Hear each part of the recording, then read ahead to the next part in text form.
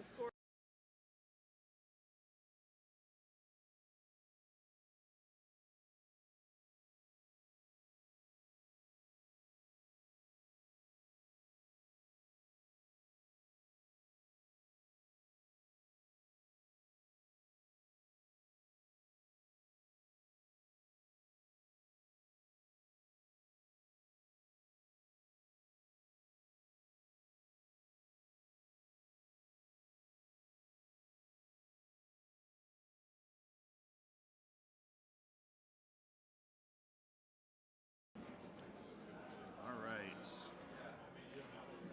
Hello everybody, this is Damian Conkernick. I am here to commentate this match between two good friends of mine. Dan Louie, Grant Zemp. Grant is actually my business partner in Jam Up, and good friend of mine. Known Dan Louie for ever. It looks like they're just getting started. It's game one.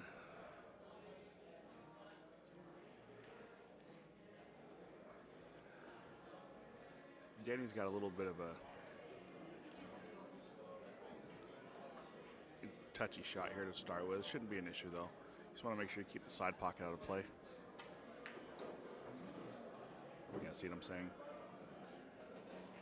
It's tricky. You're almost better off in that position there to use inside English and come a quick 2 rails down and around. You don't get as straight in on the 4 there, but you take the side pocket out of play. So Grant's got a pretty straightforward out here. The biggest thing you want to make sure you do is you want to make sure you get from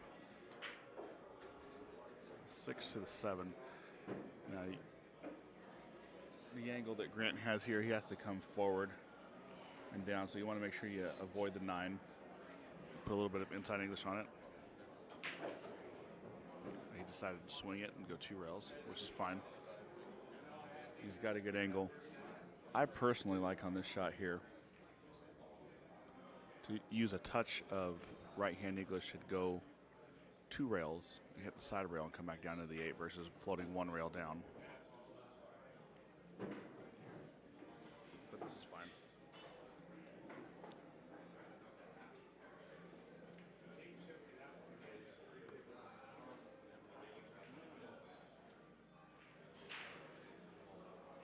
Looks like I'm going to be joined by Max Eberly.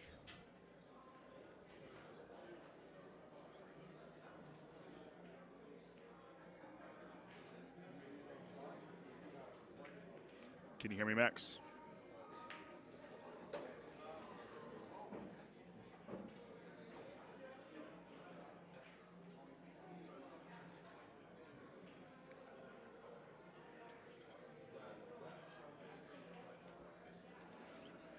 Well, we're having some technical difficulties, but we'll get it figured out here in a second.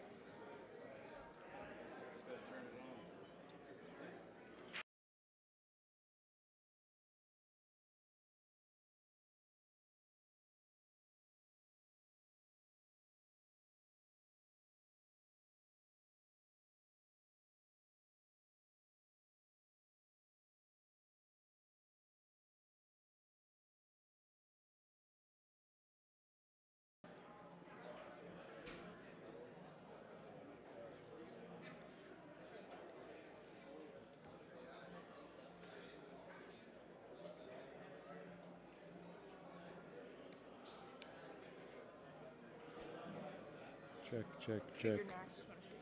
Checking 1, 2, 3. There There you go.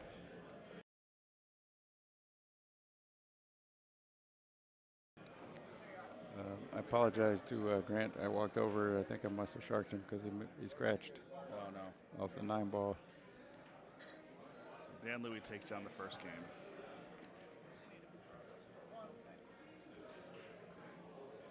This is a little not the opening you want to see when you right after the break. He can't. I don't think he can see the left side of the 1. If he could, he could feather the 1 into the 5 and come down behind the 3, but I don't think he can get there. Yeah, or he could dig into the 2-ball, make it with a cue ball. I think that's what he's going to do.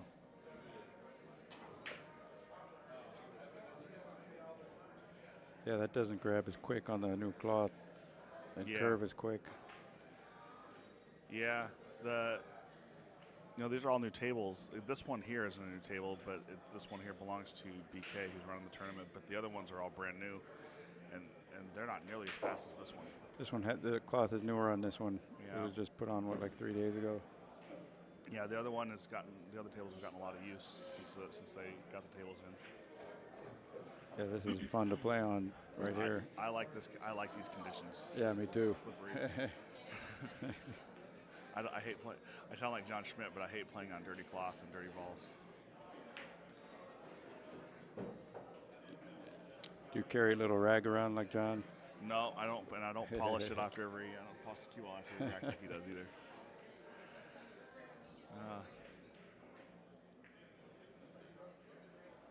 It's not a bad shot there. He gave him a little bit of paint, but for the most part, I think he covered him up pretty good. It's funny what playing on the TV table how can make you feel. I could see his hand shaking a little bit. I'm not immune to it. It's actually not from nerves. It's he just started developing this a few years ago, but he's got he was a roofer. Mm-hmm. And all the years of swinging the hammer, he had some nerve damage in his elbow, so now he's got the permanent shakes. Oh, wow. Yeah. So it's really frustrating for him to play because he was he was getting better with his game and he was improving, and then the shakes started coming in. So he's got a damaged nerve. Whoa, that was almost a hell of a shot. That doesn't like it there. That was a cool idea. Make the 4, carry him down for shape on the 5. Yeah. He's a 3-cushion billiard player. Amateur. He's run 12 as his high run. Yeah. Dan Louie, he was telling me. 12 is pretty good. It is good. And he's averaged 2.1 in a 40-point game or something one time. I think my average is .02. It's not bad, probably.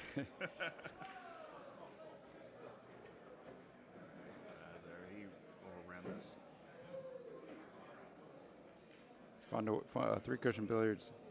I've competed a little bit in Mexico. They give me a 6-point handicap in their weekly tournament in Ensenada. Some really good players down there. A little carambola? Yep, carambola. It's like a way of life down there. He jarred that up a little bit. That's not good. I think Danny will get out here. The thing is, on these particular shots, especially with slick cloths like this, you want to make sure you don't overhit it because, you take what could be like a routine out, and then what you don't want is you want the cue ball to end up where it's at right now because you overhit it. Right. So just float it nice and smooth. Right. You'll get it's going to go longer. Yeah. See just now, like you said. It's exactly like what I was saying. It went a little long. Now he's got to do something with the cue ball. Well, he's a straight pull national collegiate champion. Yeah. So this is like a straight pull break shot for him. Yeah. That's also a lot of years ago too. But I think it's been a few years since Danny was since he was in college. Yeah, it's been a couple.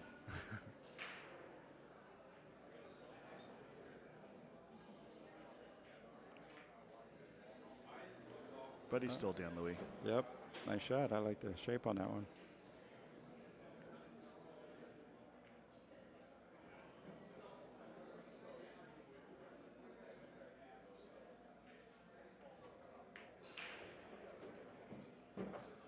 Nice shot there. Yep. Nice recovery. Yeah, I kind of saw that happening there, overhitting that ball and just coming a little bit long on that 8. Getting on that from the 7. It was only risk there. It's hard to judge too. Like if you've been playing, especially if you've been playing out in those tables where everything's slower, and then you come over here, it's just really easy to overrun balls. Did you know that Dan Louie is a world 9-ball champion also? I did know that. Do you know what year? I know it's back in the 70s. Yeah, early I don't 80s. remember. I'm thinking 79 or 80. All I got to do is go ask Jeff Jimenez over there, and he'll Oh, tell yeah. me. That's right, Jeff. Good guy. Yeah. Is he Jeff from Seattle? Yeah. He's like Dan's one of his road dogs. Him and Stan.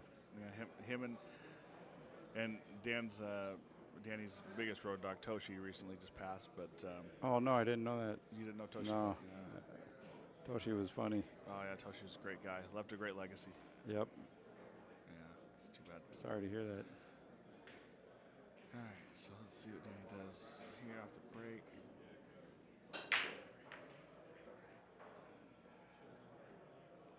I thought he made one, but the 4-ball hung up. No, yeah. Looks like that 2 will go past the 5. I don't know. Look at that camera angle. What do you think? Do you think it slides past? Maybe. Maybe. Let's see the other angle.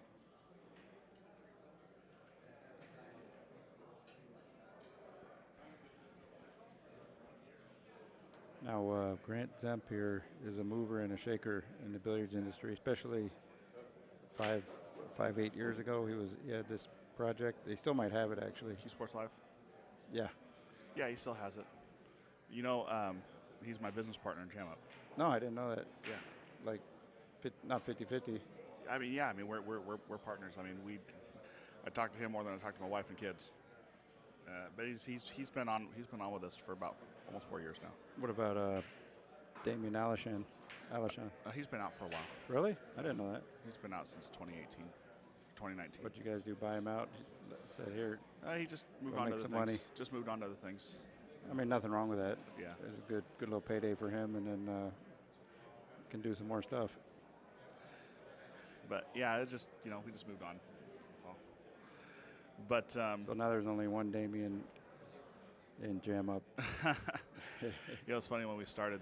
We had for email addresses we had Damien A and Damien P.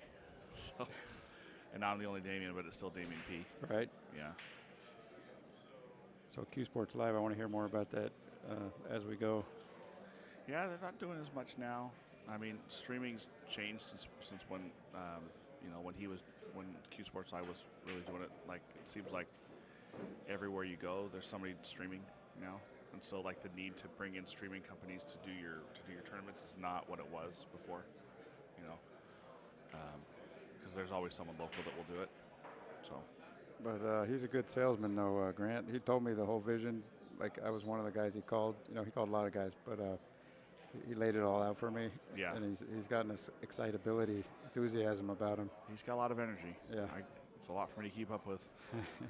Oh, nice shot. Ooh. And that was a nice shot. All right, Grant, come on. All you got to do. Pot this ball. Do you go forward a little bit, or do you suck it back? Well, I'd have to be looking at it, but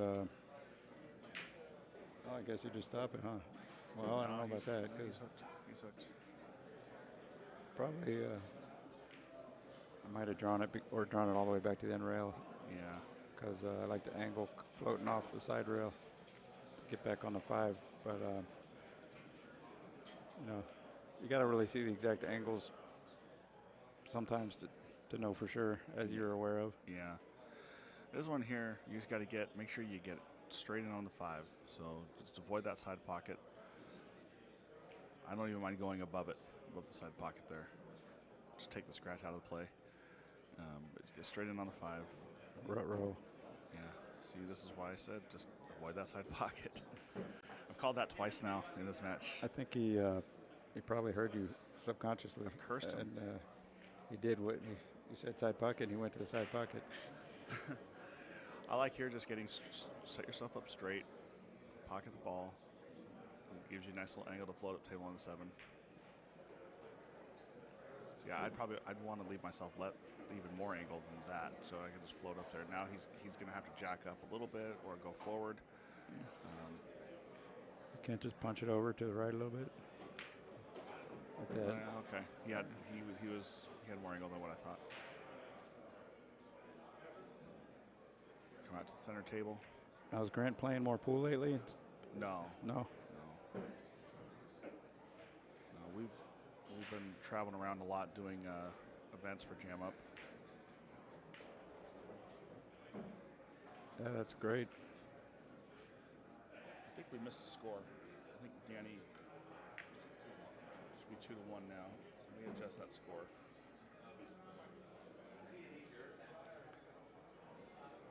They asked me to commentate. They didn't tell me how to keep the score and all that stuff too. I didn't realize that. Yeah. It was a multifaceted job.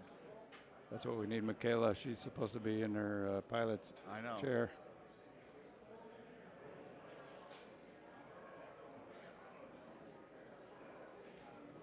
I'm going to switch the angle here.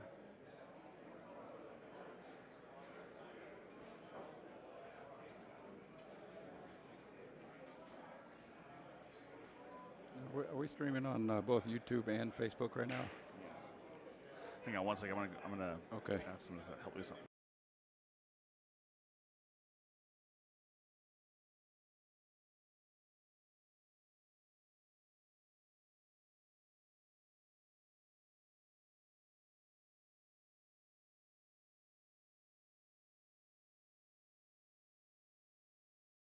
Pattern.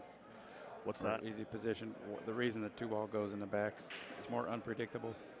I don't know. I have mixed feelings about that. Like, I think people want the 2-ball in the back because, like, you know, they don't want the pattern racking. But, like, I think you can better predict where the 2-ball is going to go versus if you put it, like, right behind the wing ball. I think if you put it behind the wing ball, you kind of, like, it's more than likely to stay down table. I don't know. I liked what they did with the Shane and Federer, though. That match there where they had the random rack thing. So, like, did you see that? No, was it a computer generated Yeah. pattern? So one of the rules in the match was that they have to do a random rack each time, and so on the head of the table on a screen was the rack, right? And then each rack they press a button, and the program that they wrote for it randomly generates the rack where the balls get positioned out on the rack. So it's a random rack every time. So the guys just look up at the screen, rack it like the screen Exactly. every time. Yeah. Pretty cool. I like that. I like it too.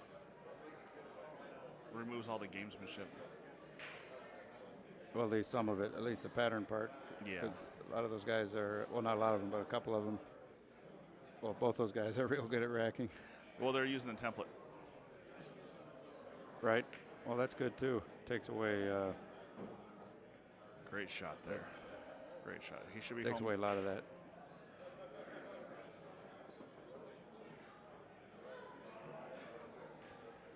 So now, crossing back.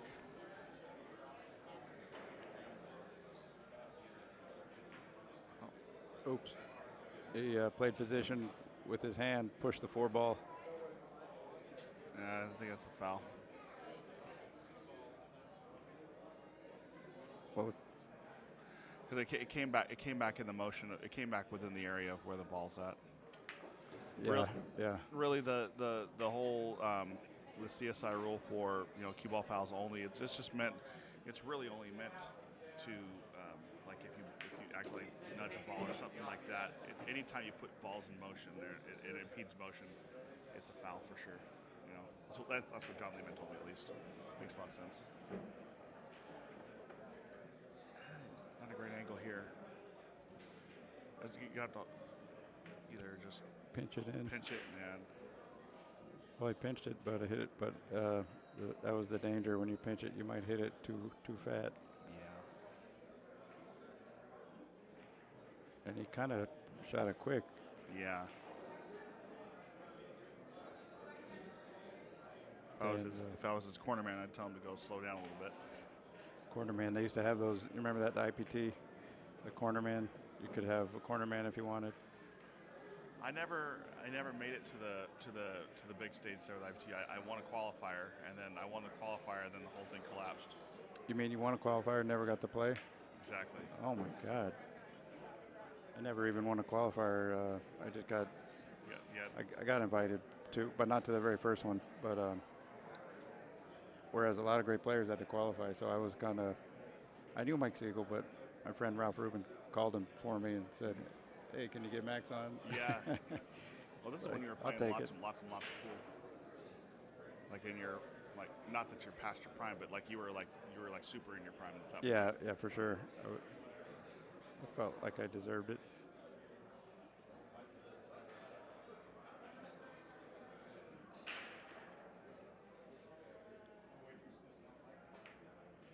Nice shot, nice recovery by Dan Louie.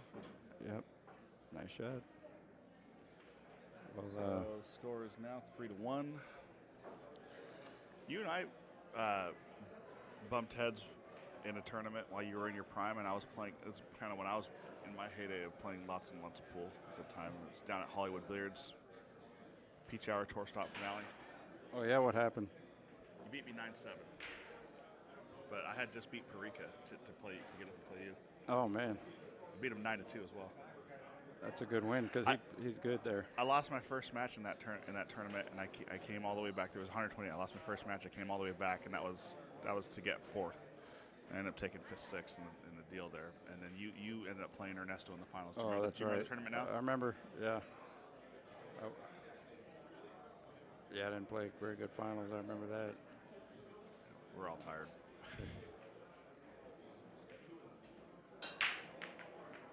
But Ernesto, he's solid. He was real solid back then too. He's a grinder.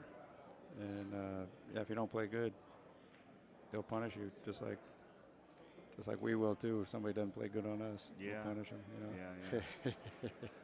Yeah. not so much me anymore, but.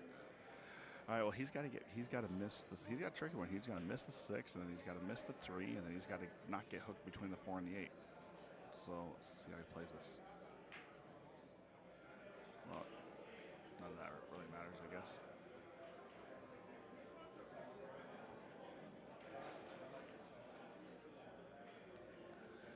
You got to you almost want to just play to like try to land on that diamond right below the side pocket there, and just if it comes out 6-8 inches, great. You know what I mean? But you want to. That's where you're trying to get to. That's your target. Which side of the side pocket are you thinking? Below it. Below it on the right. Yeah. Yeah, Well, a little high right. Yeah, because then you could just you could just float, spin it with a little bit of inside. I like the shot though. I like that shot too. That was creative. That was fancy. Let's see how it ended up with the other angle. Oh yeah, he got there. Can you see that angle? Yep, very nice. He didn't even want to mess with that shot, did he? No, that was creative. He's trying to get himself settled in. That's something you see maybe the little one pocket player do or something. So it looks like Danny's going to go airborne. Or snooker player. Got to be careful though if he pots this ball, because that cue ball's heading straight for that corner pocket, for the upper right hand corner.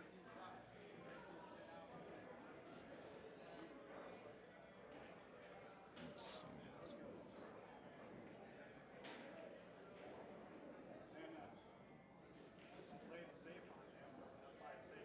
Doesn't look like he can get very settled.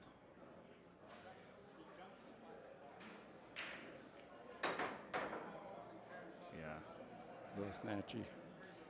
But Yeah, he didn't look like he was very settled in on that shot, kind of going into it. Grant just needs to take his time here and just plan out his pattern. does Grant say the word pool like a Canadian? How do they say it? Pool. Something like that. No. Pool. You're talking about the French Canadians. No, he doesn't say it. Play pool. Nah, he says it. He says it like how we say it down here. He does say a lot though. All right. He's got a little tester now. This is all about pocketing the ball. Pocket it, float it to the left around, back out. Nice, just like that. There's another one more tester. Made that one look easy. Yeah, this is one more. This requires a little bit of finesse. A little float with left-hand English and come. Hit that good too.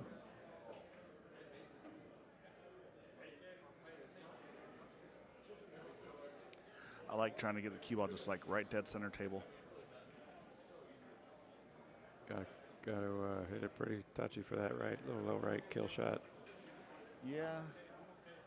I probably, I don't know, I'm rolling balls more now than I ever did in my life, but I just kind of roll this with a little bit of right-hand English. Okay, yeah. Let the English kind of. I'm a big roller if I trust the table.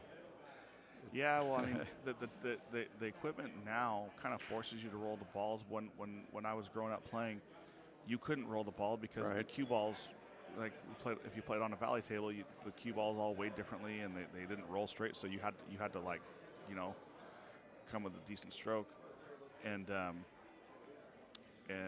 but the equipment is so good now that like it's really true for the most part. You can get away with rolling stuff now that you couldn't do before, but it's so much faster now than it ever was when we were growing up playing. It's way faster now. You ever play on a Chinese 8-ball table? I just did in Illinois. I played the hay ball. Oh, you did? Yeah, those are amazing. Those tables are so level. That will make a grown man cry, those tables there. Here comes a shot. No, they're tough, especially when you're trying to get used to them for the first few days, which you might not have had that luxury to First really match get I used got, to it. first match I played the Ianson guy. He didn't take second in the tournament. INC guy? His name's Ianson. Okay. He's from Nottingham, UK, and he actually goes to China and plays on those. He made it look like a bar table. And he overcooked this. He's not good. Both guys are struggling hard.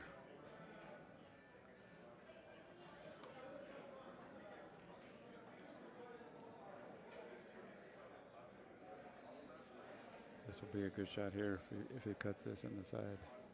Is the score right? I'm not sure if I got the score right. Actually, I have it 3-1.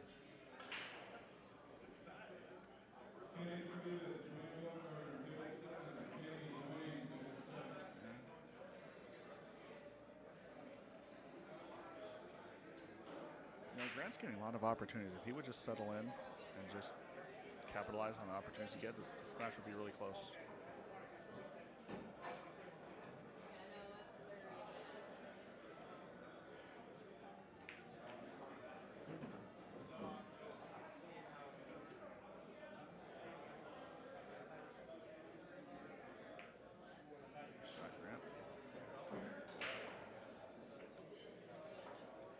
Well, sometimes it's a game of who gives away more games. I'm going to verify the score really quick.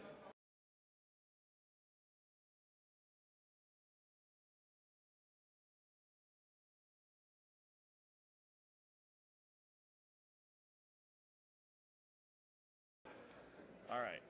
So scores all verified. It is 3-2 with Grant and Zemp breaking. So it's a pretty tight match then. The B-side race to 7. Oh, that's right. Shorter race. They have to, though. There's so many players in the tournament. Not enough tables.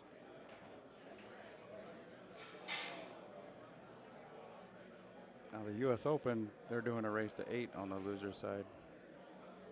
And a race to 10 on the A side? Well, race to 9 actually. 10 in the final 16, I think. And then the finals race to 13. Yeah. How you like that break? The break format they have there for the US Open? Well, now that my break is improving, I like it more and more. And I kind of like it because it is kind of difficult to figure out. So not just everybody can get up and smash them and break good. Yeah, it's a skill shot now.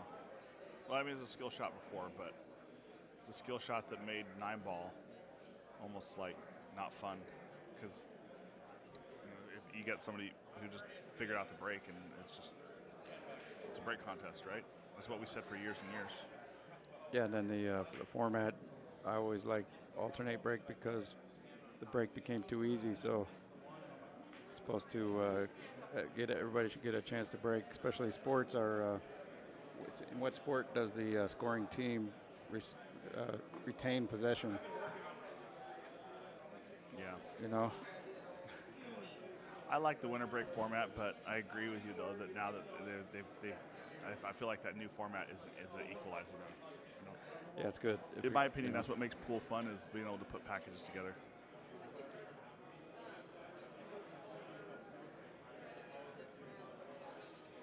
See, he missed the 9. That was a nice shot. He's gonna get away with it here.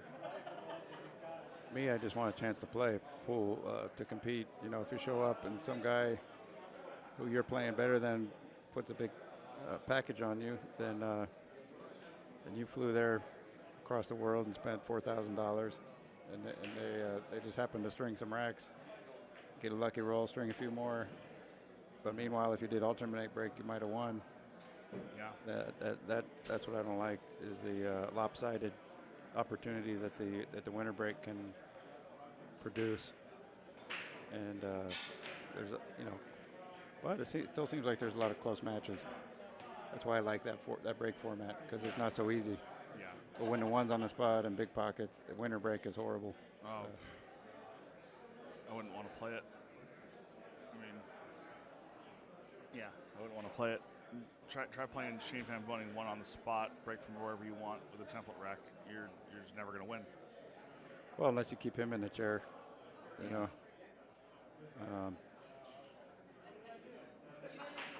Again, you got to go rail first here. I don't think he can get into it deep enough to. But yeah, whoever's breaking the best consistently is going to win the most, as long as they're also playing great. Remember who? I was just thinking about old pool from back in the early 2000s, people who I played, and remember Santos? Oh yeah, yeah. God, he played great, didn't he? He did. Yeah, won the BCA championship on ESPN. Yeah, I remember that. He's still around. Is he? Yeah. He's starting to play again a little bit. He's a family man. I saw him at Aloha Billiards a couple months ago. Love his stroke and his bridge. Yeah, he's fun to watch. But Danny's gonna try to feather this on, hit the left side of it, and bring the cue ball down 2 rails down table. Leave the 2 ball behind the 8. So that was nice thin. And you got a nice little bump from the 3 ball to keep him covered. Now can he hit the right side of the 9? I mean the 2. I think you can see it, but then his cue ball's going into the 9. So I mean, this is not a fun spot to be in here. So I think he's going to try to kick behind it. Oh, he did my shot. Yeah. Just make the 9. Go for the 9 anyway. Yeah. Ride the 9. Ride the 9. That's one of the first things my grandpa taught me. Ride the 9? Yeah. Well, he taught me how to play position, but he would ride the 9. You know. Well, he taught me the value of making the 9 ball.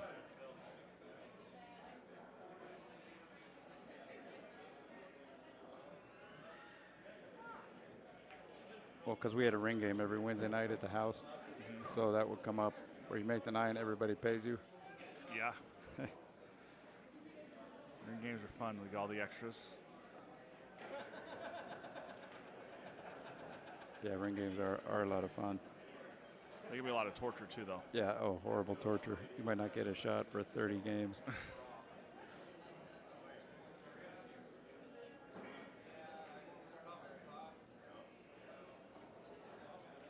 Nice shot there.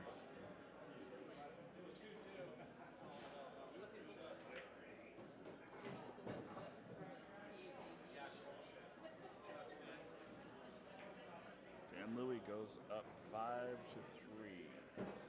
Nice shot. 4 Nice shot. 4-3. 4-2. So Santos is playing again, huh? Yeah, like, he's around. If anything in significance, or he's just kind of showing up to the pool room? Kind of, maybe in his area, California, Southern California. I think he's showing up and playing some smaller tournaments. One of my favorite players to watch from that era, Filipino players, was Luwat. I loved his stroke. Oh, man. I loved the way how he hit the ball. So smooth. With that sidearm. You remember? Yeah, he was great. Yeah. He beat Efren for the money in the Philippines, and Efren wouldn't talk to him for a year. Oh, really? Big money match, even. And Andam beat Efren, too, in the Philippines. That's probably not talked about too much, but... you know, to be the GOAT, you gotta lose a few on the way. Yeah. You know. Well, I mean, what Efren did for pool was so revolutionary that even if somebody surpasses him as far as like with skill levels. I mean, because the pool is played at a higher level now than it was back then too, right? You know what I mean? Just all the intricacies and all those things there. But what Efren did for the game of pool, he revolutionized things. Like there was no the kick safes and all the creative things that happen in pool. That's all because what we see today. That's because of Efren, 100%. And he did pretty magical things at magical moments there. You know what I mean? That Oh, yeah. You just never saw people do before. He's good at so many different disciplines. Balk line, billiards, three cushion, Right, everything good. rotation. Yeah.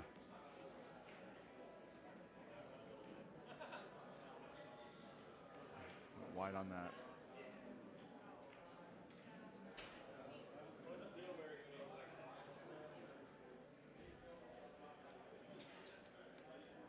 I like here just kind of just almost getting almost a straight angle on the 2. Drop back, see, maybe miss the 7, try to get straight on the 3. But probably the smart play is to play the 3 down to the lower corner there. But yeah, I think he's going to take my original path. Yeah, I like drawing it. Only back. problem is if you come short, now you're going into the 6. You know. Right, unless you could drop it below it, shoot short side of the 4. Depends on your angle. If you're in stroke and you're Got it confident, if you're confident with your speed, then there's no issue. You know. Like, you know, when I'm in stroke, I never even think about that. I just get there.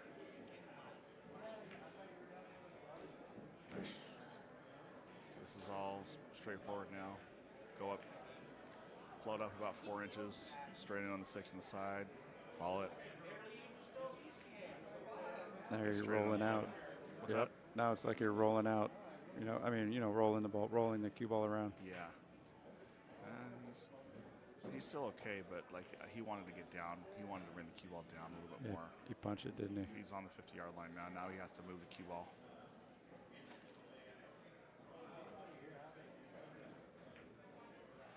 No, he's just going to take a little farther shot. It's okay.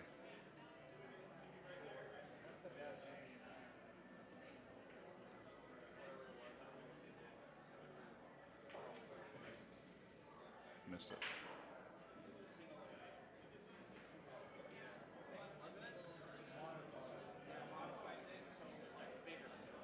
He moved quite a bit on that shot there. Yeah, he did. A lot of movement.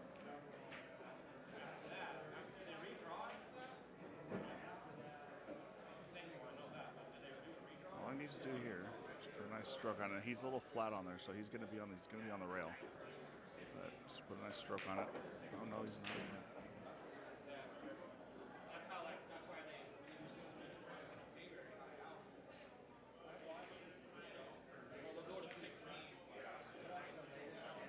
Nice shot. What's the score now, It Damien? is now 4-3. Dan Louis leads 4-3. So who else was your heroes back in the day when you were coming up? Well, Siegel, Varner, Strickland, Buddy Hall. Those were the main 4 guys. Well, Mosconi, because my grandpa told me about Mosconi. How he ran 100 balls every time he saw him play and made it look so easy. Yeah. Move the cue ball. If you wanted to move it 6 inches, he'd move it 6 inches. If you wanted to move it 8 inches, he'd move it 8 inches. Yeah. So that's how I would practice, just trying to work on my short game, see if I could do that.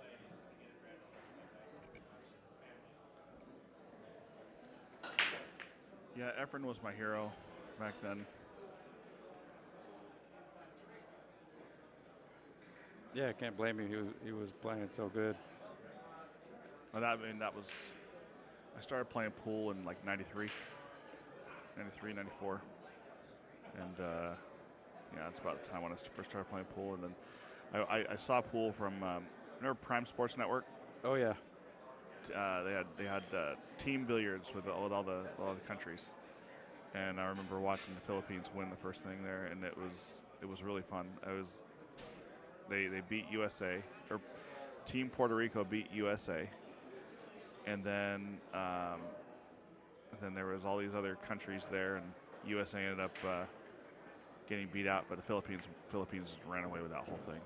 It was like gross because you saw Parika, and Parika was the first professional pool player I got to see on TV, and I was hooked after that.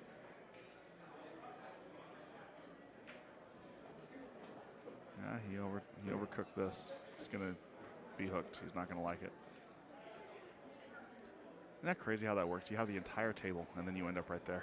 Yeah. Well, I hate to say it because it's gonna sound harsh, but it's just kind of careless, you know.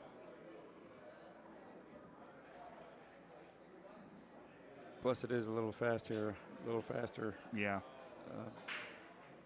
You almost got to underhit. Got to learn how to underhit the ball on this. Yeah.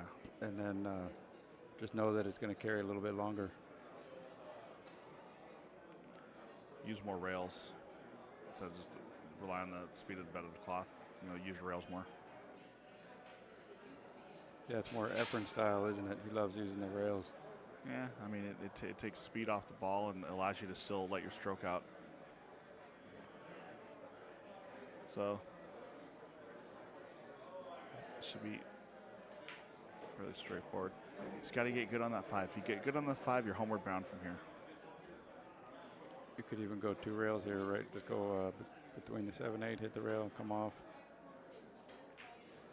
Yeah. Just don't get jacked up on the 8. He's too flat now. Now he's got to play the 6 short side.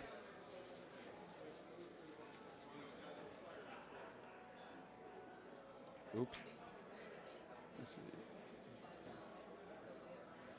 Ooh, floated way down there. That's how fast this table's going. I don't know what's going on with the cameras here, so sorry about that, guys.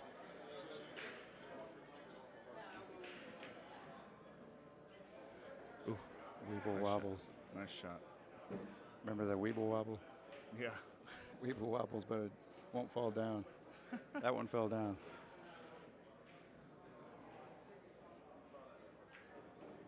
The teeter-totter. There you go. He's going to go forward, it looks like, or maybe he's going to draw over.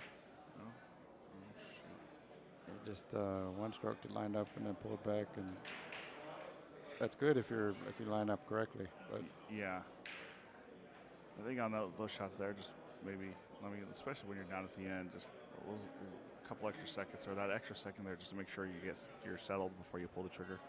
It's important.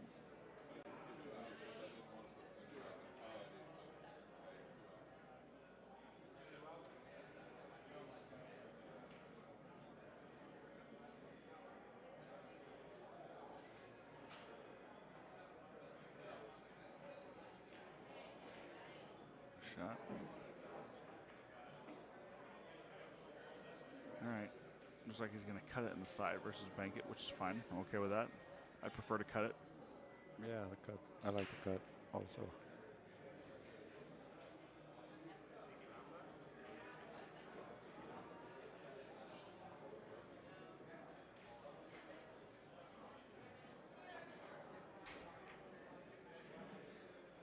Good shot, Dan Louie. Maybe not on the new matchroom tables, though. Those side pockets are so tiny. From that angle right there, the side pocket's so small. You might want to bank that one. Yeah, they look torturous. That's crazy. Is it as tough as it looks playing on the tables? Well, yeah, it's tougher because of the side pockets. They can't even imagine how small they are. It's like there's no powering balls into the side pocket anymore, right? Yeah, but like from the 40-degree angles, yeah, not like from those steep angles. You could power it straight in if it's like in the middle of the table. Right. But from the side, well, you got to make it. But cutting them in, it's like it's hard. Well, that'd be good to test. I mean, if you get it in there, I think you're all right. But yeah, from the real steep angles, it's hard enough just to get it in, much less powered in.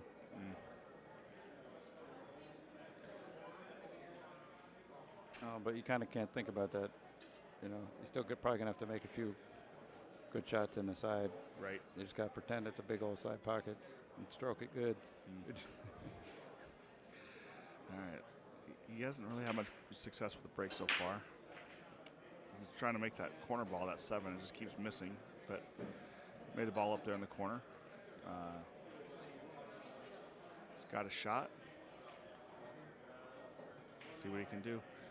This right here is all about speed. And it's hard because the cue ball wants to travel off this angle. So you have to kind of float this ball, which takes away your accuracy. Oh, that was nice. He spun it in. Nice shot. Yep, he had to hit the ball first on that one.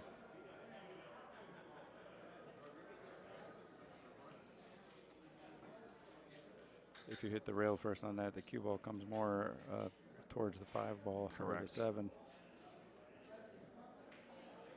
So now just wants to float this in, just get between that gap between the 8 and the 9. Or you can suck it back and just take it out completely out of play.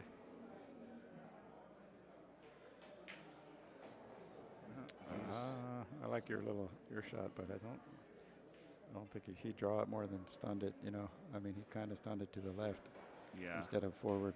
I would have just rolled it forward. That's why I'm saying the roll the balls more now than I ever have. Okay, but at least he could see it. I didn't think he could see it. Yeah. I think he wanted to draw out of it though versus go forward, and I think that's why he wasn't too happy. But now he's got a funny angle, so he's got to force it to the rail and down. Or he's got to force it to the rail and down, so he's got to hit this ball harder. Or he can draw it down below the 7 and play with 6 short side. He might be doing that.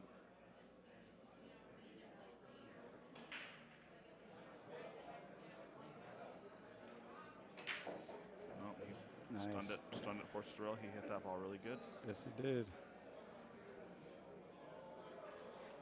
He's having a flashback to the tuxedo Dan Louis.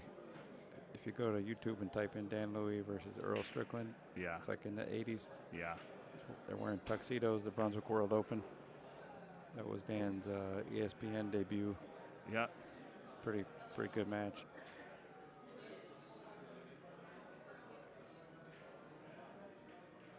Dan's been the prize of the Pacific Northwest for multiple decades.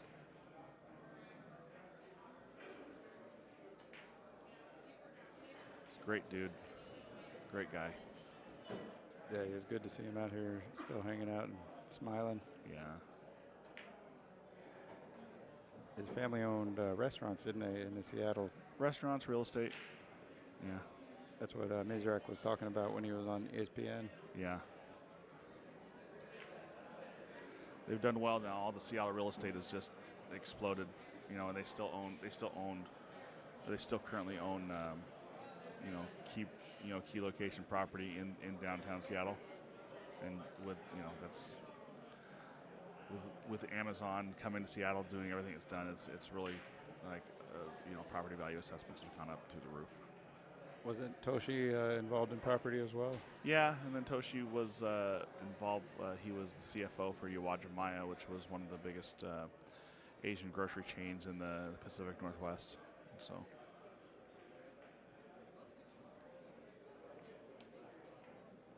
all right, another one. That's a pretty serious job. Pretty serious position, CFO. Yeah, you have to be good with numbers. That's how you become a world-class party animal like Toshi. He was a world-class party animal for sure. All right, let's see what it does. See if we can make that 7 ball in the corner this time. He hasn't been able to yet. It keeps going high. Oh, right in this time.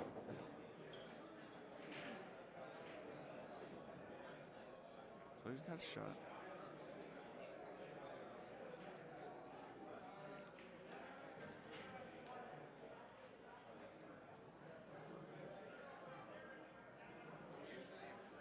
This one I just try to kill, spin, do a little Efren like spitty thing. You know what I'm talking about? Mm-hmm. Like a little low and a little bit of right. Yeah, drag, draw. So you drag the cue ball down, then you let the spin of the cue ball basically flick that ball over. That's right. Or you just bang it in like that. and get straight in. Right. So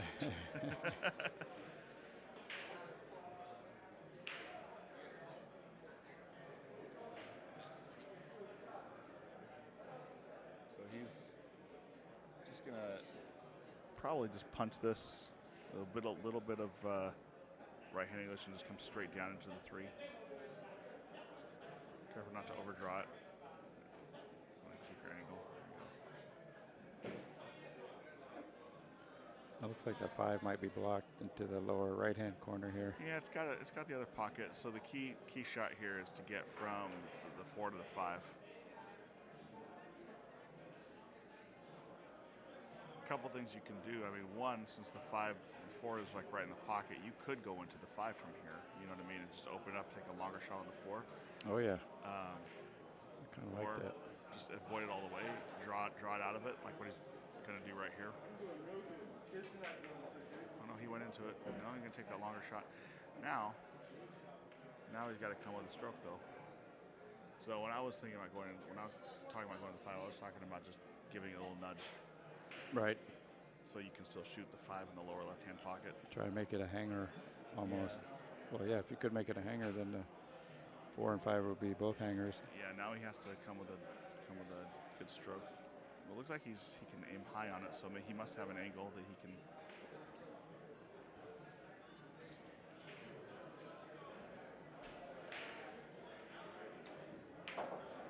Nice shot. That was a nice shot.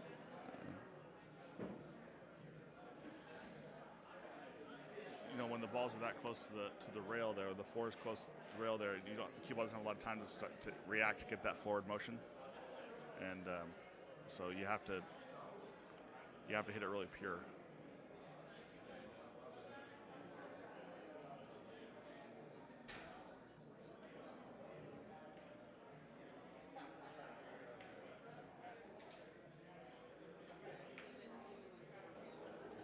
Nice shot. Yeah, that was pretty. He's going to have to work with the cue ball a little bit. Dan's got his game face on. He's getting in the zone here. I think he's going to pocket and then draw it to the side rail and back over.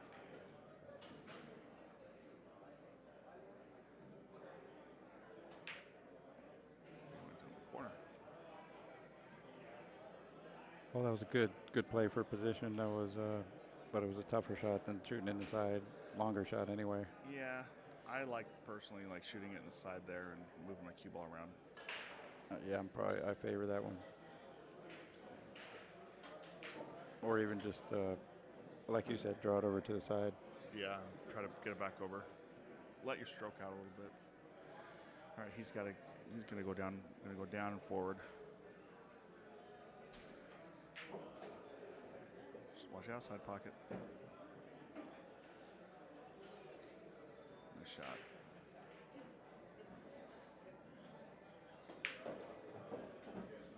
Well, Dan had a lot of good shots there. If he makes that last ball, but he didn't, and well, he kind of letting Grant give him a little glimmer of hope. What's the score now, Damien? It is 6-4. So Danny's on the hill. Oh, he was already on the hill. That was to win the match. That was to win the match. Yeah. Oh boy. So he was close. Yeah. No worse feeling than having an opportunity to close out a match, not getting there. Oh man, don't tell me about that. puts all the heat back on you. Yeah, I had one of those at the Derby last year.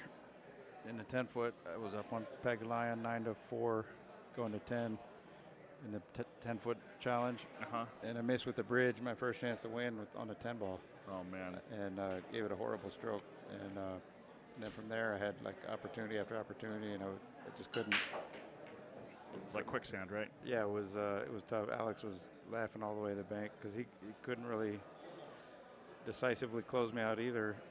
But I just kept giving it back to him. Finally, he just ran away with it. Well, just that last game even went back and forth, and finally had like a 4-ball, 5-ball out, and stumbled his way through it and closed the deal on me. But I never should have given him so many chances. Yeah, that hurts. But we both did it, and since then I've regrouped and worked on my mental game too, and everything. So once in a while you have a bad match. Next time I'll get him. We all get them. We all get those matches. I played Alex on the TV table in Puerto Rico last year, the World 8-Ball Championship. I got a wild card spot into it, and he had just injured himself the night before, or the day before, at the waterfall. He was doing Alex things and just being goofy, you know. And so Federer told me, he's like, "Oh, you're stealing now," and I'm like, "I'm playing Alex. I'm not stealing." And he got up there and he just drilled me. He just played perfect on me. He's hobbling around the table and just running out from everywhere still. Cue balls like parked on a dime.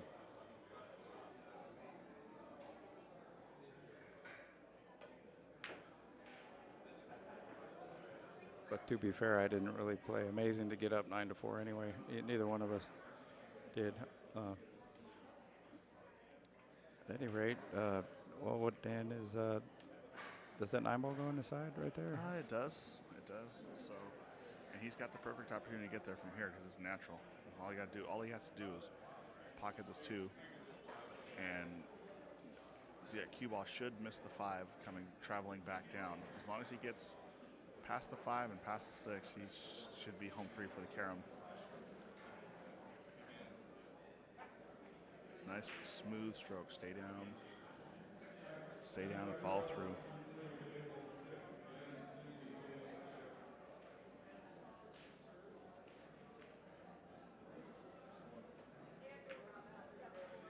Just like that. Wow, what a shot. So now this should be pretty automatic. It's like a formality now, maybe, huh? Yeah. Nice shot, Dan Louis. Dan Louis wins. Grant Temp. Thank you, Grant, for playing and for helping jam up, helping Damien, making some great clothing. Thanks, buddy. Yep. Thanks, Damien. All right, thanks. Fun. It was fun.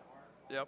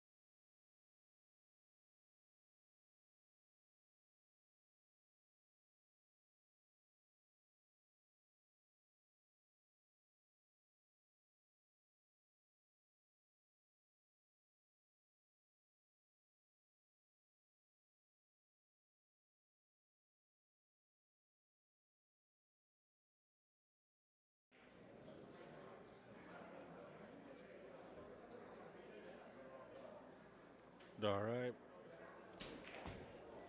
I'm not sure if you can hear me or not.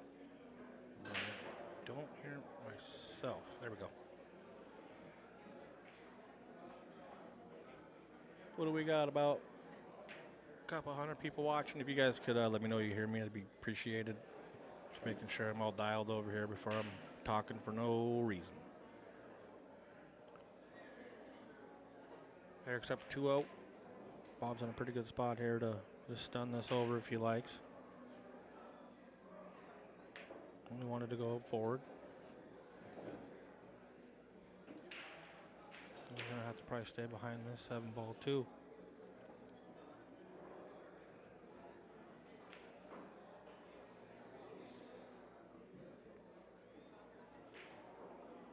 Pretty good shot there. All right. Settle, cheese. You know, real fast table as far as in comparison to the rest of the tables.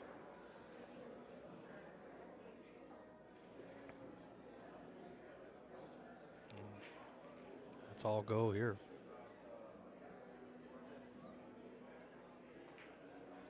And that is why.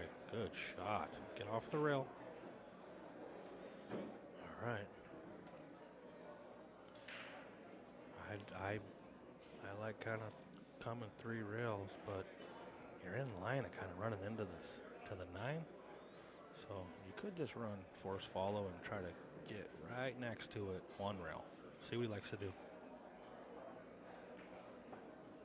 Nice shot. He liked 1 rail, and after he hit it, I like it too.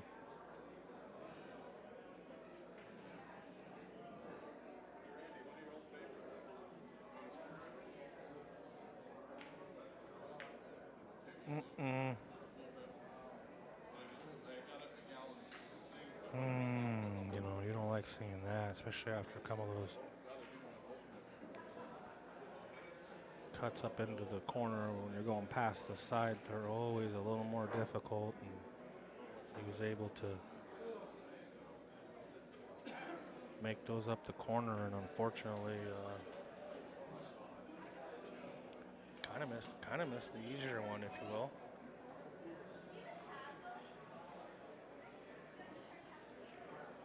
None of them are necessarily easy, but in comparison to the other 4 or 5 shots he made, that one was possibly the easiest, but it's the most crucial. And you're on the rail right there, and that becomes tough.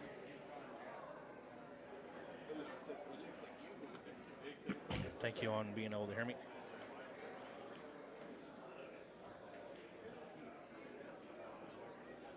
Let's see how he's breaking. Let's see if he can take away that top that he had yesterday. Well, he took away the top. It's going to work out okay. The 4 and the 6 are a little funky. But the good thing is the 5's right there to get onto the 6. So let's get on this 3 ball. You know, you might be able to even just draw out of this. Can't tell how straight he is. Looks like he's pretty straight. Maybe he's just picking his poison down there. Using that 7. Yeah.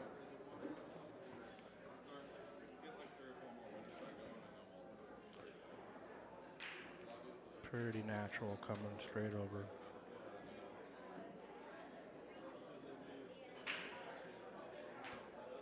Subtle. Easy. Yeah, it's the only thing you needed to worry about was the speed. We know it's naturally coming over. Yeah, that's pretty unfortunate. You did didn't need to get over there very much. You did want to have the angle to float over for the 5. So speed got him a little bit there, and table's quick. I know I'm sorry to be repetitive on that, but it is playing on like glass. See 3 rails, or maybe 2 straight into it, 2 straight into it. Maybe you got the 3rd rail. Settle down. Okay, well, pretty open for Bob.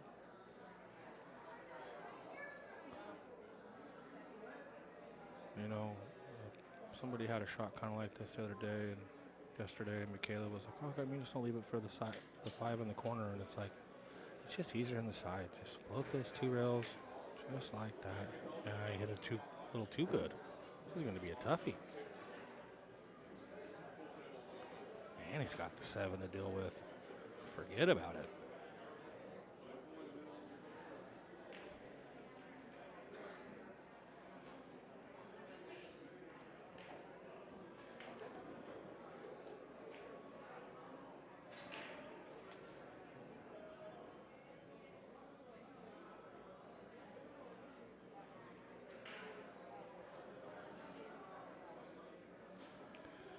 Tell you what, it does naturally go if he makes it, but what a tough shot here. Looks good. Get in there. Nice shot. Get off the rail. Man, like any pool gods out here for my boy Bob? Not. This is ridiculous. Hit that great. This ball's going to want to force follow naturally, so keep that in mind. Stay away from this 8 and 9.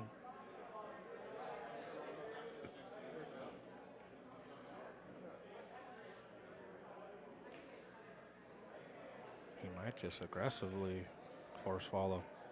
It looks like he wants to ramp up. I don't know if I like that personally. Yeah, he was ramping up. Get in there, 7. Well, it's not as bad as where Bob was, but pretty long.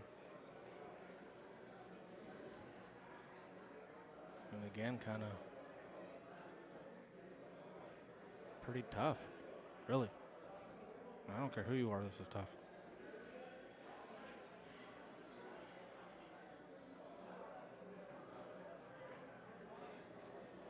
See if he can wrap this ball like he wants to. 2 rails. Yeah, he tried. That was what he wanted. And plus, not that the 8 and 9 really ever made any concern in him, but it was unfortunate. He hit it a little thick.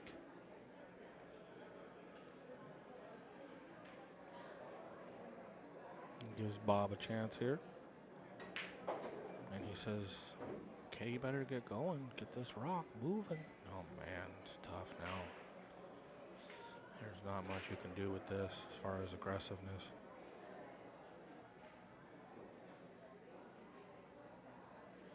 Maybe double kiss it and roll right on top of it. Maybe double or shoot it hard. That'll work too. Left pretty... Well, the thing is with this bank, if he wants to go for it, is he's going to have to probably bank again. Unless you force fall high and run into this or get behind it. Oh, good choice. Yeah, smart. Just because there was not a lot of reward on that 7 banking it. Just because it was either going to have to force into this 8-9 or lay it up and then bank the 8. So I like that play. No, only if it's gone. Get him going. Maybe get him a ball in hand. I'm not hoping that he has it, but if he's thinking I got ball in hand, I'm off to the races.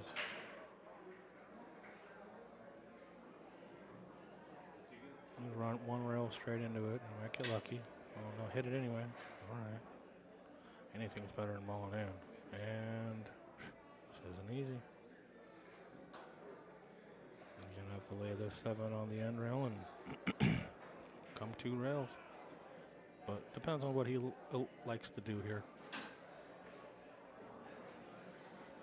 Just given an option. It's the 8 and the 9 are in like a line, so there's not a lot of room down there. And you're running this 10, 15 feet, give or take, trying to put it into a 2-inch window. Good luck. So put the 7 where you want it first. Oh, we cut it in. Oh my goodness. Oof, super unlucky. Yeah, he elected to go for it instead of playing it safe, just probably because the 8 and the 9 were so hard to get behind. And unfortunately, this is where he landed. He's going to have to do a 2, maybe a 3 rail kick here. And if he wants to hit the end rail, because when you kick it, it does stick. So you don't want to go straight into it after the 2. You want to hit the 3rd one. Just like that. And he almost made it. Oh, my goodness. He hit that really good. And that's the thing is if it doesn't hit that point, it's going to kind of land into the 2nd diamond on the end rail area. And tell you what, that's tough. So a lot of advantages of hitting that end rail, pushing it, kicking it, sticking it down there, leaving a lot of distance. If it wouldn't hit that point, the 8 probably sitting on the middle diamond in the end rail. So Bob's got a difficult one. Just cinch this ball. Don't worry about anything else. Big bounce. Okay, well, it's not easy. Eric's going to have to take this on, though. There's nowhere to hide, so here we go.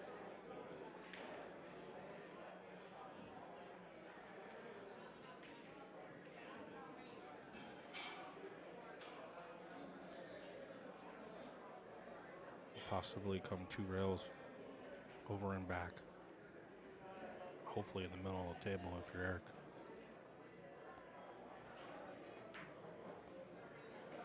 Settle. How'd he hit it? Great shot. Settle. Nice shot, buddy. He's got the side pocket to play with so he can dig. Beauty. Now he's straight in. Perfect.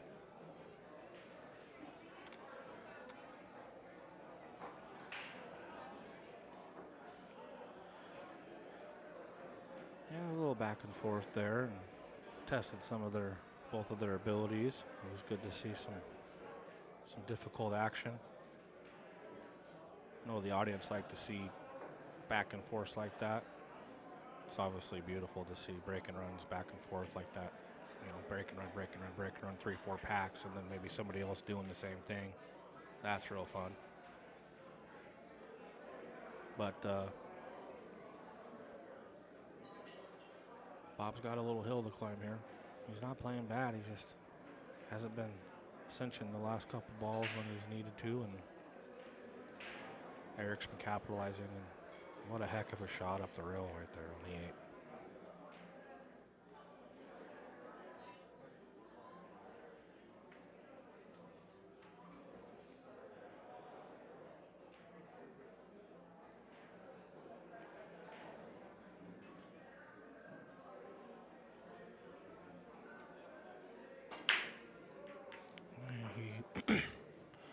He missed a lot of that. He's not going to be real happy sitting down in his seat there. Unless he was trying to do a cut break, which if he was, that's totally fine if he's wanting to do that. I know he's trying to find his break, so maybe just trying to cut it and get a little more action, which unfortunately he didn't get more action, but that's kind of the sense of it.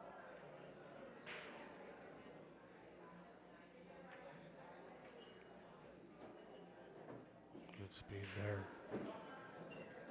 This is a workable rack here. I mean, can stay in the middle of the bed for a lot of these shots.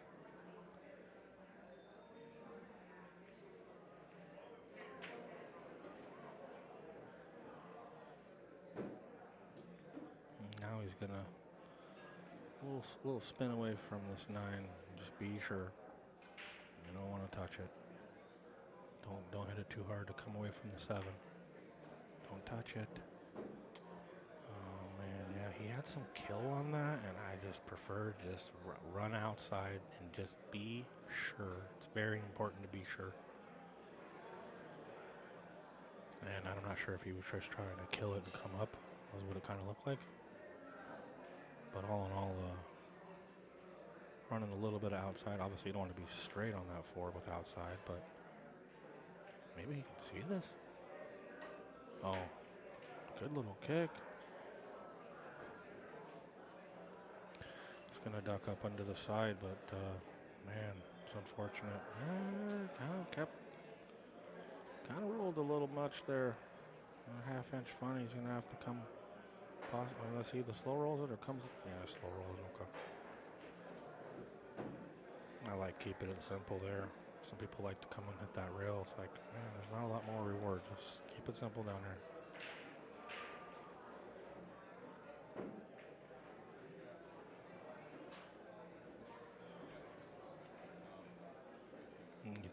be able to put the 7 in the same pocket. Nope. Love it. It's great.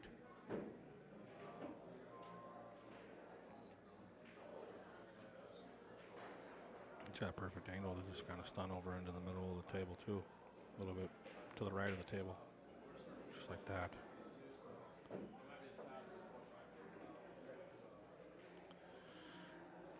Here, sitting perfect right here. Draw this ball back a foot, 6 inches. Calling it a day. Oh, you look like you're a little off angle, huh? Okay, well, answer that question. Wanted it in the side, but he'll settle for the corner. That's why he went that route 2 ways. Good stroke. Really like stroking that ball instead of babying it. The shot itself is a little tougher, I know, but don't worry about anything. No table rolls being that long. Nothing happens. You control your own destiny. And he drew out of it. He just controlled everything. So, good smooth shot. Puts him up 5-0.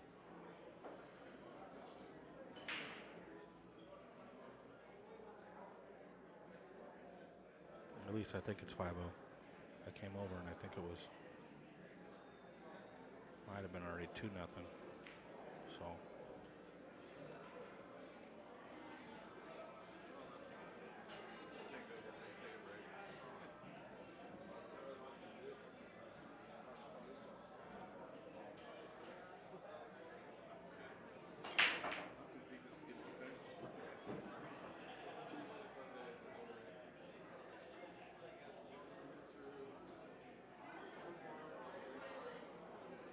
Long shot here.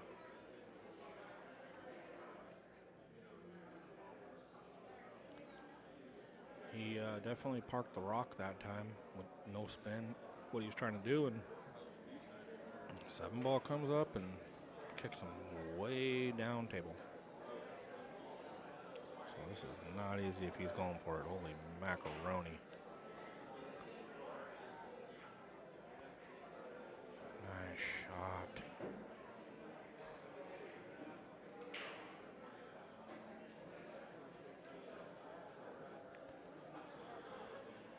The carom's there, but it's just not real easy. Probably trying to hide behind these instead of being aggressive.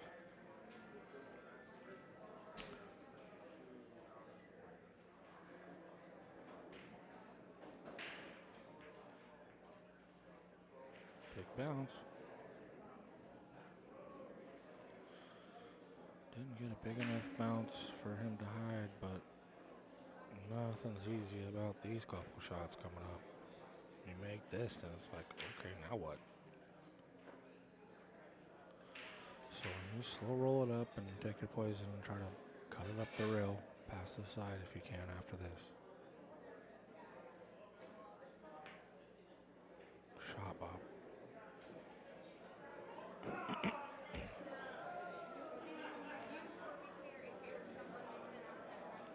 8 ball's pretty big. It could possibly slow Whitey down.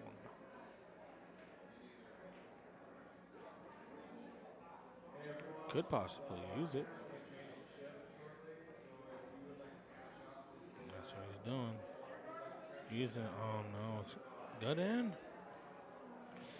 Yeah, I needed to just obviously more speed pushes him past that 7 too, and he's good on the 5.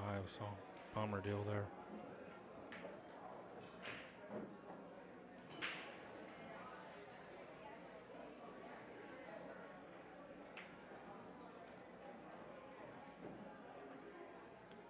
A lot of the times when a table plays as quick as it is, it gets in your head like, okay, I don't need to overdo it.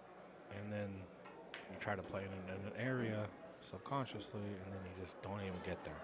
So that's why a lot of top-end players choose not to slow roll stuff. They try to choose and go one rail so they don't have any problems. And he hit that. Oh, you don't want to touch that, obviously. Bummer deal. But if he wants to stay aggressive, it's pretty natural for the 9. One rail on the side. Nope, he chose to not be aggressive. And I like that play. You just put the pressure right back on your opponent and say, there's nowhere to hide. Swing.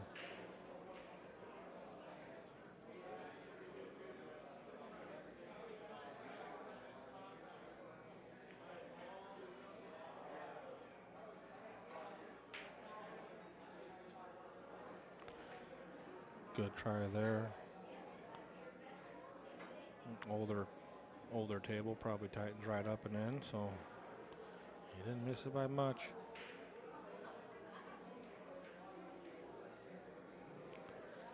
Now, depending on how he is here, side pocket can get big. He might be just being aggressive.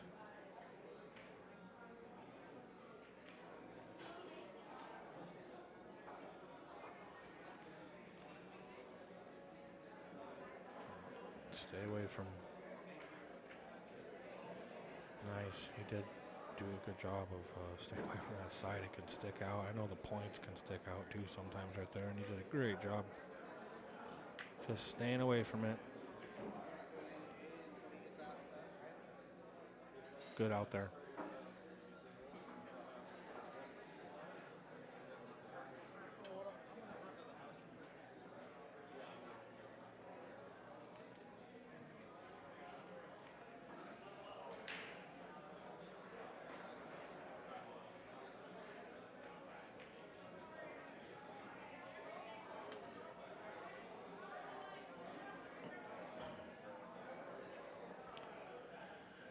Somebody asked on the stream if all the tables or any of the other tables were playing this fast, and not this fast. I mean, I wouldn't say they're playing slow. I just got done playing on table 7, and it's the furthest one from when you walk in, and probably gets the least amount of play. It played pretty quick, but they're playing really good, being 9-foot diamonds throughout the building. But to answer your question, yeah, they're none of them are playing this fast.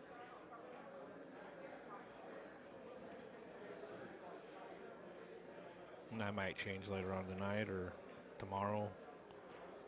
There's a lot of play on it, so might slow down a tad and tighten up a tad, but it's going to be fast all week. Is this going to get going, or is it going to die? I think it died. Yeah, he wanted a lot more.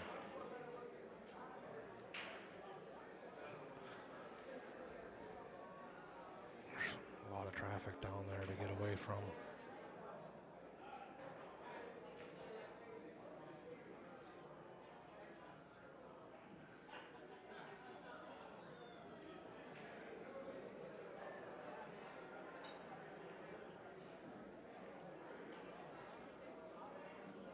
Doesn't look like he can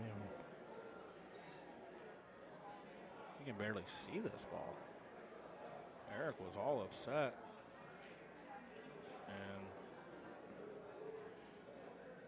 And, obviously he wanted to be over more where you can't see it at all, but this is not easy. Looks like he wants to swerve a little. Tough. Oh, great shot. Toughy there. I mean, it's just everything about it.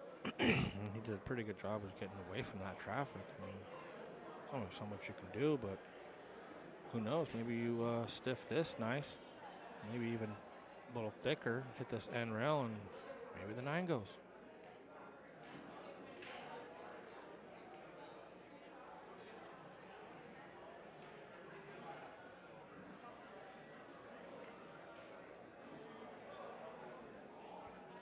Being jacked up, that shot becomes way more tough, the shot I talked about. So you probably don't even swing at it anymore if the 4 ball's sitting the way it is. Very tough. Oh, man.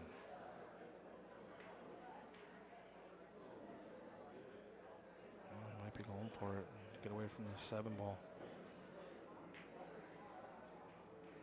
Good idea.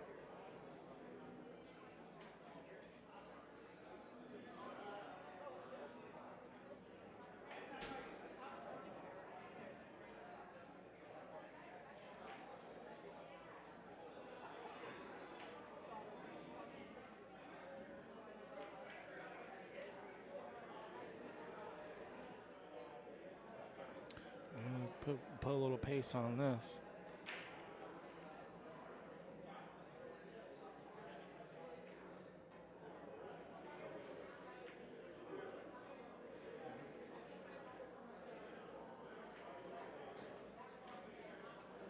Yeah, he almost made it. And then, because of the good hit,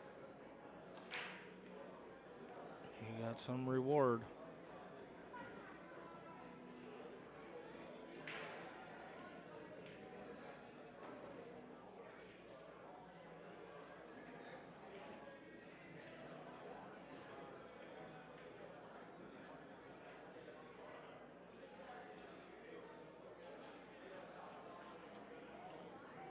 Yeah, 2-rail kicks are never fun. Oh, wait for it, wait for it. Oh.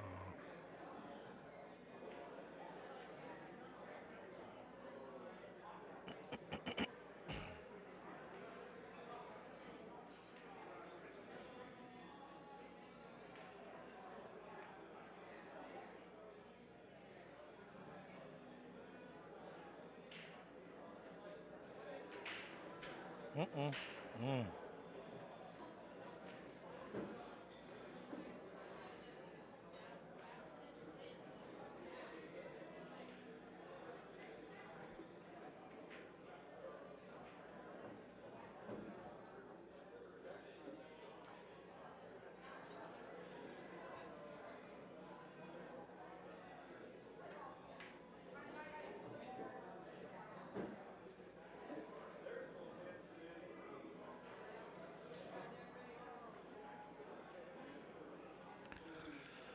He's going to have to force a little bit here. Might come around. Shot. That was excellent.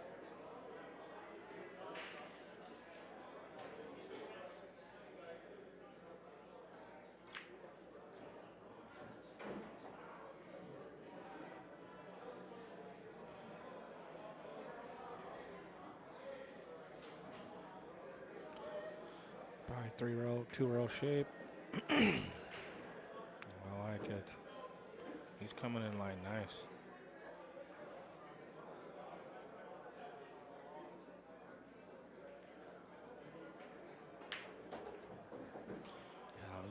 Yeah, that was nice.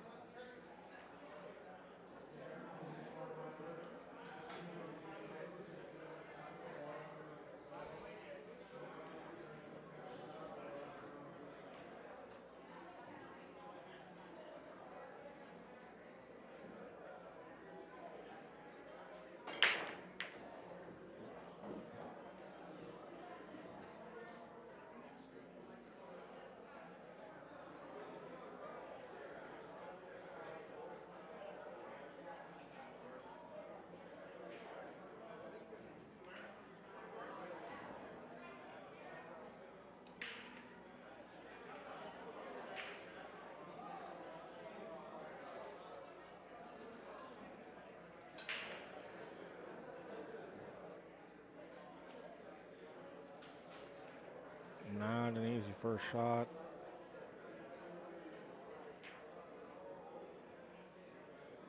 Okay, that was difficult.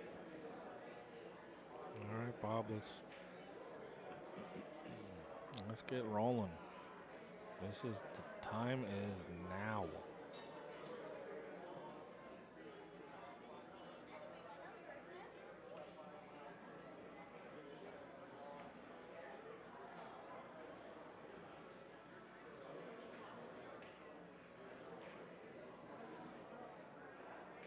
Rut-row.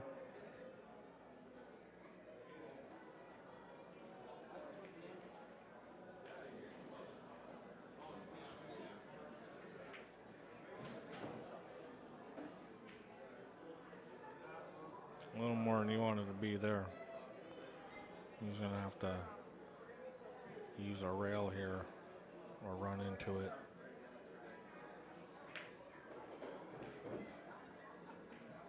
Oh, just missed it. Oh.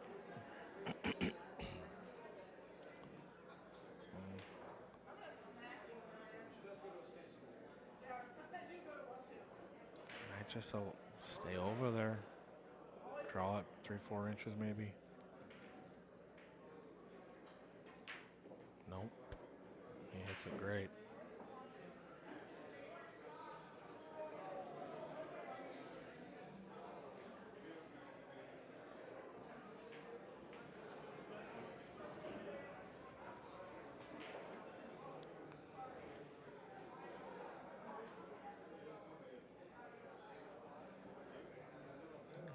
Straight draw, missed the side. Good job.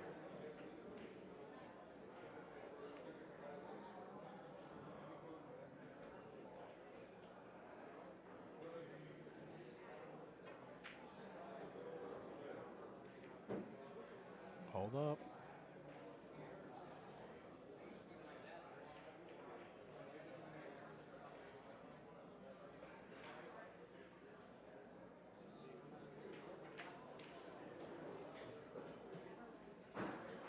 That's hit pretty good too. Man, oh man, oh man.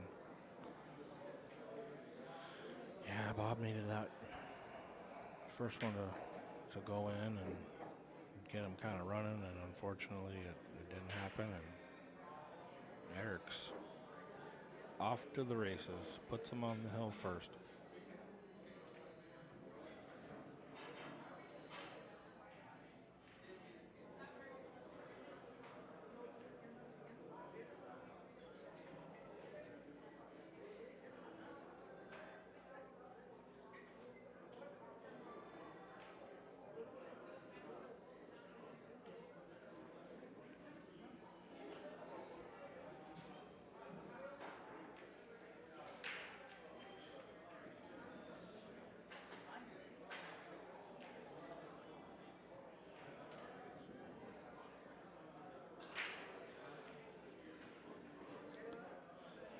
This is Eric's last break, so let's see how he can control the rock. Not all bad. He's gonna have a. Where are you going to? Oh, okay, he's okay. The 9-ball's right on the magic rack, so that's a bummer deal.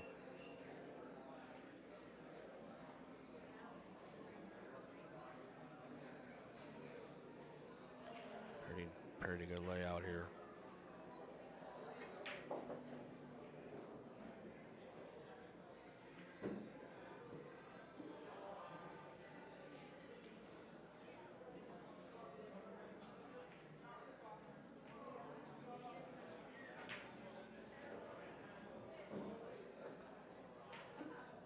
Hits that ball good.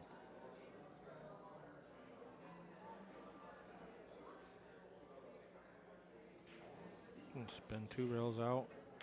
Inside, I was wondering. I was like, man, some people check this inside. I know Blake does. All right, just float over, miss the side. Oof, his speed is on point right now. He was racing to 11.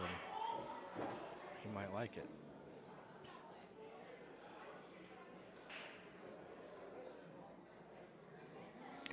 Maybe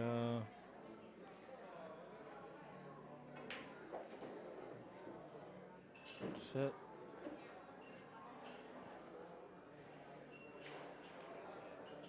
Yeah, he doesn't have a ton of worries here. Maybe the magic rack's his only worries. Nice, good little shooting there by Eric. He played really well again. So it's That's all she wrote. We'll be back.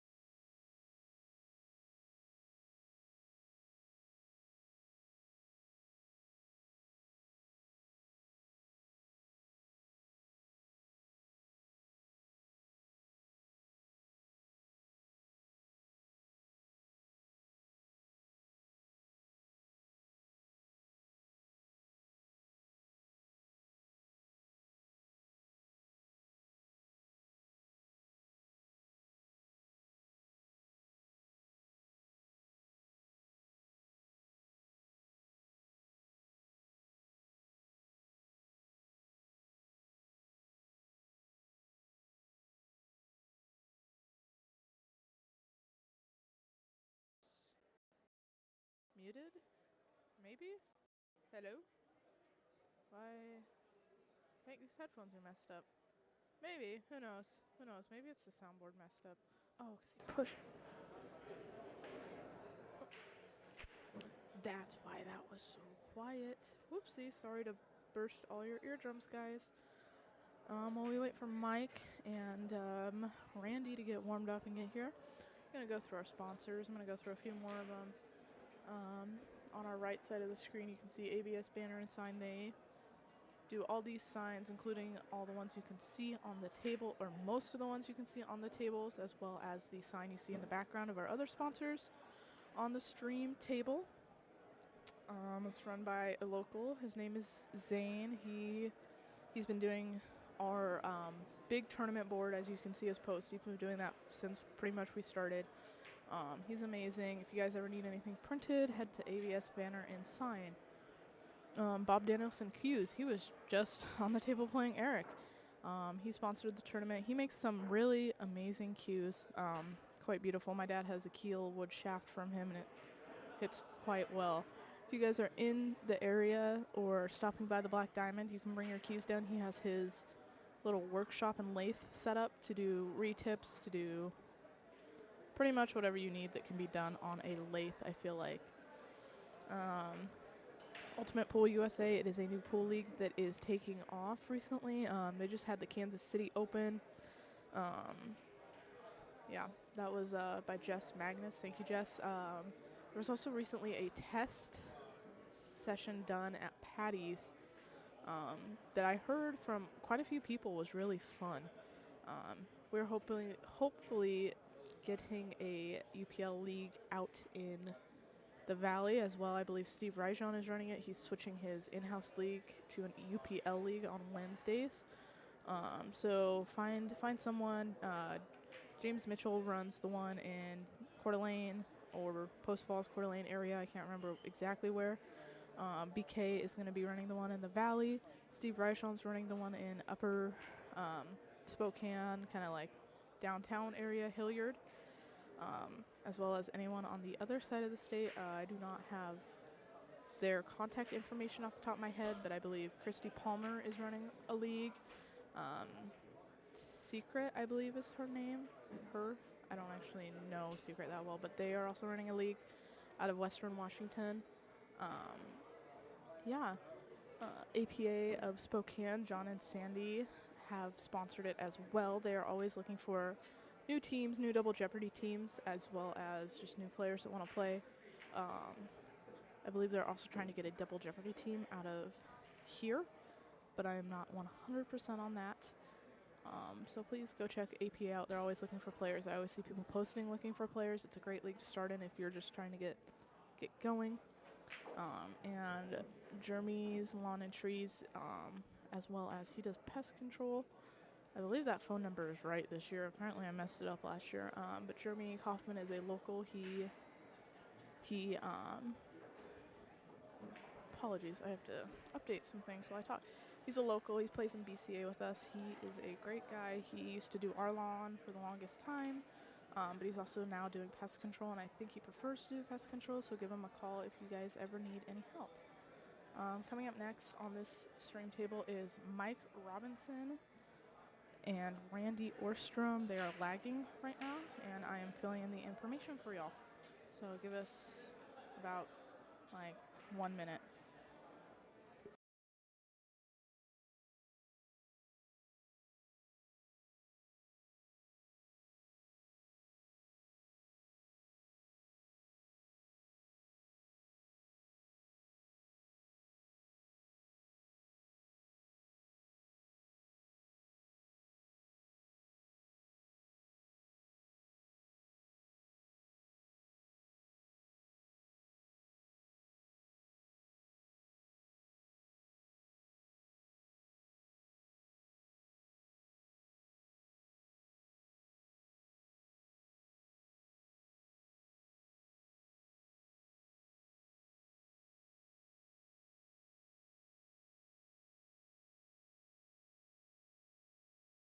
And then commentators will be back in a minute. I am waiting on Chad to get back. I have to go update a bracket real quick, and then I will be back as well. Yeah.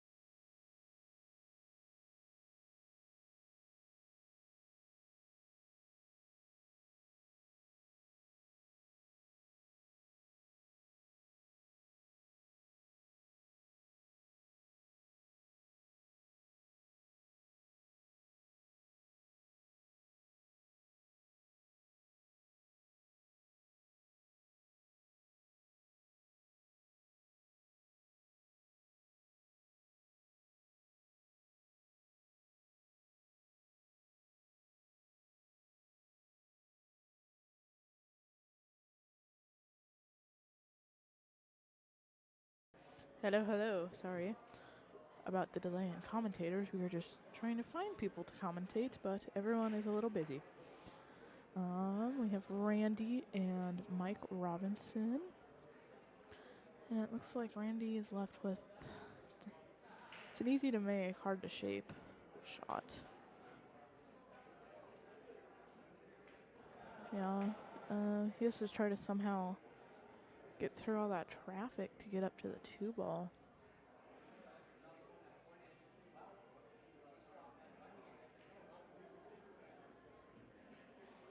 Can you guys hear me in the chat? I just want to double check that I'm not... If I'm too loud too, please tell me. I have a tendency to be very loud.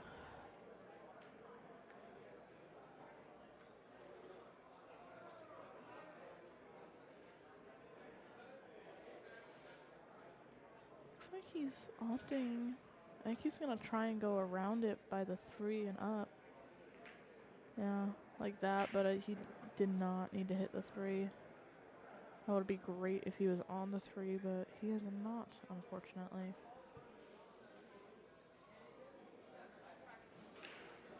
Well, Randy figures this out. I'm going to mention our last sponsor that I forgot because I forgot to put their logo on the other page, and that is Legacy Billiards. Like I mentioned, Steve Rajon owns that league, or owns that place.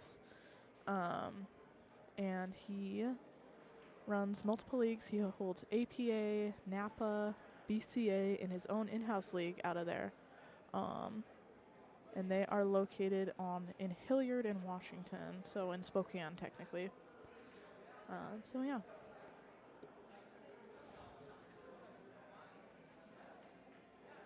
It's a nice hit. Looks like it's kind of a pretty good safety.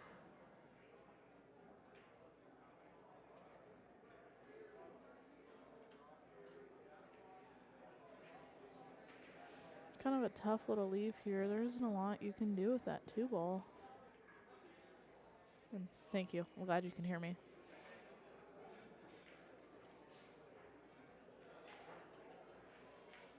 Yeah.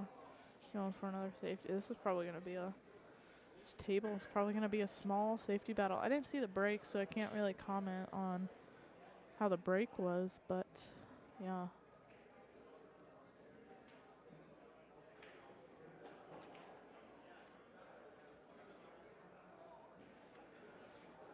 Looks like Randy can just see the edge of that 2-ball. And yes, some of the tables are playing pretty fast. This table is playing a little bit faster because we reclothed it a couple days ago. And some of the other tables are playing a little bit faster than they were yesterday. I played my match and I was definitely overhitting some shots because it was playing a little fast. He's opting for bottom here. Oh, that would have been a very nice shot if he made it too. Now Mike has a little bit of work to do here, it looks like. Mine has tape around it. A little bit of work to get this out going. Looks like he's opting for top to maybe come across the table and shoot the 3 from the other side. Oh, no, never mind. All in the speed. All in the speed. Yep, you're on. Chad's back.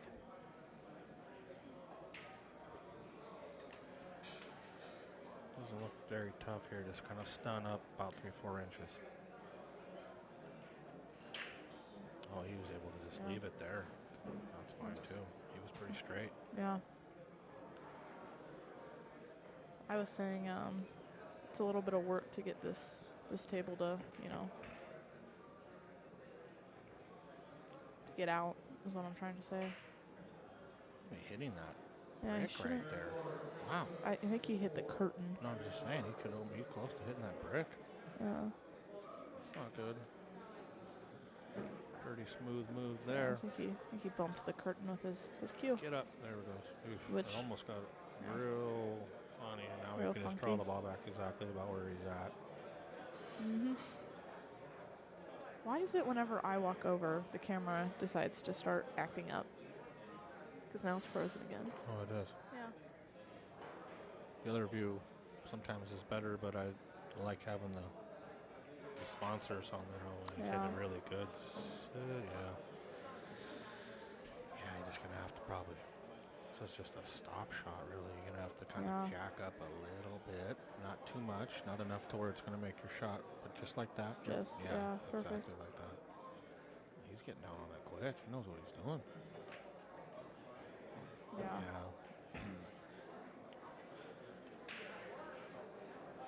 Eight in the side, and depending on how he gets on it, you want to be pretty straight on that 8. That's what he's probably double checking right now, making sure.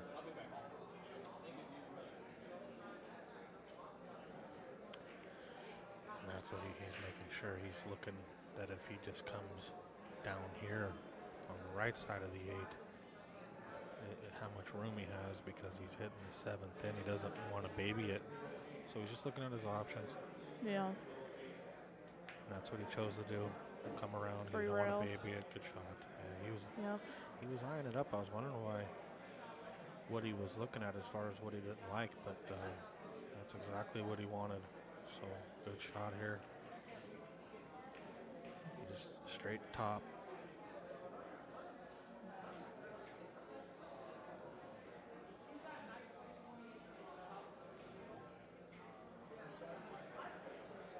Is he putting just top on that, or do I see a hair? Just a Little- hair little- right. Yeah, probably a little bit Hair of right. Okay.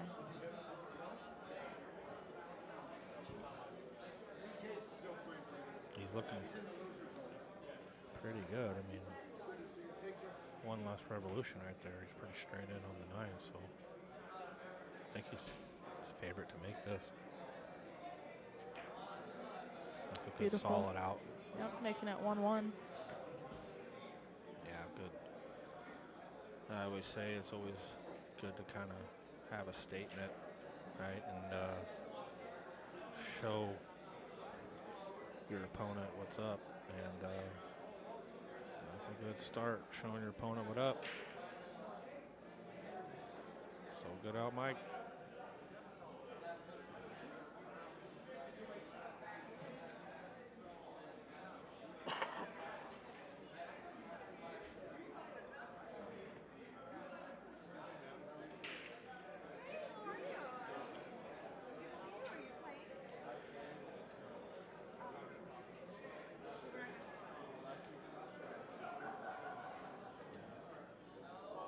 Let's see what Mike's break's about.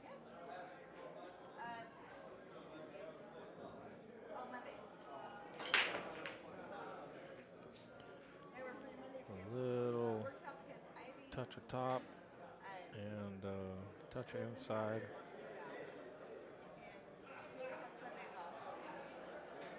And drive.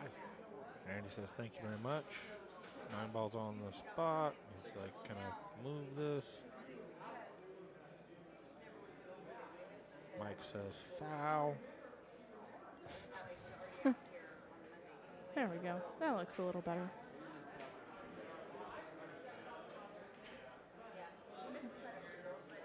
I don't see really any trouble balls with this table other than maybe the 1 ball to start. It's just kind of in an awkward spot.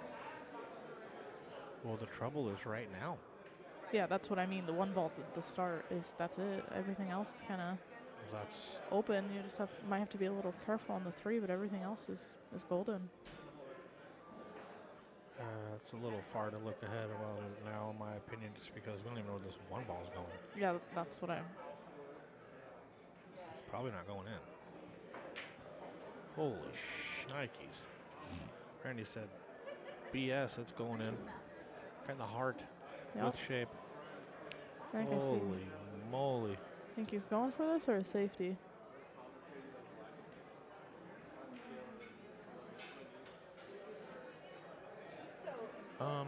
No, that right here, He's making it. yeah. After that 1 ball, what the heck?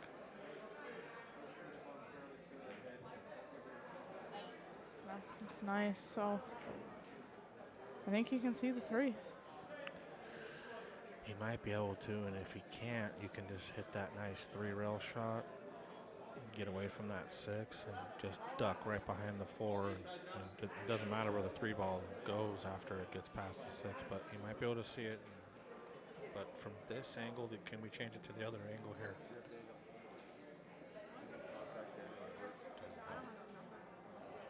From this angle, to me, I might just lock him on the 4. I don't like going for it. I like locking him on the 4.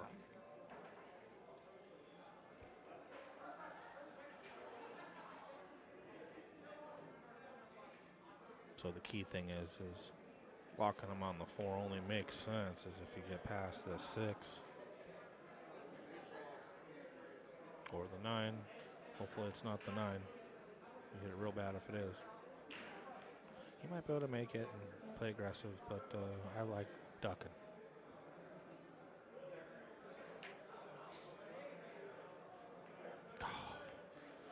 Gets past the 6. He should have ducked underneath there a little better, but I think he still would have been in trouble. It's the 7 ball. There was a lot of traffic to get away from, so he left him a pretty easy 2-railer. So we'll see what Mike chooses to do here.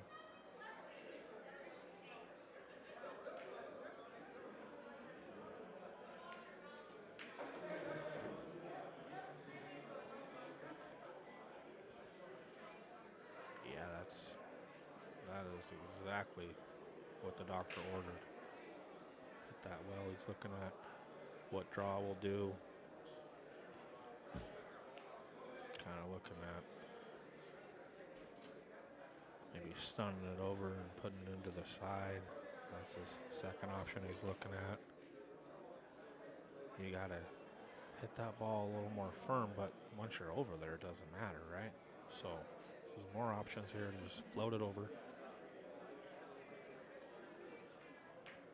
Oh, he didn't even need to hit hard. That's a beautiful shot.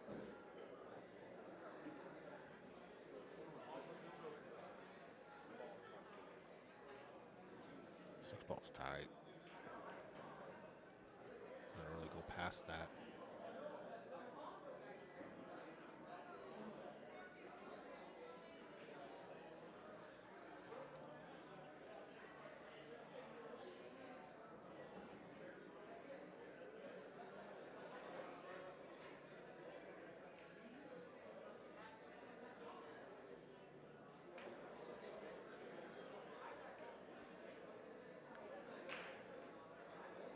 Looks like he wants to kind of draw. Is this going to be a stop draw? Like 2-inch? Oh no, he was aggressive. Whoa. Holy cats. Yeah, 6 balls.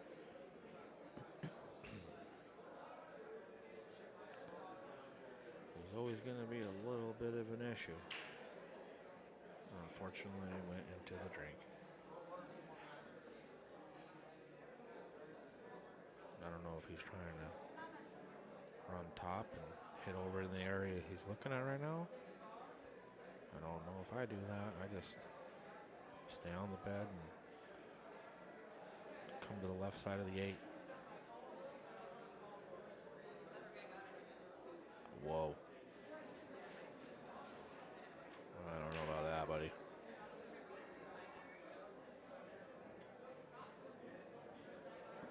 Yeah, he might have liked to come 2 rails. I just don't like putting the 8 ball into play here. At this angle, is he just going to draw out of it 2 rails? Got it. All right.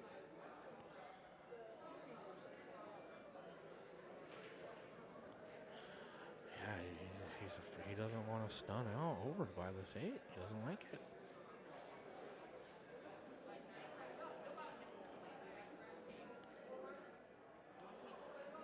Maybe he's trying to...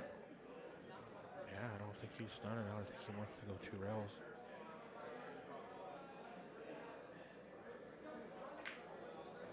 Yeah, 2 rails. It's a very nice shot.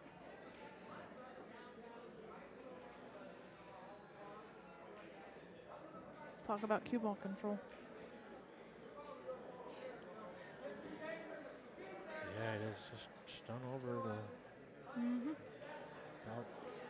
foot and a half or keep going. Yeah. Oof. Settle. Ooh. Now he's got a back cut. He doesn't look unhappy with this leave. Well, now he does. Oh, that's just because he's holding it in. He wants to punch baby right now.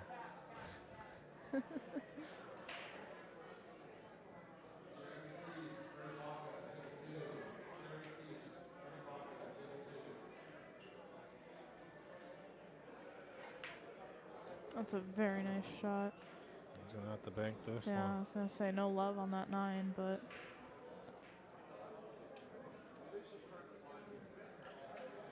Pretty standard bank. It's just being newer.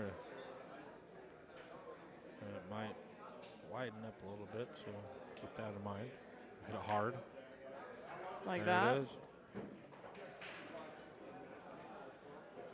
Where is my mouse? Oh, yeah, there it is. 2-1 Randy.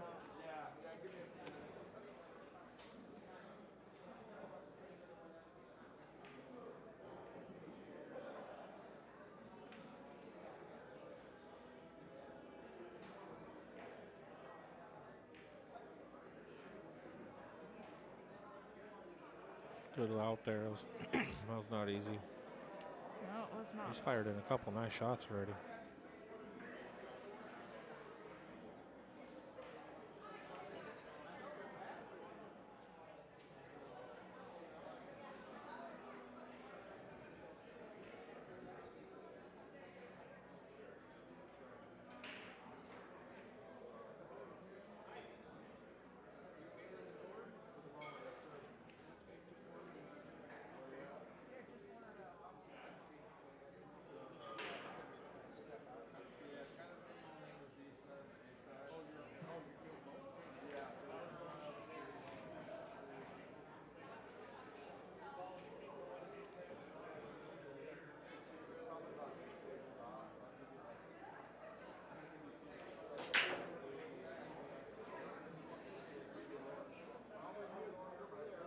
Might have left a window.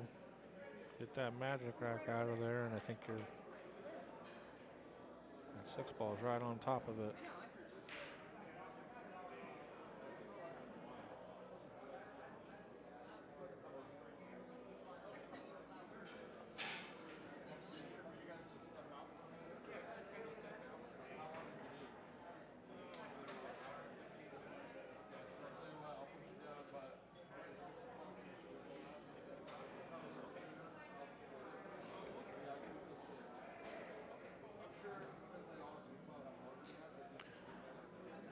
I don't know how much you can see of this.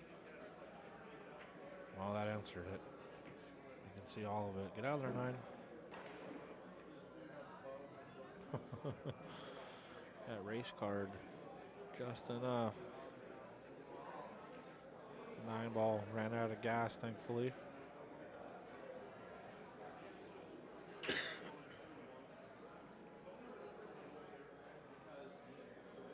It's kind of a interesting angle. You got to pinch it a little bit, or it wants to run into the 3. Yeah. Looks like he's putting a lot of bottom on this, too. Yeah, he did. Very nice shot. Did exactly that. Just drew out of it, made sure that he was taking the tangent line that was going into the 3 away. Controlled his own destiny. Hit it great. Draw into this rail here. Subconsciously, I say draw into the rail. Mm-hmm. If you leave it into an area, it's weird. So just draw into the rail.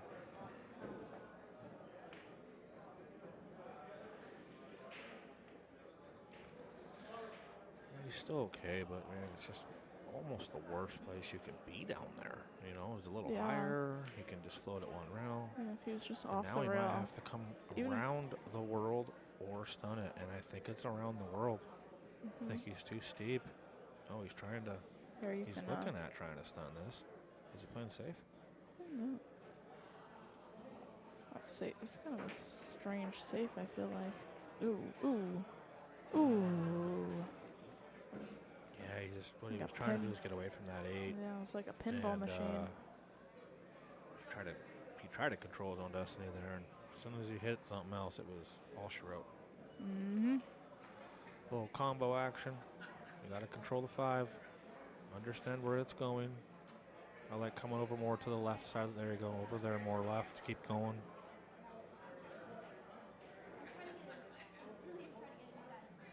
I like to get straight in on the 5. I don't want to have an angle like this. I like to get straight in on the 5 and then just draw straight out of it because the 5's going to die. Yeah, So because you're getting that momentum transfer. yeah, so it's like 5 dies. So I'll just draw out of it, and now I got an easy 5. Mm-hmm. Oh, ooh. Like from there? Is that what you're thinking or no? No, a combo. Oh, Square a on combo. the 5. Okay. This is an interesting shot, though, to take. I mean, at short distance, you can't really get your cue ball to travel too far above the 6. This is not easy. No. It's a lot easier with ball in hand. I'll give you credit there. Yes. Get it up table, so he's left-handed. It doesn't even matter. All right. I was gonna say get it up table so you can reach it, but being a lefty, it Yep, don't. I was gonna say welcome matter. to being a lefty. So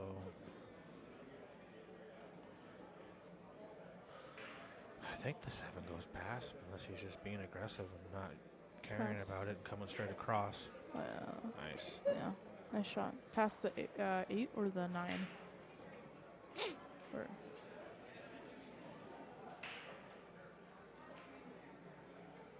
What's that?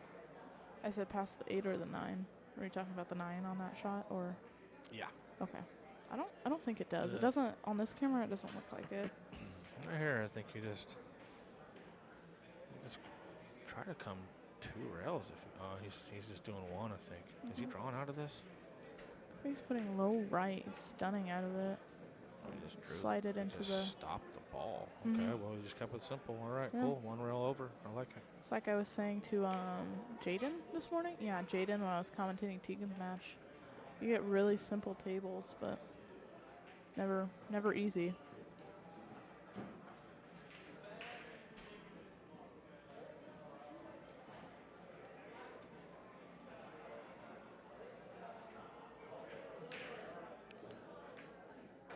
Well, with Alright, that, smooth. Randy makes it a 3-1.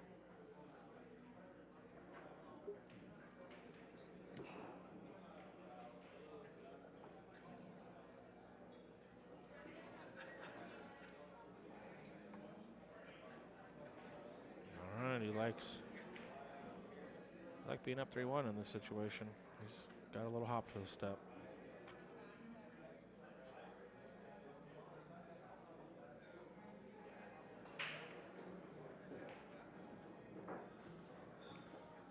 You know, at one point, you ran into Randy. You were pretty upset about it. That's for sure. So Yeah. he's no slouch, and he's been around for a long time. He's been really He's- steady for a lot of years, and he's been great. I believe Randy is 60. I believe he just turned 60 this year. So he knows his stuff.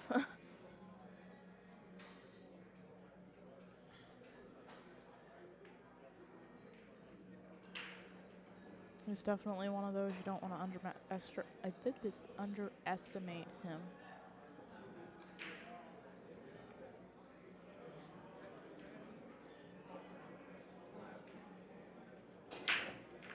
Solid break. Yeah, that wing ball just Yeah. rattled out of there. I was struggling earlier to get my wing ball to fall. I think every break I had today has been dry, and I don't know if it's maybe because I feel like the speed of the tables is a little bit faster today. But, yeah.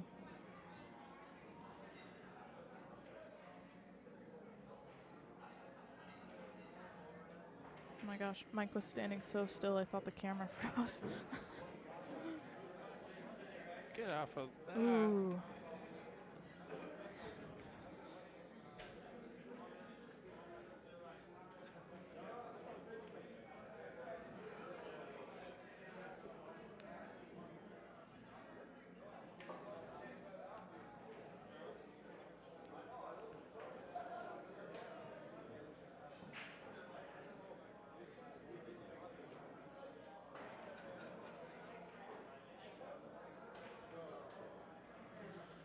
Not ideal. I can't believe he landed where he is, but straight over and out. Yeah, just Almost where the putting 2 is draw. now will be okay. Yeah, just more of a stun, but yeah, draw Well. is. He's okay. He didn't like to do that. He just punched through, and I like that shot. Yeah. Usually when I say draw or stun, I'm usually meaning he's just hitting bottom of the cue ball. I try to just say bottom, but you know.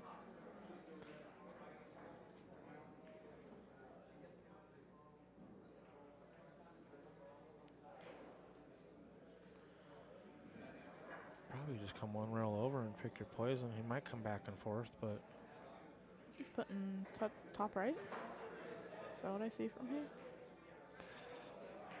yep, one rail over and took your poison. Yeah, you wanted Yeah, to be. a little bit further, but he also cheated that 3 ball. Made it take its coat off on the way in, you know, wipe its feet.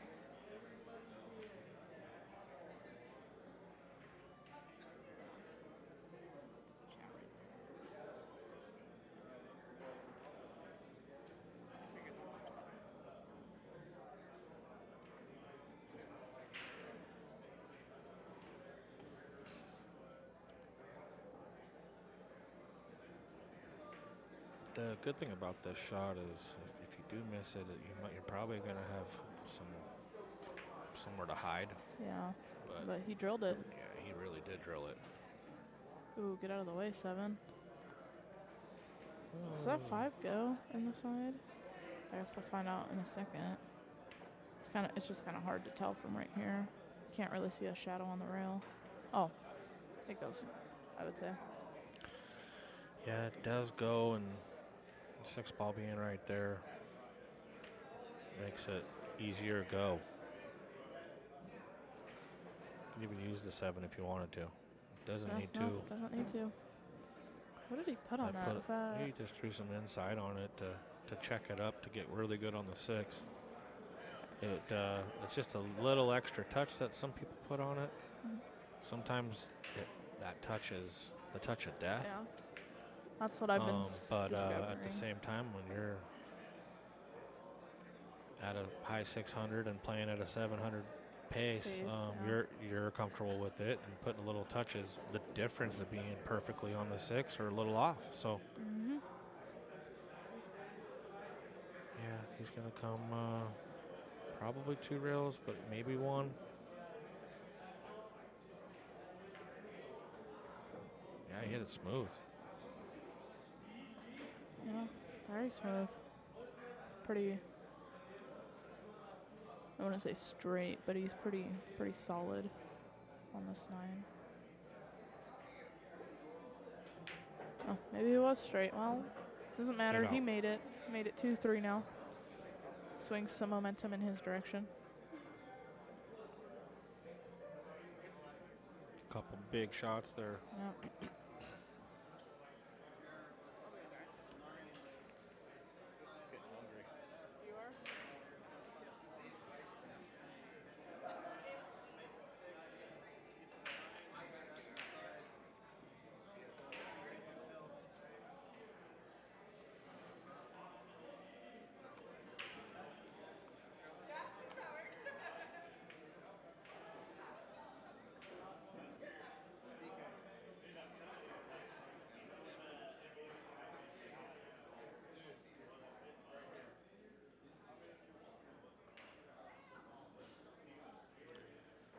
See Mike's in the chat. How you doing, Mr. Samuelson? Yep, we miss you down here too, buddy. Hope all is well.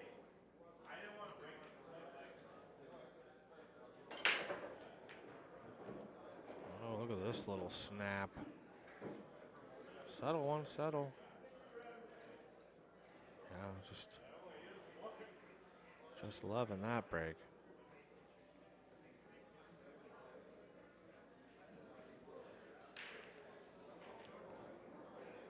Good thing about this is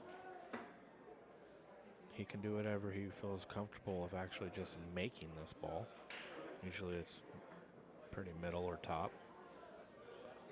And then it's speed. So that's the good thing about it. Tough steep cut though, that's the bad thing.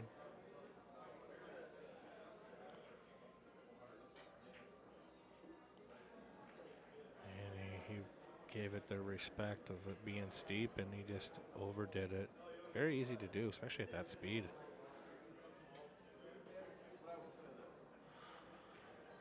So after that break, he did not capitalize. It's just one railing out here.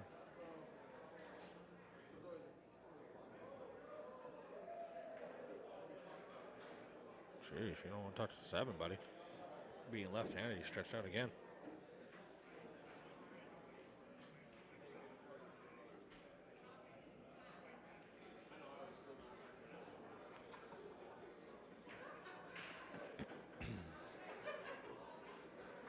He loves to stretch. This time, he has a friend.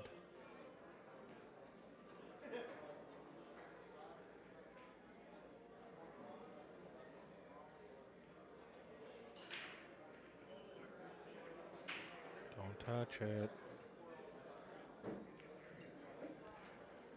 You don't want to touch it.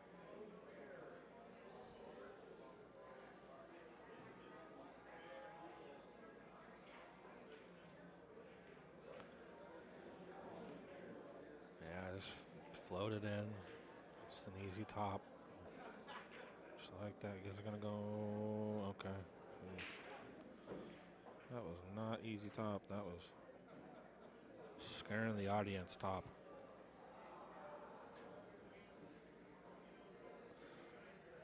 Smooth 2 rails.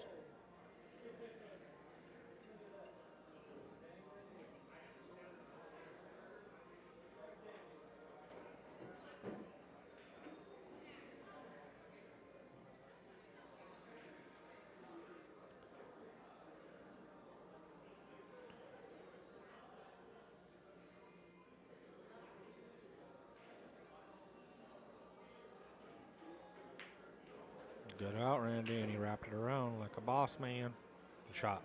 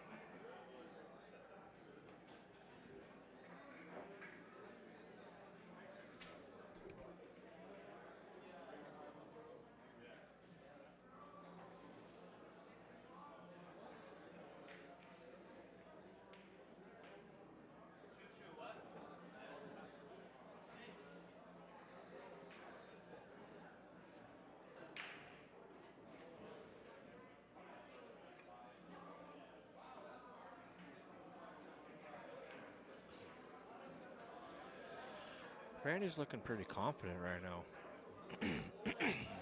I watch Randy shoot a lot. We play on Thursday night league together, and you can tell when he gets comfortable. He starts to kind of free roll on the shots, and when he starts hitting them, he's like, all right, I'm feeling good. So I can tell he's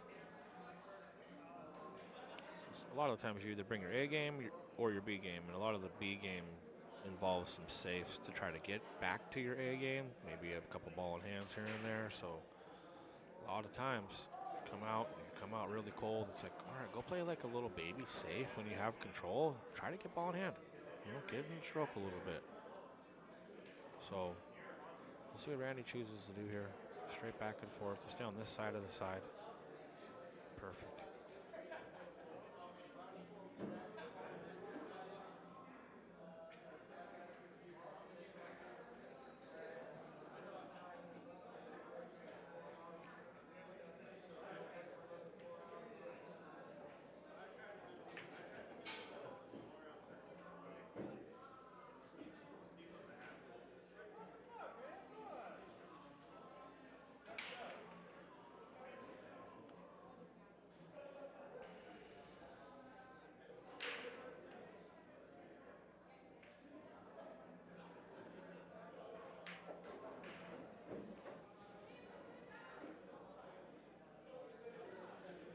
Good route there.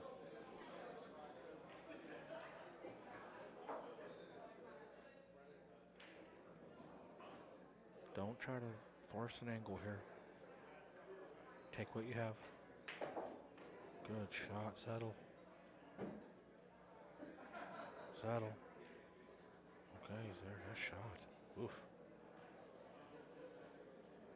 That's what I mean by feeling it. It's like, just get up there and fire it like that.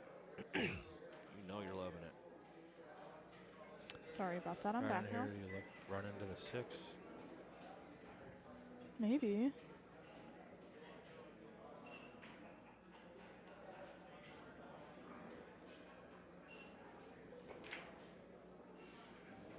Oh. Man, Did he just? he was unfortunate there. He was playing so good up to that point, man. He was doing all the right things. And Yeah. He left a tricky shot for Mike, though. Speaking of Mike Samuelson says hi in chat. what up, Mike?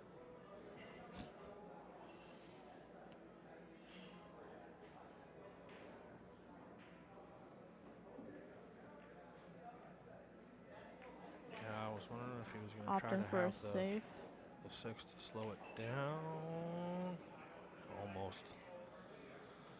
Almost deadly, and he can see this, so no reason to do anything crazy. You could do a kick and sick here, but not a lot of people will do it. Just since you can see it. Use this 9 ball possibly. Oh man, he didn't even get there. He hit it way too thick. Speed was a little off, but man, it needed to be a little more thin there.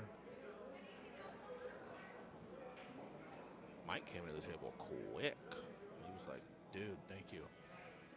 Not expecting to be able to, let alone see the ball have a shot. He's going for the side here, do you think? Probably. Yep, he did. As he should.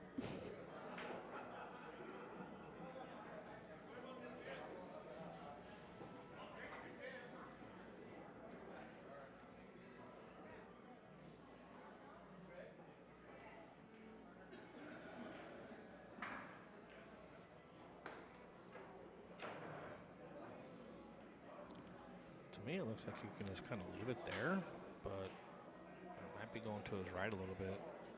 Oh, no, he can just leave it there.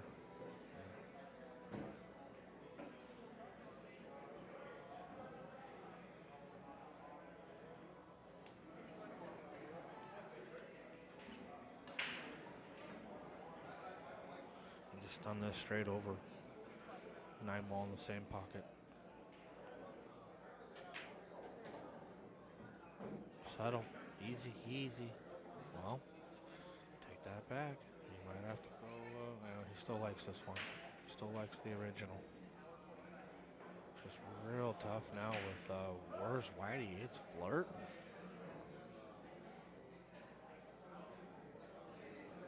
Might have to draw out of it. I don't know. We'll see how he hits it. Looks steep to me.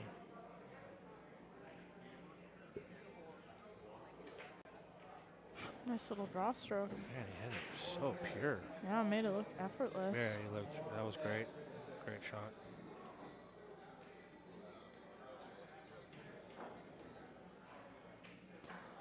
We almost need captain's chairs over here. That would be very nice right now.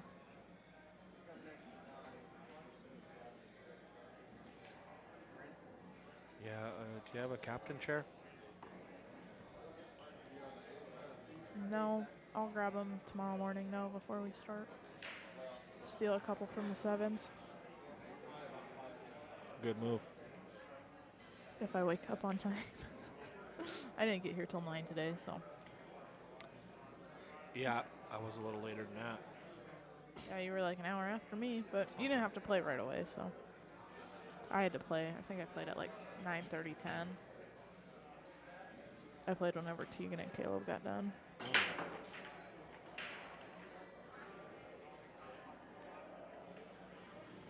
Nothing gonna go, Nothing but go. Randy's pushing. Safety break. Oh. I think that's Yeah, jump. Randy's You pushing. could jump it. I don't. I mean, yeah, you could, but it's not your shot. True. The key here is to, I mean, the 5 being where it is makes it this rack pretty tough, but if you're rolling out here, maybe tie something up. He looks like he's just kicking at it. I don't know. He doesn't even looking at it roll out.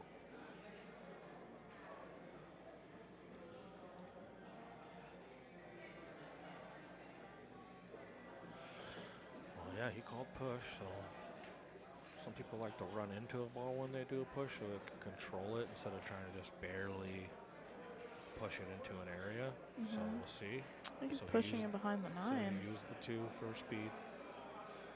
Did he get behind Instead the 9? of slow rolling it into that area, you know if you hit a ball, it's going to pretty much Yeah. stop. So This also opens. It's kind of tough to get back to that too. it's not kind of tough. It's extremely tough. Like ridiculously tough. Mike thinks he's got it. Yeah. That was almost one of those shots of worrying about shape over making it, and then neither he really left him worked out. pretty. Strange.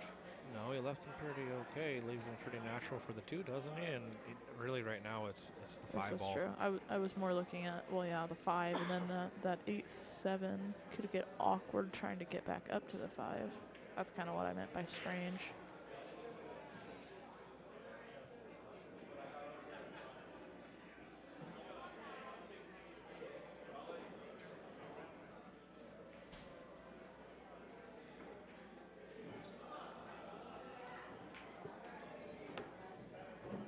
Get off the rail.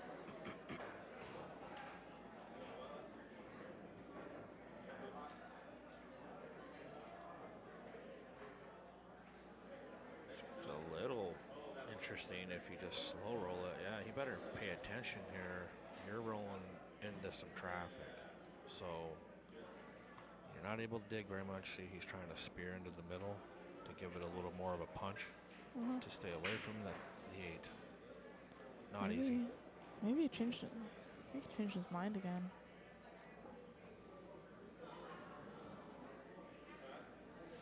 Would you play safe here, Chad?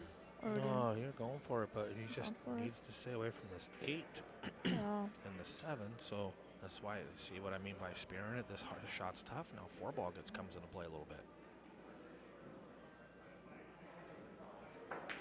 See? Yeah, that's. It I just- wasn't. oh, that's that's disgusting. even worse. Yeah, I wasn't discounting it. I wasn't trying to say it was easier than what it was. I but mean, the good thing is he didn't hit the 5 in scratch because the 5 is still yeah, rough around the edges.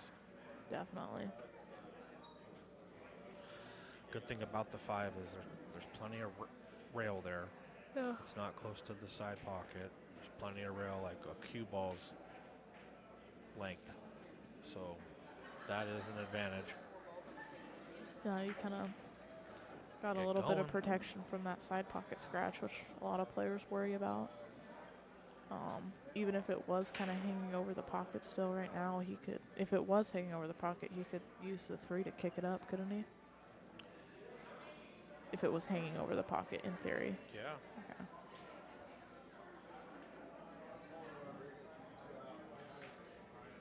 So now, we put a little bit of a outside on that, bring it around. Got pretty good on it. I like it. Yeah. How's he get to the 5 from here? Is he gonna Straight Stun? draw between the or draw 8 back? and 6. Can't tell. Is he straight? If I he's think straight, he's straight. I think stop he's if he's straight. stunning. Yeah. oh yeah, come Oh, with 6 and 8. stun Okay, with so a little. Yep. A little bit of spin to bring it out. really, really good. I mean, if you're like, hey, look at this whole setup, and you're going to be right here on the 5 from looking at where you were, you'd be like, okay. Ooh. He just really, really articulated this rack Yeah. really well. And He's, he gets out here, he's going to solve a pretty good riddle. yeah. Seems a little uncomfortable with this shot, but Oh, wouldn't you be? yeah. But it's nothing. You don't have to do anything with it. It's just float to the middle of the table. Like that? Yeah. Perfect. Good. He wants to get on the right side, though, so he can float. Now he might have to draw out of this. Yeah, other 3. Yeah. Straight draw. He's okay. I look like he was straighter, but I think he's good because he's coming towards the 7. Yeah. You might have a touch of angle to kind of accentuate it. Not a lot. If anything, you just put a little draw if you need to. That's what he Yep, did, a little like draw. that. Perfect. He's running into this 8, so now you come over to here and work your way backwards. I think, well, if he hits and the 8 figure right out here, it understanding shouldn't. where you're going to hit on the 8. Yeah.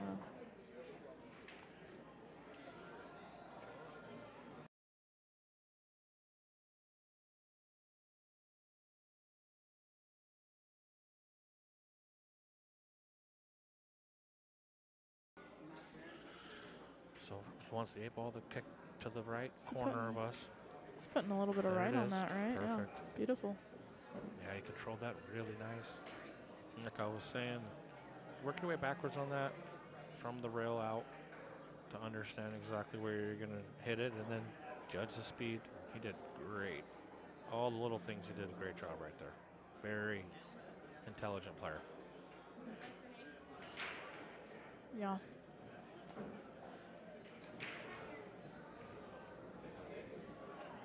Nice, simple ball. Then easy pocket to make it 4-4.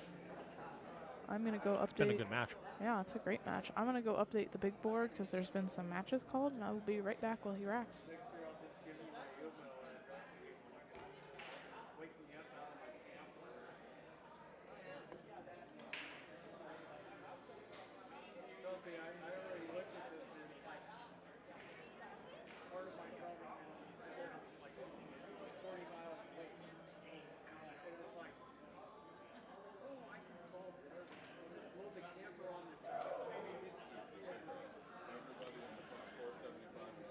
A little view of the room.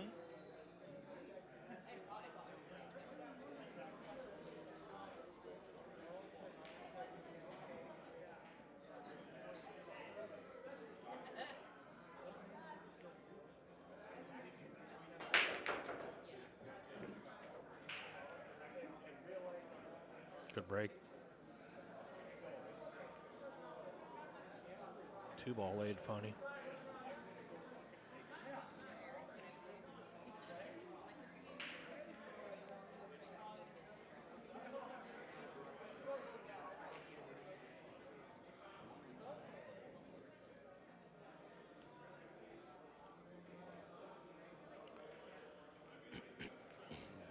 Good thing about where the 1 is and the 2 laying funny like that is he's got plenty of room to get over here.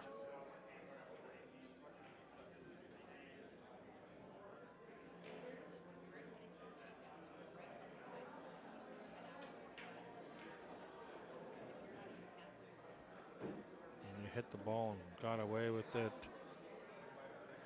This is going to want to run away a little bit on you.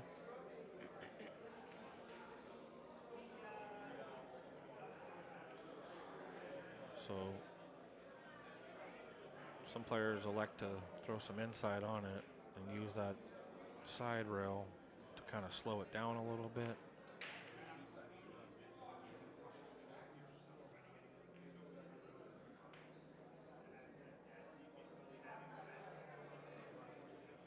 Looks like 1 rail actually now that I'm looking at it from the camera.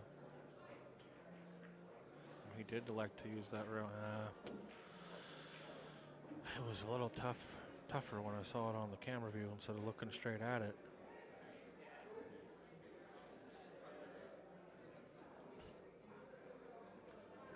Not a horrible layout. It's almost like getting a good kick from the rough into the fairway. He's still on the correct side. Just needs to make it. Shot of the rack. Good focus. Jeez. Good shot.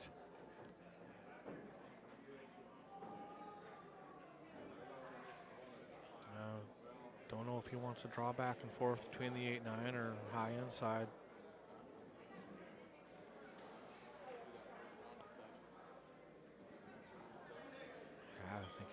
he likes the high inside 3 rails. Hits it pure, could go on the side or settle down.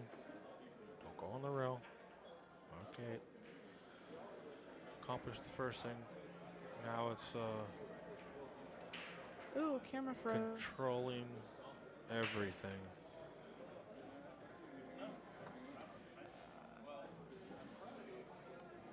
Did Randy rattle that, or was that 6 ball just there? I didn't even see the 6. So that answers my question.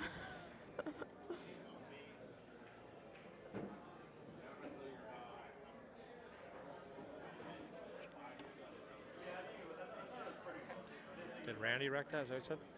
I said, did he rattle it, or Oh. did he? Was it just there? I'm guessing since you didn't see it, it was just there.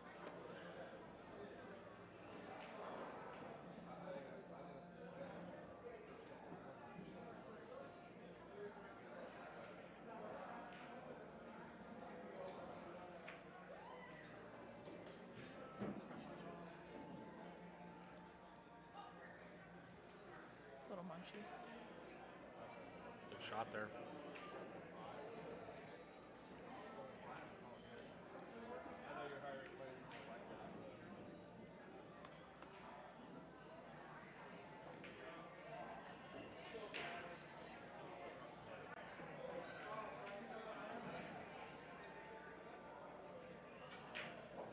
Yep.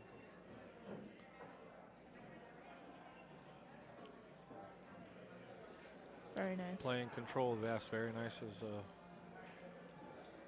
an understatement, really. He's playing great. Really, yeah. Very nice.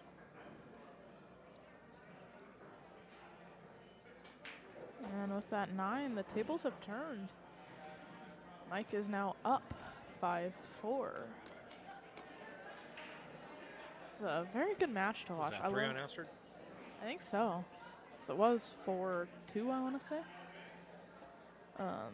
This is it's very nice to watch these upper level players, like including you, Chad, because you guys just make it seem so easy to do some of the shots you do. Well, thank you. I mean, there's obviously a lot of levels to this game, and it's hard to always be in control. It's hard to minimize your mistakes because you're going to make 1 or 2, no matter who you are. Definitely. And right now it's 3 to 5 on the top end guys, and 10 or more for your mid end guys, and 20 or more for your bottom end guys, as far as Yeah. missing balls or making a mistake, where these high end guys and gals, for that matter, are minimizing their mistakes, and that's what it's all about.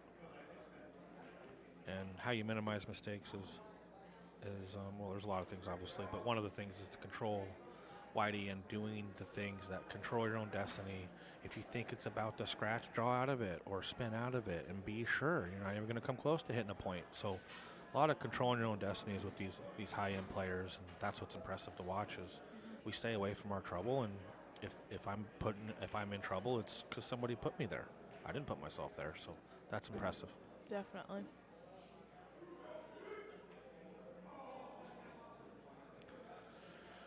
I don't know if the 3 carry was up into this corner, that's what he's looking at right now, but it looks like more of a safety mode, if you will, because this is like, what do you do with this ugly mess? That look on Mike's face is saying exactly that too. And the carom doesn't go up top, so just stop it and figure it out.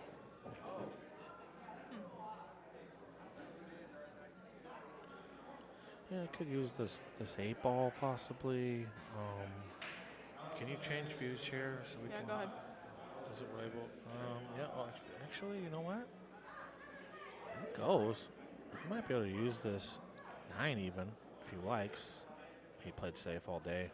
That's a nice touch. Left us some room for jump. Left a little room for a kick, but hey, when you're sitting down in your seat and your opponent's looking at that, you're happy. Mm-hmm. Let's keep control sitting down, and Mike did a great job of that. Randy is in a pickle.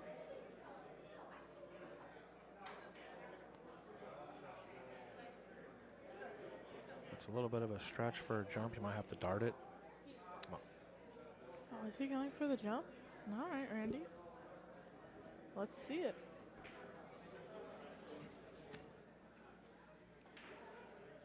You just got to do what the, what is that, Derby City where they let you climb on the tables? Is it Derby City? There's I don't know if it's Derby City, and if it is, I'll never go there again. It's one tournament. Yeah, It's I one know. of, I saw people doing it. I was like, Yeah, you know what this tournament has I'm gotta talking be about. a I don't know joke. if Are it's. these guys just photobombing or something? What is the deal? Well, I 'Cause this saw. is terrible. Well, Skylar Woodward. I saw the clip of Skylar Woodward doing it, right? I thought it But was a then, joke. like, a day later, I saw a clip of a dude that was trying to do what Skylar Woodward did, and then fell off the table trying to get out of the way of the cue ball running at him. Oh, you never think about that, do you? Yeah, no, it was quite funny. Yeah. Oh, it's a safety thing. Like, hey, if you're on the table, you might get hurt. Yeah, he did a good job Yeah. of darting it, and it looks like the 8 Maybe. is not going to Yeah. be in his favor. Yeah, no. It's a very nice jump though. That. It's tough darting, and it's tough reaching like that. So, Yeah. yeah, good contact, if you will. Looks like you can just come one rail straight up. Yeah. If I can see this correctly. Yep, like that. Exactly like that.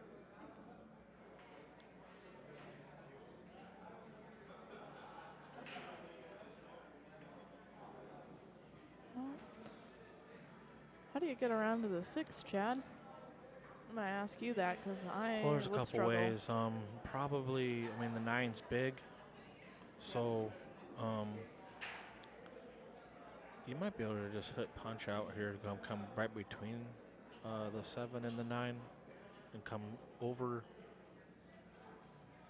Nope, up between the 7 and the 9. Between the 7 and 9. Yep. And come straight out. Oh. Depending on, he looks like he's enough to where he can just draw between the 7 and the 8 on that camera view, just like that. Like that. And he avoids traffic, controls it, making sure that he can see the 6. The other way, 9 ball sticks out a little bit. You definitely don't want to touch it, and if you're behind it, you're kicking yourself. So after keeping control when he was sitting down, he needs to stay in control here and get out. Straight, up and down. 7 ball, inside. If he runs too much, it goes in the corner. But he's playing for the side. Don't run into it. Okay, well, settle. All right, I did not make this easier, but he's Makes still it at the table. interesting. Yeah, it makes it interesting. Are you banking out or are you cutting out? 100% cut, Okay. I was thinking the cut too. I just wasn't sure. but he could be just playing it safe and saying, I don't like the cut and come 2 rails and use the 9. Yeah, that's what he tried to do. He tried to use the 9. Now this 9 might have eyes.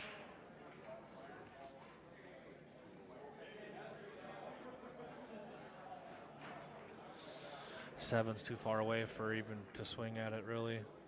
Can you get a carom out of it or no? I mean, you could go for it now that I'm looking at the screen, but I mean, man, if you're it's just focusing, if you're so focusing dang on, hard. I mean, it's gonna move. It's just Oh, I feel yeah. like it's gonna hit towards the first diamond hmm on the if you left. focus on, I feel like you should 9 ball focus on itself. making the 7 rather than. And he did, and I like your Yeah. thought process, especially if you can overdo it like that. That means it's gonna come 2 ways. If you underdo it, it comes up Yeah. table. Well, If I you was overdo it, thinking- it comes down table. So Yeah, always I was- overcut. I was thinking cutting it down in that bottom left corner, and then having the cue ball head this way. But there's a reason Randy's better than me. Well, there's a lot of 2 ways and separations Yes. on that way. Mhm, So totally. I mean, he's lucky it didn't go in the drink because then that's This all is she true. wrote. But I like him missing it the way he did anyway. Yes. 9 ball could get big here. Yeah, he knew that. Go. Or sit, however you want to look at it. Sit 7. Yeah, this is pretty much a no man's land. Yeah. 7 is, I think the 7's off the rail, if I'm looking at that right. It don't matter.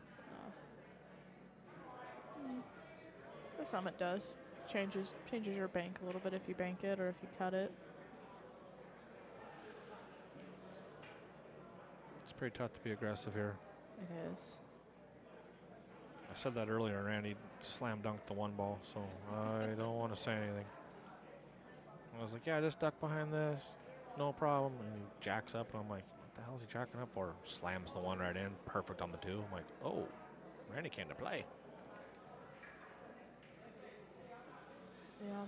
So when you start dissecting this, you're like, what can I do? Push this over towards the 8, come 2 rails behind that 9, or am I just going to swing at this and go for it? Like, what's harder, the safe or the shot? I mean, the safe is tough, but we'll see what he does. Yeah, he just didn't it. Settle. Yeah, the safe was tough. And that's why I always elect to just go for something like that, because the safe being just as hard as the shot, I'd rather take my chances on trying to cut that ball past the side up the rail or bank it cross corner. I personally bank it cross corner so I can try to get behind the 9. That's me personally. But Mike is not going to let Randy back to the table.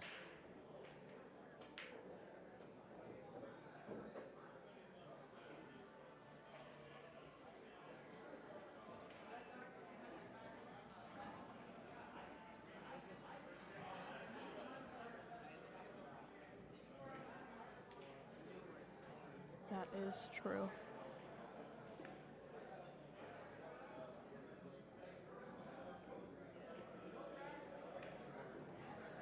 In between bridges, and before pulling the trigger with the long bridge, he chose to stay in front of it. It's always a better choice. Oh, shit. The bridge got him. Yeah. I did not think he was going to. Yeah, see, that's what he's. Didn't think that Randy was going to get back to the table. Yeah, That's no, for me sure. But neither. you know, when you're in between bridges, you got 9-footer, a little bit of a poke instead of Yeah. a stroke now, and where the 9 ball was, that's where his crutch needed to be, or wants to be for him, and he was just in between. And Randy needs to capitalize, and he does. Did just that.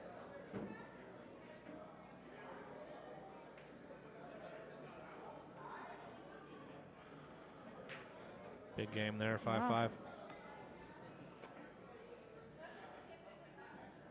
Thankfully, this is an A-side match, so they are going to 9 instead of 7. So there's still a little bit of room for either of them to get ahead, or yeah.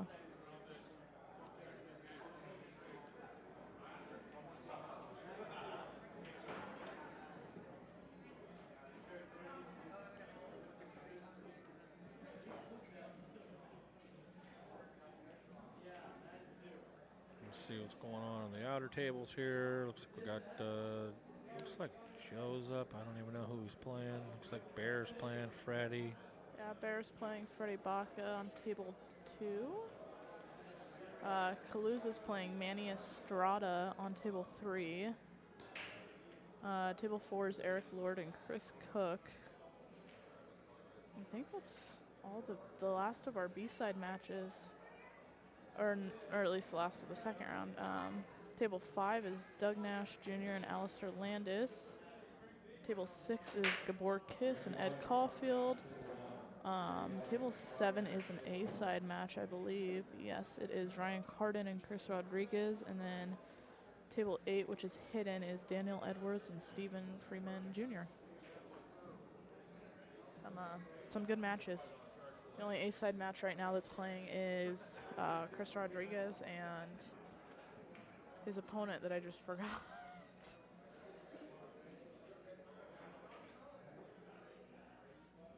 Chris Rodriguez and Ryan Carden. Oh, no, I guess Bear is our other one.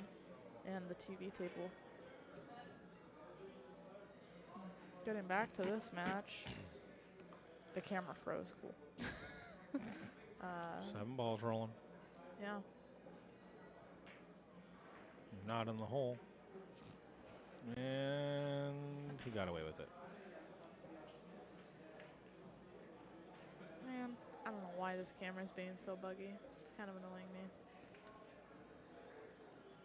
Yeah, did he hook Mike? Is that what I'm saying? Oh. He did. Can't even see an edge. It goes in, though. Oh, yeah, definitely. Ooh. Man, he got away He got with a, it. yeah, he got a safe there out of it.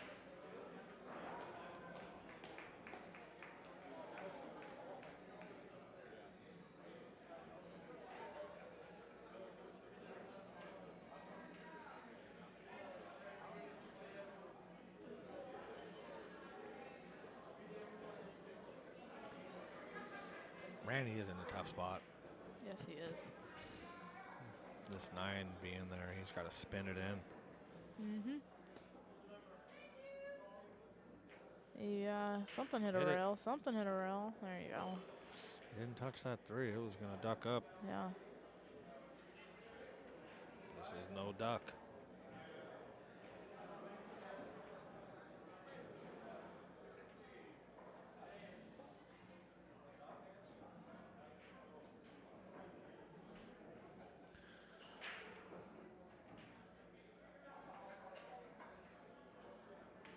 You ducking for cover here, or are you rolling for it? Because I think you can.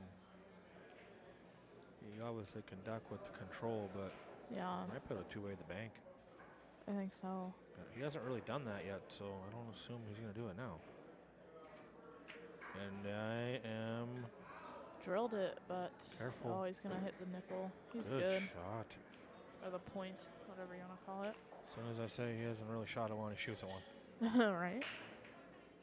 Yeah, 'cause if he rattled that, I think he would be, I think Randy would be hooked by the pocket, probably. I mean, this isn't the easiest shot in the world. Shooting over a pocket is never easy.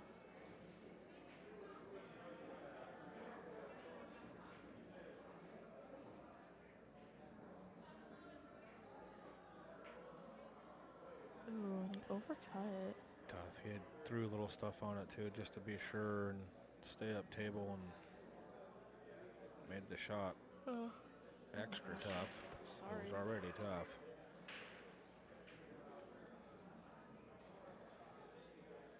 Don't know why I keep yawning.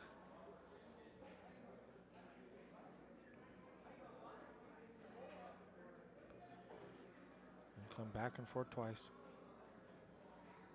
He's putting some left on that. Is that what I see? Very nice. Get off the rail. Ooh. Small bounce off the rail. Baby. That cue ball's off the rail, and so is that 4 ball. That's a nice little shot. That's a fun shot.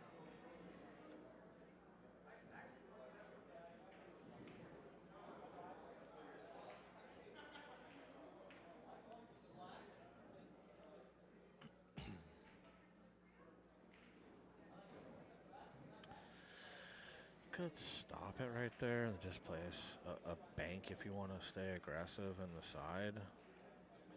I mean, getting to where he's at is very tough. You're trying to create an angle that's not Yeah. there. It rattles half the time if you force it, but if you stop it, you can bank it. Get it back to where he is. It's tough to bank. He might rear up. Yeah, well, we'll see if he chooses what I was saying.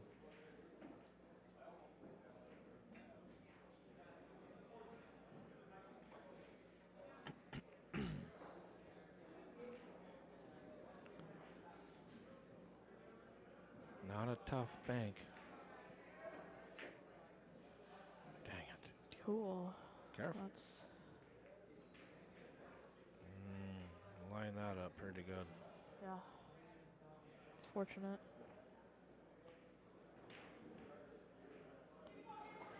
This 5 ball can kind of get away from you, can it? Yeah, it can. He's just moving with it. He's going to put the Yeah, he did a good job. Yeah. I always find combos like that a little sketchy. But when you're at this level, I guess it doesn't really matter.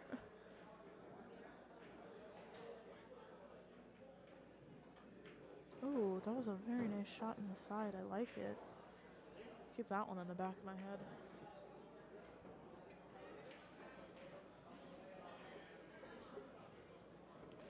Yeah, right where he pointed is his ideal spot.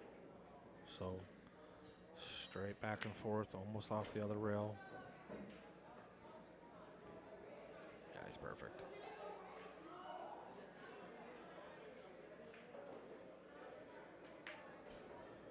Beautiful.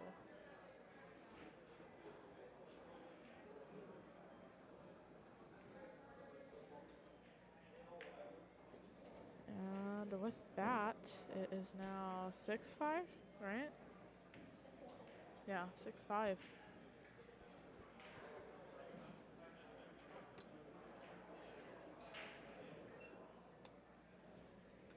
It's like table 1 is another B-side match. It's Marvin Nash and not quite Randy White. Randy is at the table. I think they're taking some practice hits right now.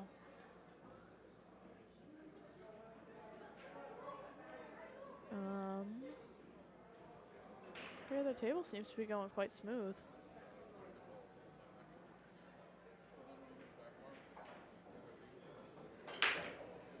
Cool. Pretty solid break by Mike. One ball bounced out Yeah. enough Is to he where he's doing- gonna I wasn't paying attention. have Is a he doing pretty that? good shot. Is he doing a cut break as well, or is he hitting it a little more towards center? He's hitting all center. All center? All right. I was talking about that with Jaden earlier about how many people are doing cut breaks and how many people are doing center breaks. I've seen a lot of cut breaks. I mean, they're effective, so might as well use them, right? Yeah, it kind of depends on how you're feeling, and a lot of people will start out trying to hit it like that, and if they're not successful, maybe they'll good shot here. They'll Yeah. adjust. I actually did the opposite in my last match. I switched to doing a cut break because I couldn't get a wing ball to go.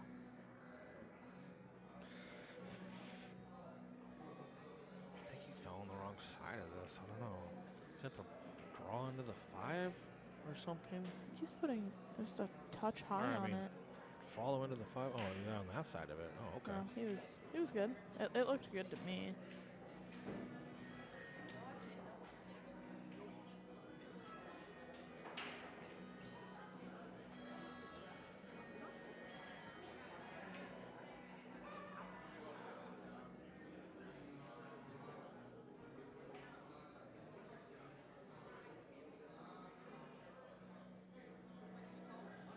You know, it's not a bad idea to just come draw out of this and just stay away from the 5 Yeah. completely. What is the draw gonna bring him back, or is it gonna? How's this? Yeah, that's what draw does. Bring him back. Well, sometimes it does like that. That's what I meant.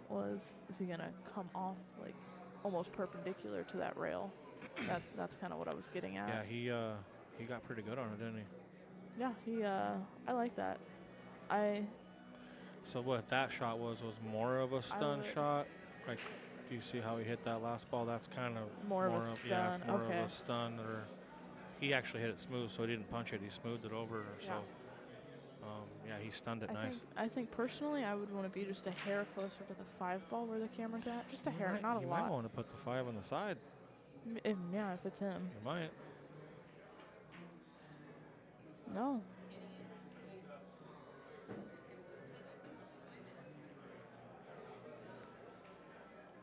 Couple tough shots coming Yeah. up here. He's not. He doesn't have this in his bag yet. Let's just say that. No, it's what simple but not easy. Simple table layout, but he's got to work for it to make it that simple. Even if you put the cue ball pretty close to where he is right now, you think he's okay. Looks like he's putting top right on it. Ooh, bump, big bump. I don't know if, did he get there, do you think?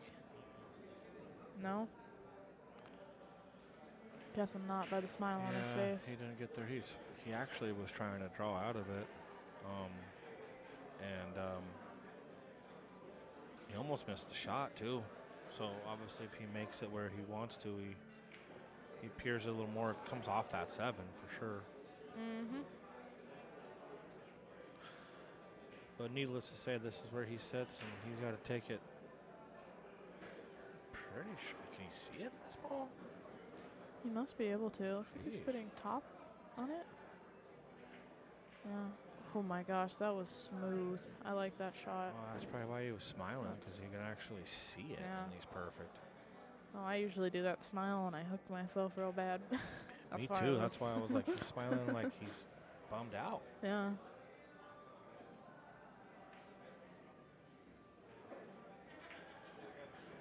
Very nice shot. A little more than you want to be, but that's okay. A little juiced up. All this needs is what? Like a nice smooth stroke. Just make it. Don't crush it.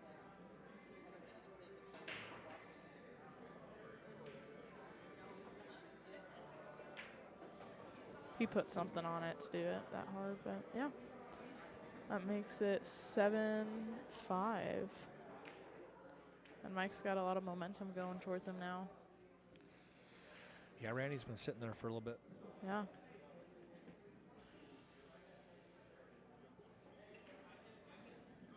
Take a peek, see at some of the other tables.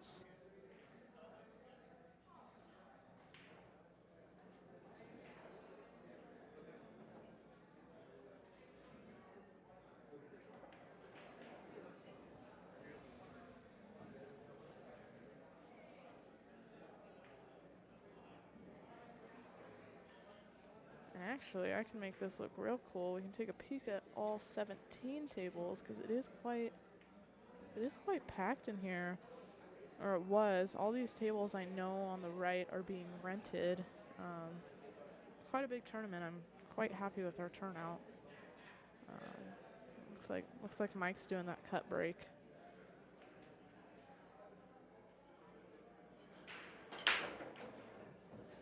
Ooh. That's unfortunate. That's a really nice break, too. 2 balls ugly. Yeah, 2 balls a little dirty, but with ball in hand, I think you can fix it.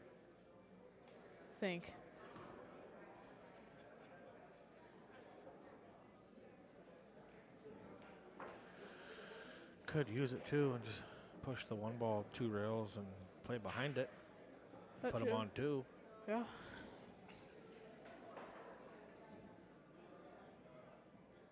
Three foul is always an option.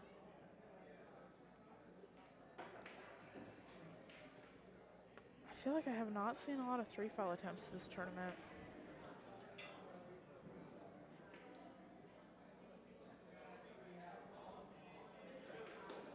Yeah, I don't know if I've seen any either.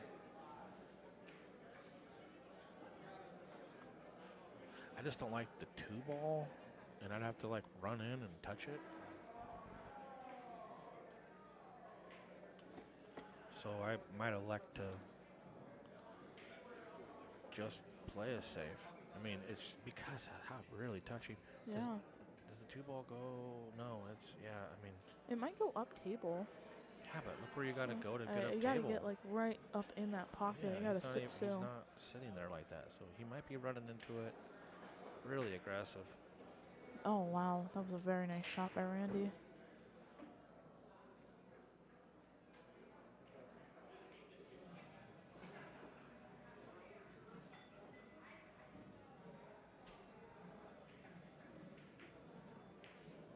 Very nice. He's a little long on the 3, but it's not hanging in the pocket, but it's pretty close to the pocket. You can work with this 3 ball to get back to the 5. He could even come 2 rails if he wants. He could go 1 rail. Looks like he likes 1 rail. Yeah. That's pretty perfect. Yeah. When he's on, he's on.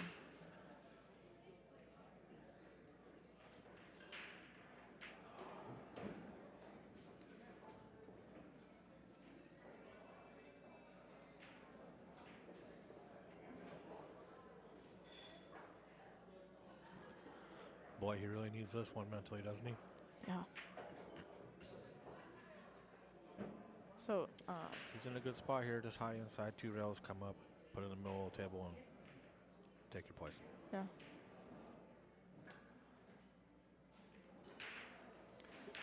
He chose outside, which is fine.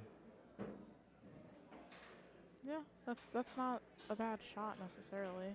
It's just not It's not pretty. the shot. It's not pretty, but it's not He a just, bad shot. he's still okay.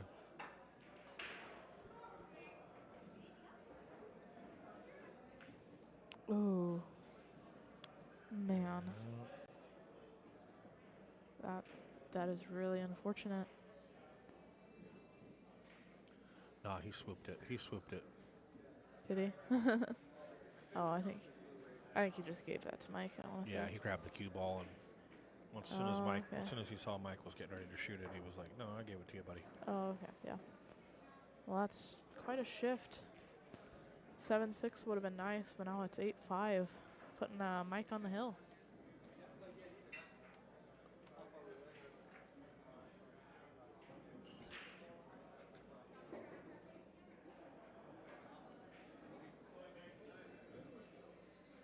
I wanted to watch that shot, but it's okay.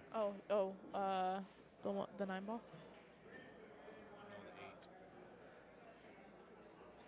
Yeah, that. High inside. Oh, I see now. Yeah, but the left it'll. Yeah, I see now.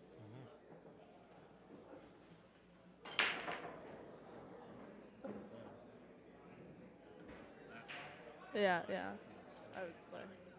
Would it not go like that? Yep. Okay, that's what I thought. And it can hit that rail too over there. Mhm. Like, let me see that. Yeah. Like it goes here, and then Yeah, it can yeah, even that's hit, and you have all that trash can Yeah. area right there.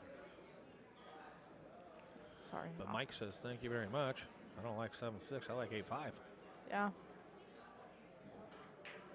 It's that momentum Good shot. shift.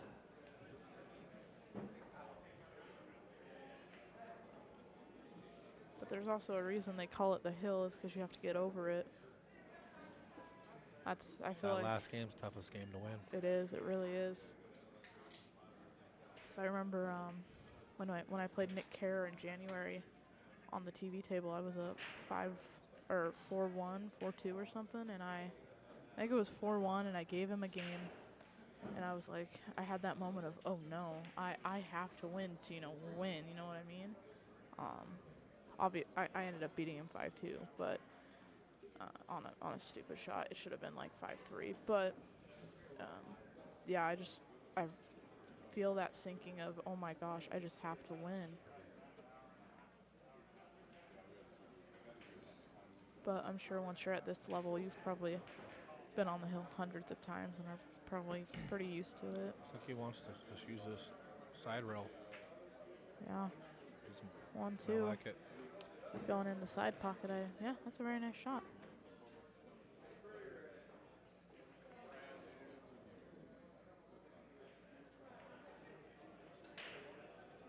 This force follow here. Just get below the 6 so you can come up above the 7. Come on. Like that. That's exactly that. I like it. I think he got there. He looks like he's not concerned, so he got there. Mhm. Looks like he's just double checking it. Just pretty straight. Just hit it over there, not hard enough to hit the rail. Just like that.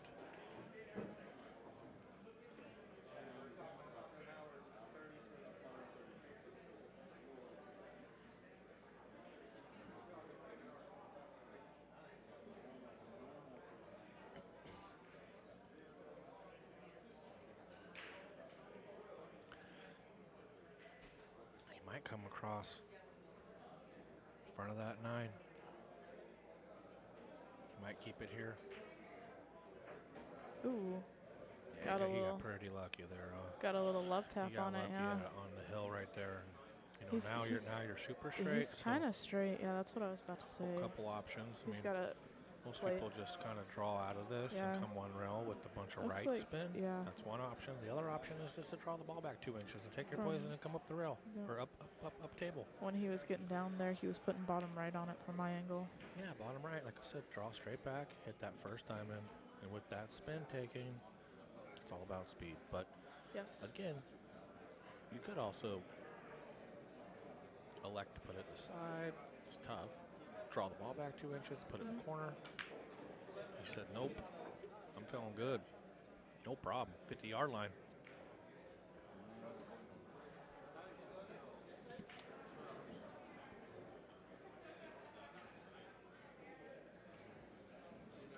Oh, he got pretty straight on this 9. He's 50-yard line.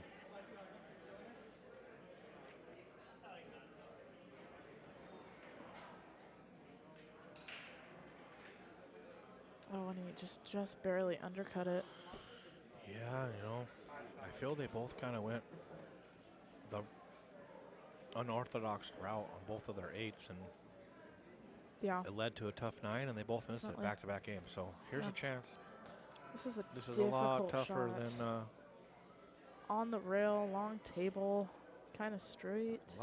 Mike's Are you- shot Are you going for that the? Randy left him. Yeah, are you going But for? Mike says, "Hey, I was throwing a 2-way on it and leaving him on the golden rail down there. So take Yeah. this."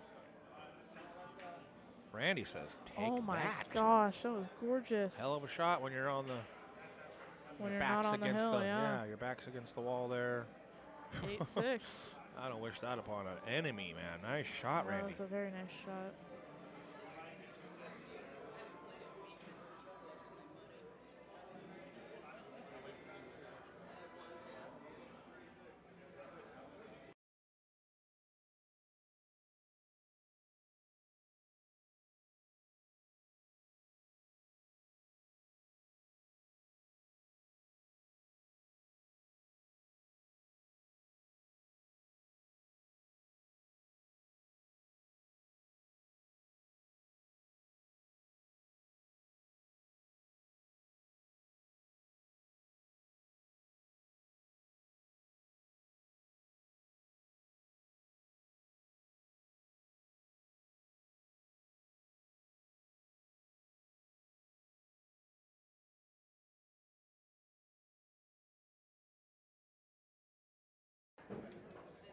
So like, right here. Yeah.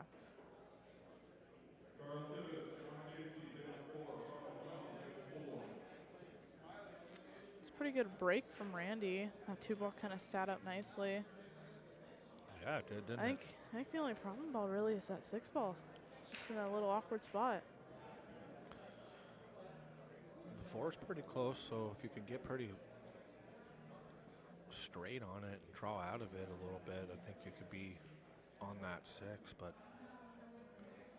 let's get on the 2 to get on the 3 so we can draw out of this 4. Mm-hmm. Very nice shot. Looks like it's running a little bit.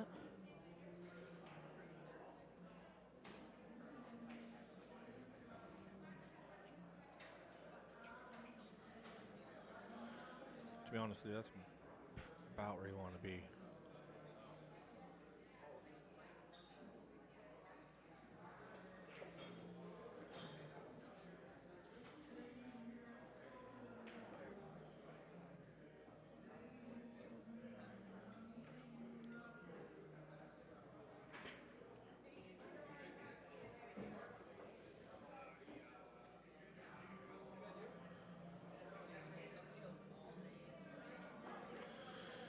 He landed a little funny. I'm not sure. Is he able to come back and forth, Back and or forth? does he have to run into it? I was gonna say, can you not just push that cue ball forward, or is there? Ooh, Yeah, I was he's worried going about for it. the Point? bank. Yeah. No, he wasn't. He was trying to come back and forth. Well, he got a little lucky there And with now that. he has to go that for the yeah, I was bank. gonna say. Got I a mean, he little. doesn't have to go over for the bank, but if he wants to stay aggressive, he does. Yeah, definitely. He Depending on how hard you hit it, it wants to stay on this rail. You hit it good. Settle down. Ooh. Settle down. Did he get did it sneak behind the 9? Or, yeah. It did. You cannot see it. Tough. Bummer deal.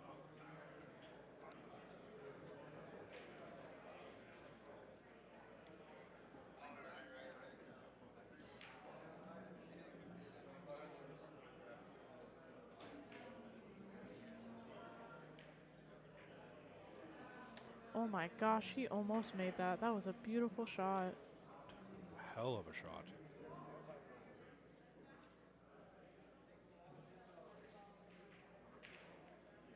That 7 ball was like pretty much on the rail too.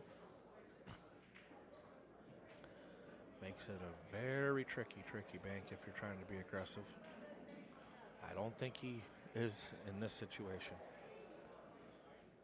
I think you're thin in this.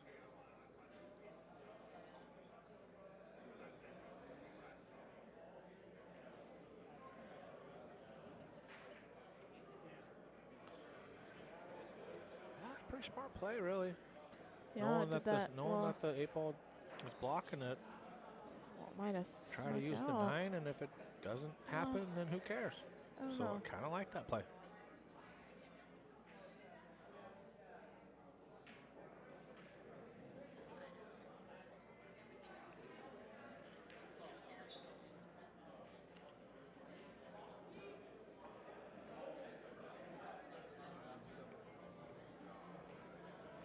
Might be going for a combo. The combo's on, and it's natural. Yeah. It's kind of a. Set.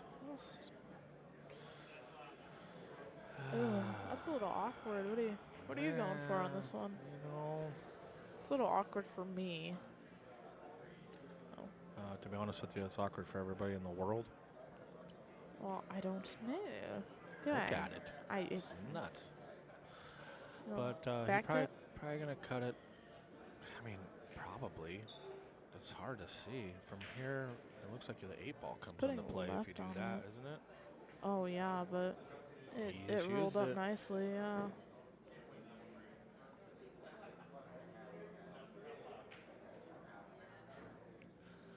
See, it's coming away from the 9 here, so you either hit this firm and come on the same rail where his chalk is, or you hit it soft and roll it up onto this rail up here. So either way, you're coming around it, so you might want to come 3 rails. If you're hitting it hard, yeah, you just elected to leave it there. Not And to be honest easy. with you, somebody that's just starting out or necessarily more of a novice player, that's the shot. I mean, you cinch that, leave Just it down make here, it, take your yeah. poison down here, and then on this shot, you obviously want to make it. But if you're not going to make it, overdo it. Comes 2 rails, keep all good Stays safe on the usually, back roll. Stays on the. and the you know, rail. it's like the pro The side of distance. a miss. As long as you don't hit it really hard and a duck up on the corner, but he's not thinking about that. He wants this right in the heart right now, and he did it. Good, Oh my gosh, match. that was gorgeous. Great match. good shooting, guys. Good shooting to both of them. Well, next up on the TV table, we have Anthony Abasado and Brent. Why wouldn't you put that match on this table? Oh my gosh. Are you playing on it? What? Hold on, I gotta have a discussion. I'm pretty sure the next match is gonna be Anthony Abasado and Brent Duncan. So be ready for that.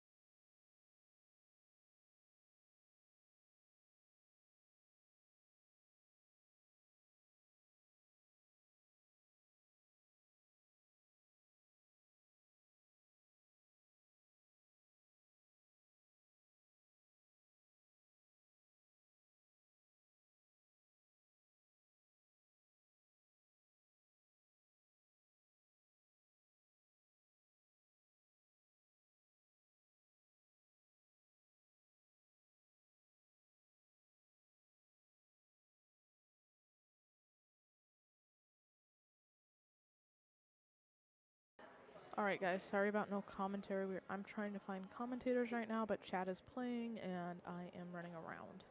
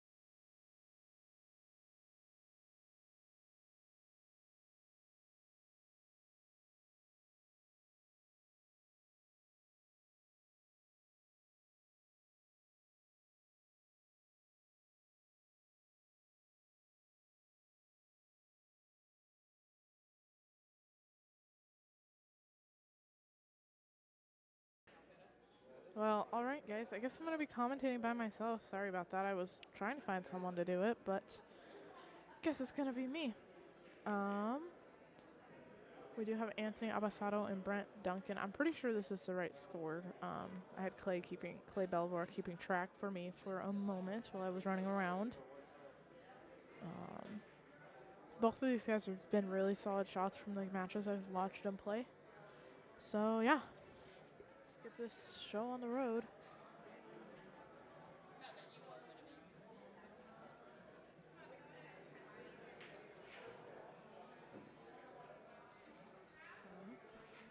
After this match, I will be shutting down one more time and restarting the stream for our final session of the night.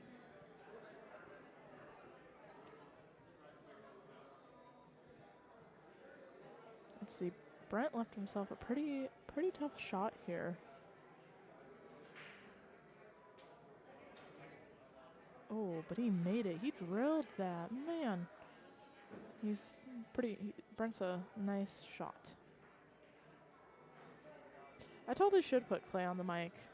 I don't know why he didn't ask to do it, but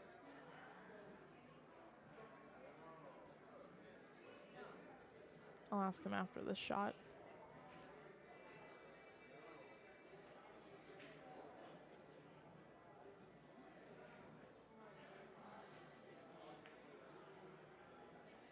Very nice shot.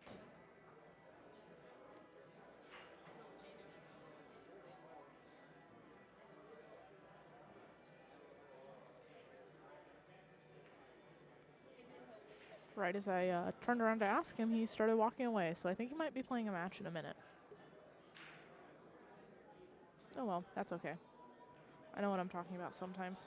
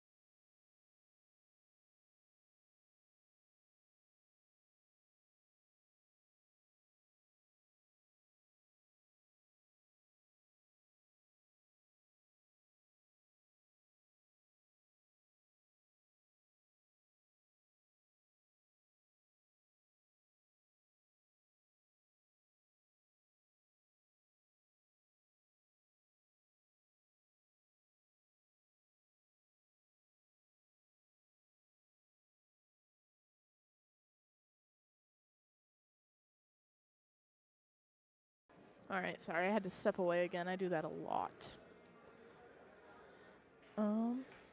This seems pretty simple for the run out.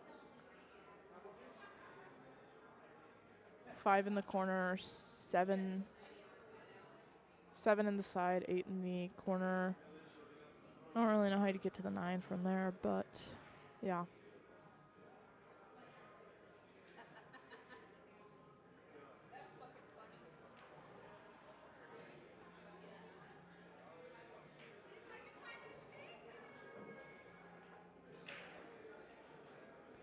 Yeah, looks like that's what he's lining up for. I don't really know what he's going to do with the cue ball from here, though. Seems to be standing there like he's trying to figure it out as well. Depending on what you're comfortable with, probably just, yeah, bottom. Maybe stunning it or drawing it over like that. And then you can use some of that natural angle to go 1, 2 rails with some spin back to the 9.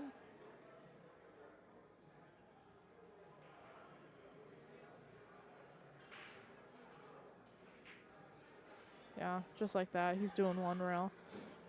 The only problem I saw with that is it kind of, depending on how hard you hit it, it kind of flirts with that corner pocket. However, I also don't know his playing style very well, so he didn't get anywhere near it, but he ties it up, making it 4-4.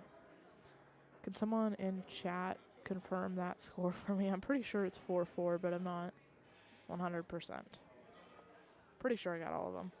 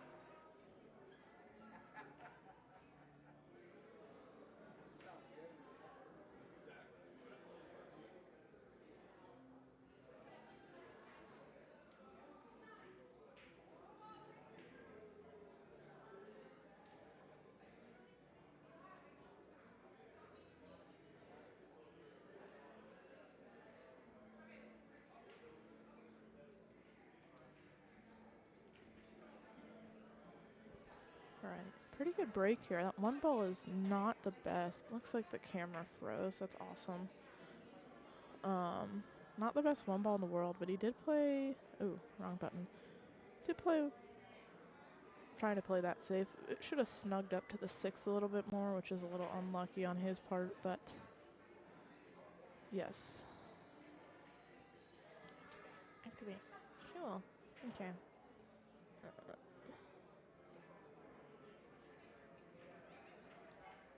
Yeah, so he didn't quite get there.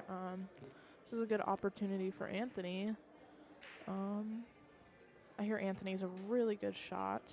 This is also still an A-side match. I think every match from now on tonight will be an A-side match on this table. Till we probably start to dwindle down till like 9, probably like 12. If we're still live streaming by then, I don't know. After this match, though, I was not either. That's why I was asking for the score. After this match, though, I am restarting the live stream for our 3rd and final session. I don't remember if I said that, so keep your eye out for that. Looks like Anthony played a pretty decent safe. I don't know. I think Brent? I keep calling him Brett. Is it Brent, right? Pretty sure he can see the edge of it. Yeah, you can see the edge of it. Oh my gosh, he almost made that. That was a very nice try. Yeah, Brent Duncan. Okay.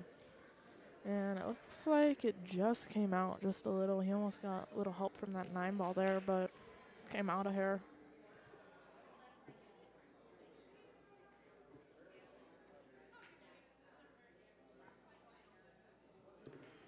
Looks like Anthony was going for that safety, and I think that 7 ball helped him out. It's looking like it.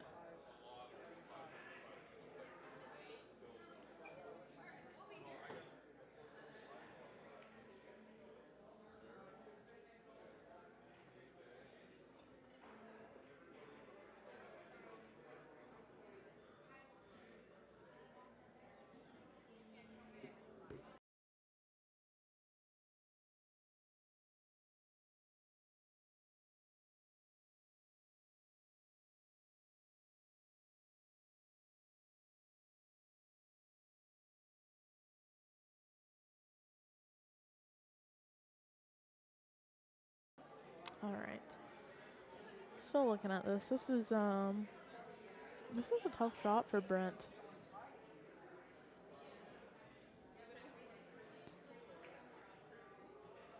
It's a pretty nice safety I think he's going to get out of it, though, if the cue ball stays up, which it does. It's a very nice safety.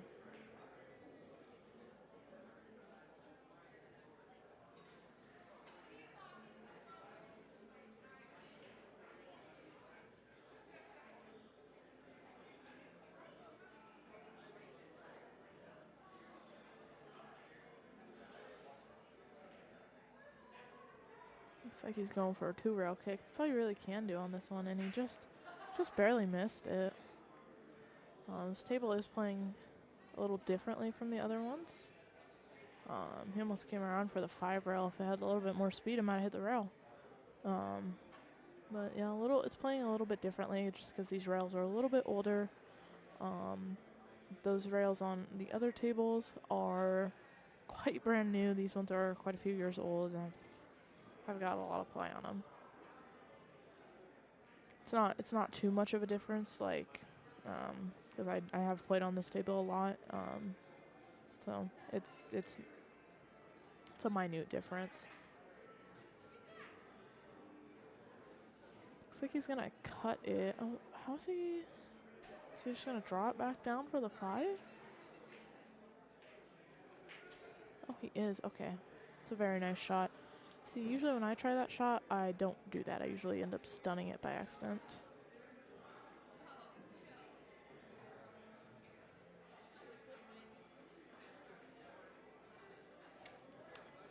Now, let's see. Should be able to just kind of go around the table with this one, I would think. He's standing right in the way of the camera, but should be able to make it and head up towards maybe like that 3rd diamond and come out. Ooh, that'll work. I think he hit a window there, thankfully.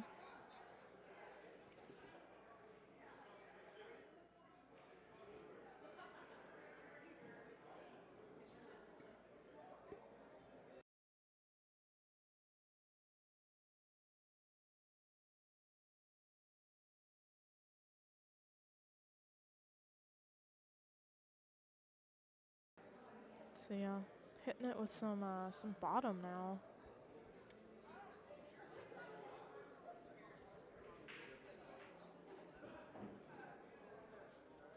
Yeah, came around, got on that 7. It's a very nice shot. Oh, camera froze. Okay, I'm kind of over that. That's kind of annoying me.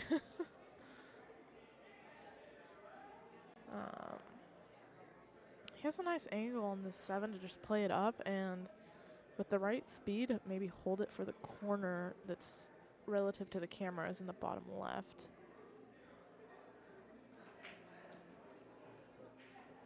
Yeah, little different than what I described it, but yeah, he still is shooting for that 8 in the bottom left.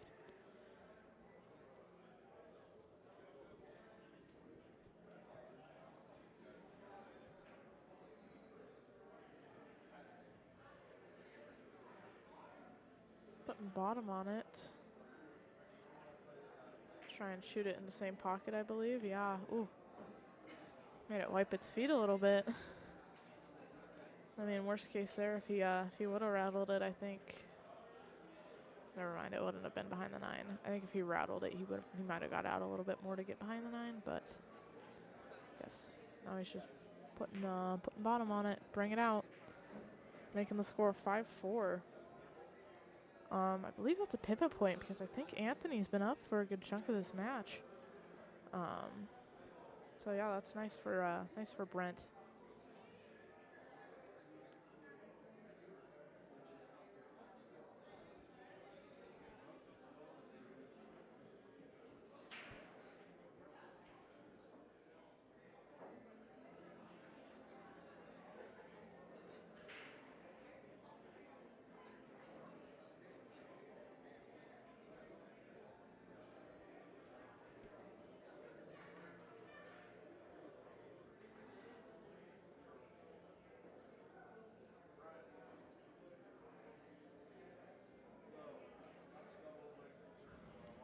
Let's see here. Let's take a peek-see at some of our other tables. Looks like Bo Bellina just got the first one against his opponent. I do not remember who he's playing. Oh, he's playing Dave Malone. Table 2 is Vu and Brady.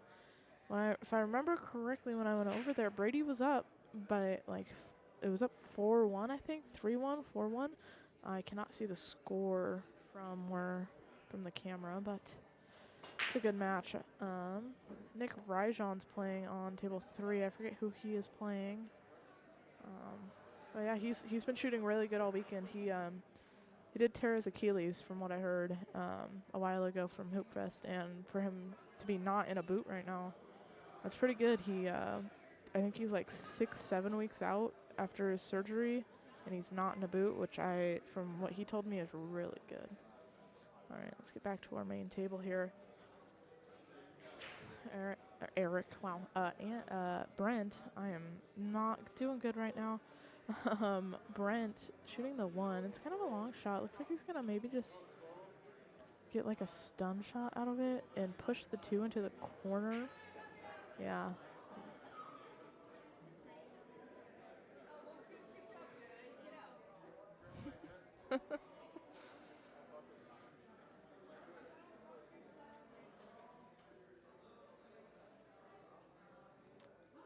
For this 2 ball, I think the best move here might be just to do another stun shot. Ooh, he's putting a little bit of middle to a hair top. Okay, I like that. Using the rail for speed control. That's really nice. I like that shot.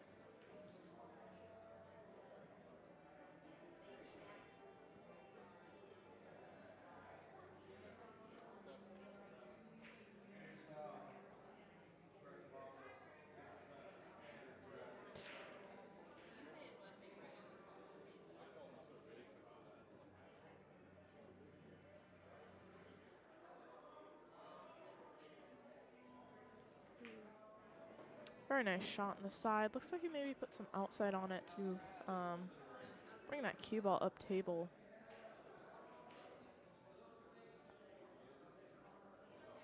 Now he has 2 options to either play it forward and come out to play the 6 in the side, or to play it a little bit softer and play the 6 in the other side. Ooh, okay. I like that. That's also good. I don't know.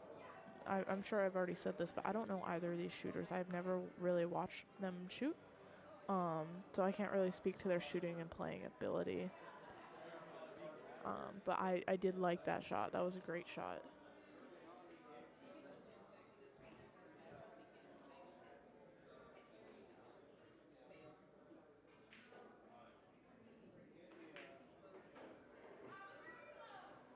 It's good. Little stun. That was a very nice shot. Getting around for this 8 though might be a little interesting. I think if he can play it just maybe 1-2 rails maybe, depending on how he hits the 7. 1. Oh, he rattled that. That was like a dense rattle too.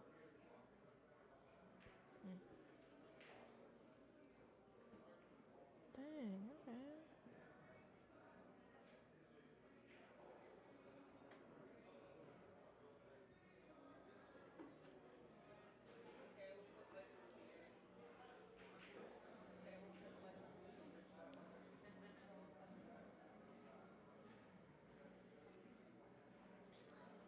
Very nice shot. That's an easy.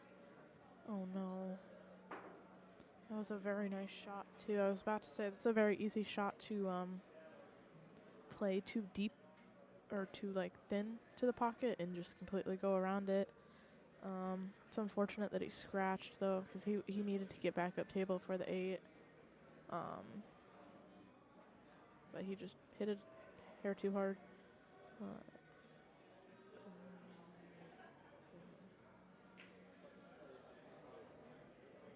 Very nice shot by Brent.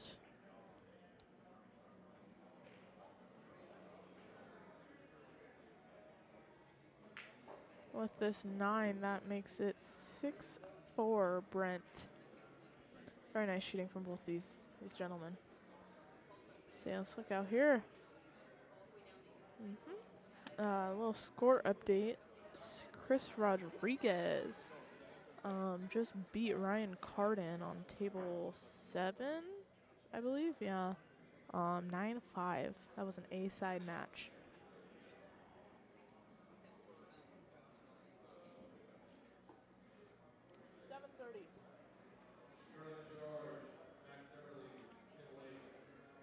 Ooh, that's a new one. Sterling George and Max Eberly are on table 8. That's gonna be a good match. All right, now on table 4 we have Eric Alvarez and Ken Brown. I believe Ken Brown is at the table. That's why I said Eric earlier. Because I was looking at that. Let's see, table 5. I'm pretty sure that is Doug Nash playing on it. I want to say, yeah, I don't remember who his opponent is. Table 6 is Mike Grimm and Chad Olson as well. Another good match. Hopefully our commentator can pull that one out and get over here. Table 7 was just called as Andrew South and Brett Cavazos.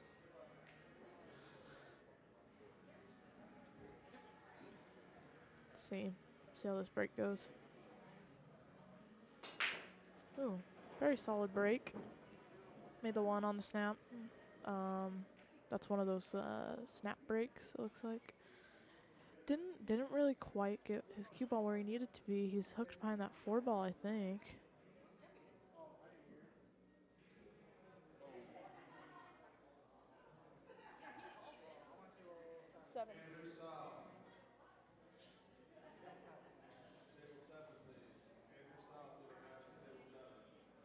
Yeah, now he has to kind of decide what he wants to do here. I don't know if Brent jumps at all, but this could be a good jump shot. I would be rolling out to the jump, probably trying to just get a little bit closer to the 4 if he did. Otherwise, there's a really good back cut bank here he could do. That might sacrifice shape because I think you'd play with the 7-8 up there, but I'm not quite sure what he was trying to do. It's a good long distance shot. That's important. But now that also gives Anthony a chance at the table.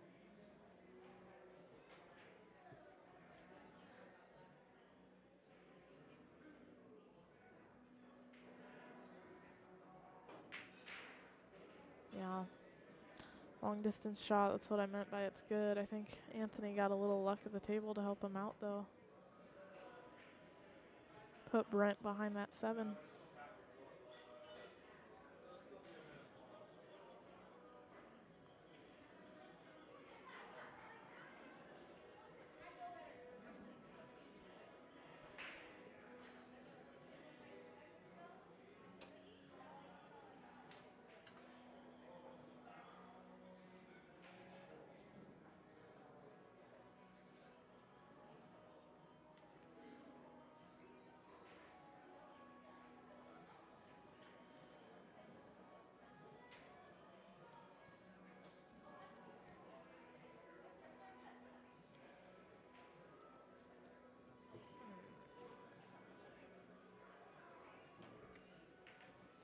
Ooh, that was a very nice hit by Brent. That was quite a difficult shot.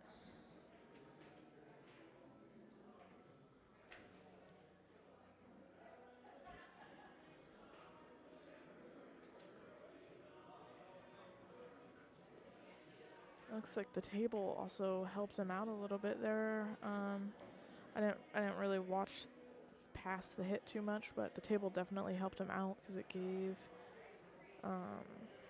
Anthony kind of a hook here.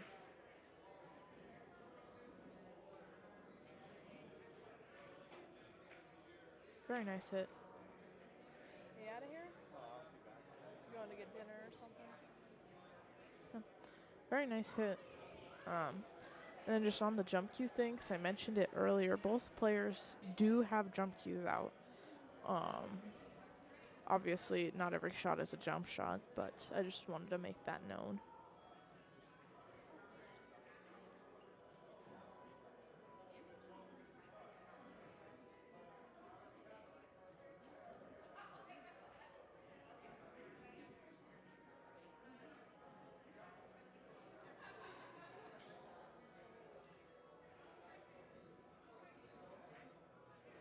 Very nice shot.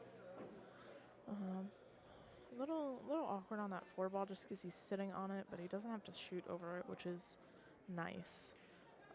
Shooting over, or shooting next to a ball is always preferable to shooting over it.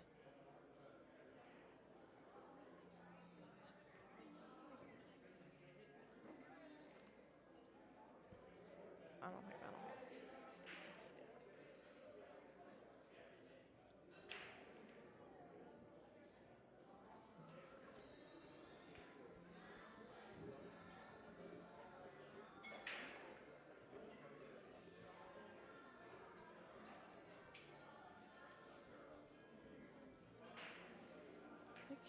I think he was just trying to punch that, try and contain it down to that side pocket so he can shoot the 4, or in that side pocket, shoot to that corner pocket to shoot the 4 in the side.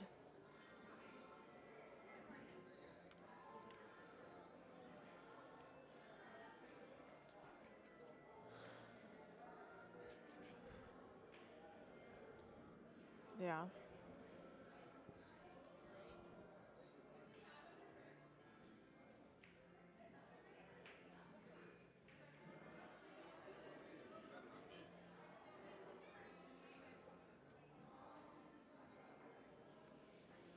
I did not see that miss because my mom was distracting me.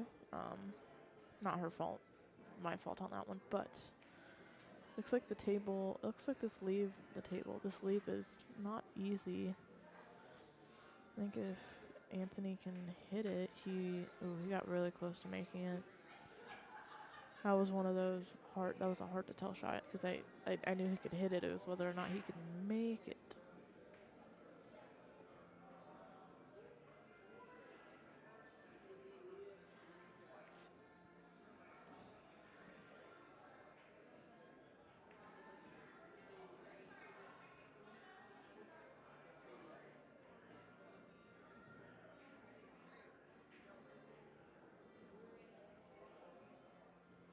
Yeah, now he has to try and think about what he needs to do here.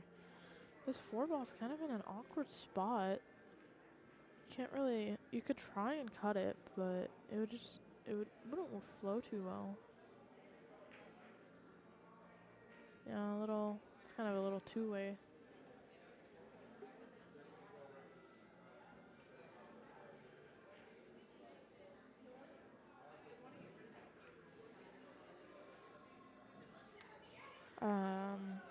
Little kind of unfortunate on that bank. He left it quite open.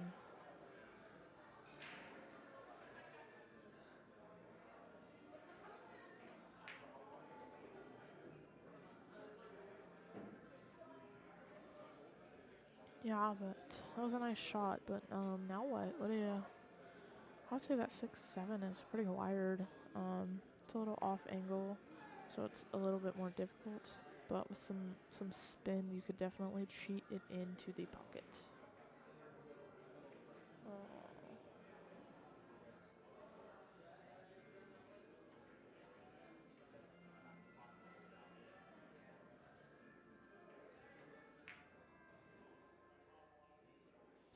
Yeah, that was quite difficult. Making that 4 was, like I said, nice, but man.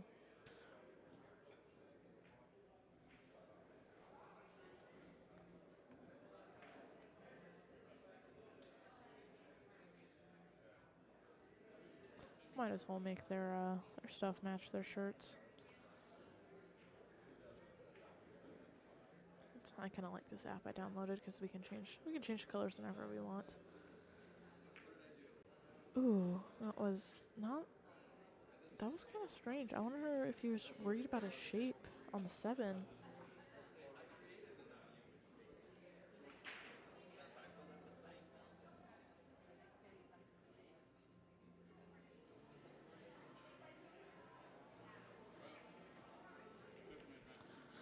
So is the life of pool and 9-ball.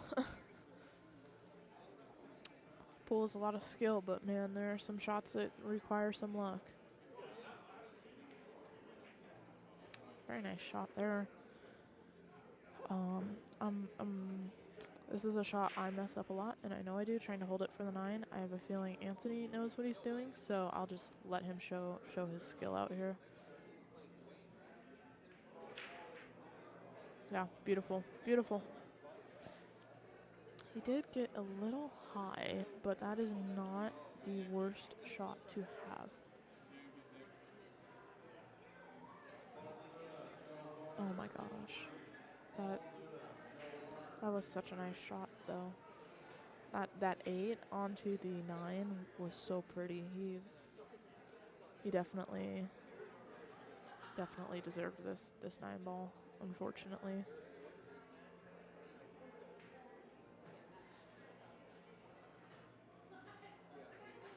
Yeah, that's just unfortunate.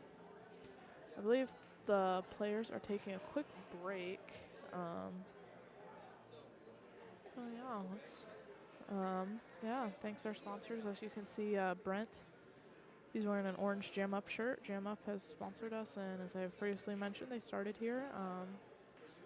Jam Up is great. I love their shirts. They always have some pretty nice designs. And they actually did make a shirt, a Spokane Open shirt, and they look really good. I really enjoy them. That is the shirt that Anthony is wearing. So go check them out. They always have cool designs coming out. I think they do more than just pool shirts as well. I know they do. I've seen them do bowling. I'm pretty sure the pool shirts could work for bowling. I know they do golf shirts, but it's about the extent because I only really look at their pool shirts. So yeah. J&A Roofing is another one of our sponsors. It's run by Jaime Lechuga, a local man in Spokane. I don't know how far he travels for roofs, but I've always heard great reviews about his roofs. A few of us, or a few of the pool players in the area have definitely gone to him for roofs, and I've only heard good things about him. So give him a check out if you need your roof repaired. Sandi Fisher, realtor. She is a local woman as well. She's licensed in Washington and Idaho as a realtor. Great realtor. I've heard good things about her. I don't know how far she's willing to travel, but she is licensed in Idaho, so she's probably willing to go Coeur d'Alene, maybe a hair farther. So yeah. Our other one we are sponsored by is Chris Mundel and the Home Gurus. They, I believe, are only licensed in Washington, and they're mostly based out of Spokane. But I've also heard great things about her. I think they go as far as Cheney for their realtor services and up to like Elk, Washington. So if you're looking to buy a little bit farther out from Washington, or if you just want to get an inquiry, check out Chris or check out Sandi. Those 4 sponsors are in the banner in the background of our main camera, as you can tell. They help put a little bit extra money, and sorry, my throat is like hurting. They help put extra money in this and definitely helped bring our pot up. I believe our purse is at little over $15,000. First place is walking out with $1,300. Obviously, we have all of our other sponsors too. Bob Danielson Cues, he is in the building. He is still here. I think he's on the B side. He's playing. He's been shooting really good. He had to play not Ed. He had to play Eric Vargas. So, I'm sure some of you guys saw that earlier. But if you're in the area, you need your cue redone. Or not your cue redone, but like your tip redone. You need to get your cue checked out. Come on down. He's still here. He brought his lathe, so anything that he can do with the lathe, he most likely can do here. Our other sponsors are APA of Spokane, Washington. John and Sandi added some. They're always looking for players, or at least other teams are. APA is big. I know they play out of a lot of bars in Spokane. I know Legacy has one, and I think the Diamond might have a double Jeopardy team, but there's always players. There's always people looking for teams. It's a lot of fun from what I hear. I can't play an APA because I'm only 20, but I'm definitely, once I turn 21, I'm going to start playing on APA, hopefully. Speaking of which, Legacy is another one of our sponsors. Steve Rajan is running a 500 and under, something like that, up at Legacy. I don't actually remember off the top of my head because we aren't running it, but Legacy's great. 17 7-foots, one nice 9-foot. Up in Hilliard, he runs.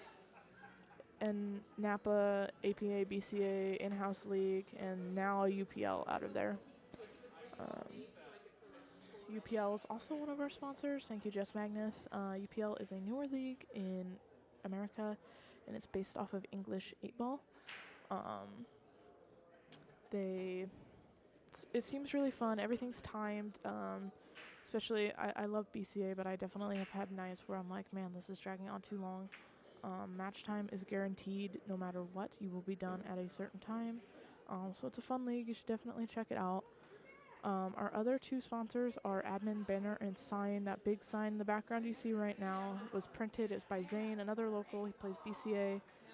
They always do a great job. They also print off our big bracket, our big physical bracket. If you come into the Black Diamond right now and turn to your right, you'll see it. They do all sorts of stuff. Hit them up if you ever need anything done. And our last sponsor is Jeremy Kaufman. JC's Lawn and Trees. He also does pest control. So if you guys are having any sort of infestation problems, give him a call. His number was up there. Just rewind it a couple seconds and you'll find it. On this match, though, it looks like Anthony left a pretty tough save for Brent. That's a very nice save. He's frozen to that 4-ball. It's gonna be with that 7-ball there. That's gonna be a multi-rail kick.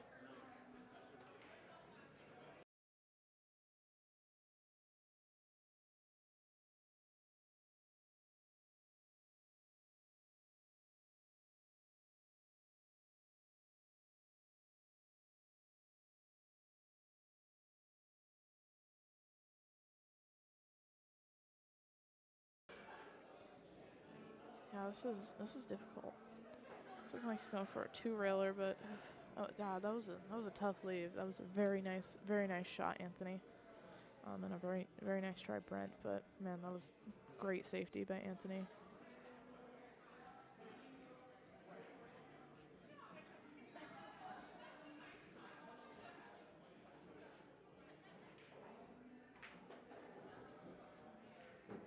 Very nice shot there as well. I hope Anthony can capitalize on this ball in hand he received. I saw him do it last night. I'm sure he can do it today. Very nice shot. 2 rails. Sit pretty for the purple ball. Now for this 4-ball, I don't know. Looks like he's going for some draw. Maybe some draw right. Yeah, just going for, not draw, but bottom right. He's going for a stun shot to hold for the 6.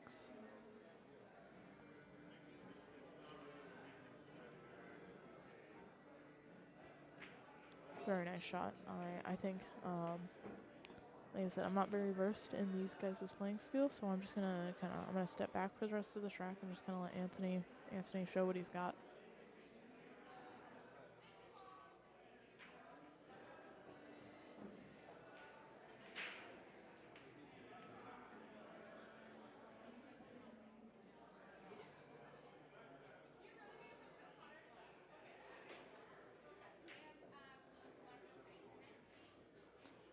smooth.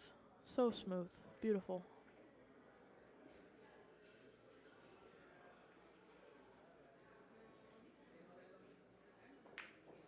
Beautiful. That makes it 5-7 for Anthony, and that definitely shifts the momentum of the match. Instead of Brent being on the hill, it's now 5-7, which gives Anthony a bit of an edge, especially since he'll be breaking. 5-7 is better than 4-8, especially because, man, that is such a mental killer. I'm going to really quickly go over to the Spokane 9-ball open shirt. It's a very pretty shirt. I really enjoy it.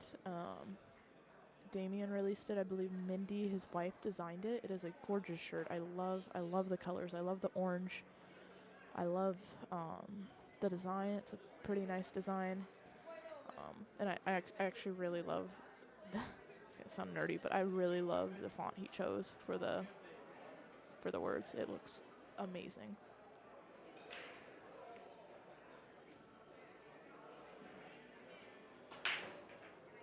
Damien also has a very small booth set up with some of the Spokane 9-ball open shirts and other shirts here. So if you would like to purchase one, you can come swing on by, and I'm sure he still has plenty.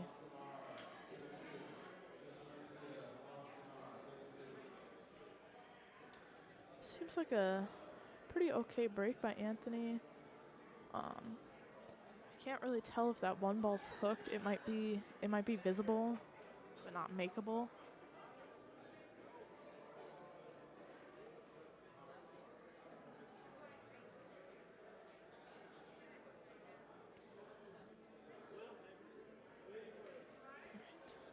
Well, I'm gonna take a peek at our other tables just real quick to see some scores.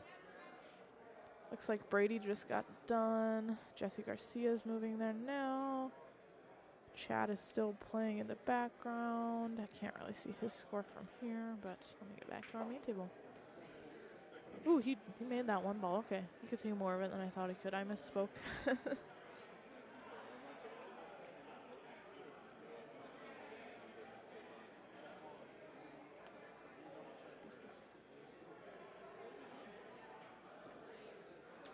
Getting to this 3-ball shouldn't be too funky, I should say. Looks like he's putting bottom right on it. Yeah, ooh. It's an interesting pace to hit it at, but it's not a bad leave, especially if he's trying to maybe control it for the 4. Because getting to that 5 is important right now. That's probably... maybe that 6 might be a little tougher, but that 5 is probably one of the toughest balls on the table.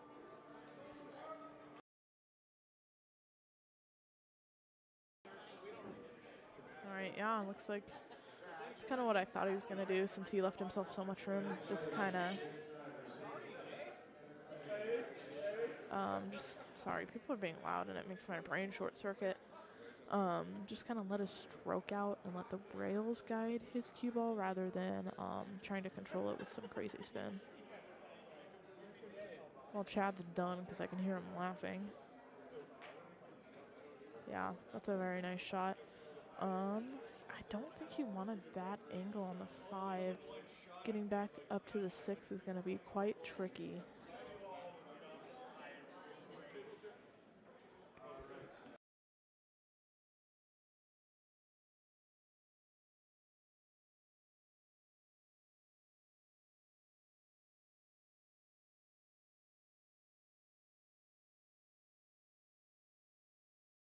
Or not. I don't know. I don't know what I'm talking about. That was really smooth. He acts like he does that 100 times a day.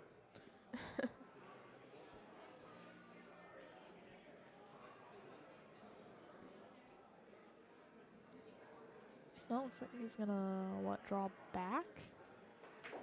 Yeah. Nice shot. Very nice shot.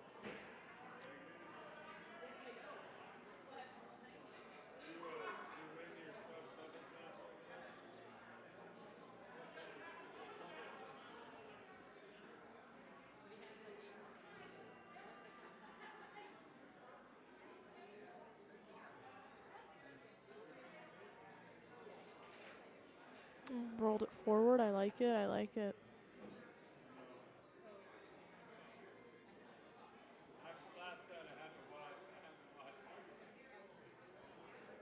He's just gonna use the rail to help his speed. Yeah, just like that. Big, well not big bounce, but nice bounce. Lines him up pretty. He's not straight on the 9, but that's pretty much how you want to be on it. Or maybe he is straight. My eyes tell me he's not straight, but I am also not 20/20 vision, so that doesn't help. With that puts Brent on the hill, 8-5. Very nice. Both these gentlemen are shooting really well.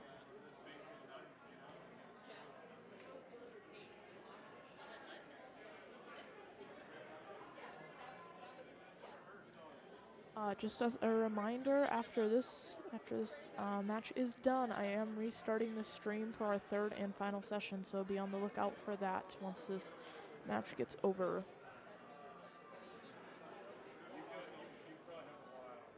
Peeking out there. Ooh, that was a bad scratch on table 1 that I switched to. I think Bo can make this. I believe in Bo.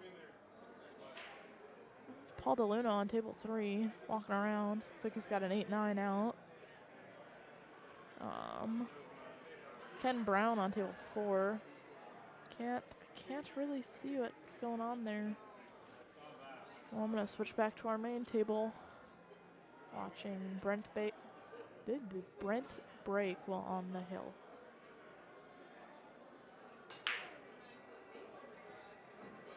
Solid break. Cue ball didn't want to move anymore.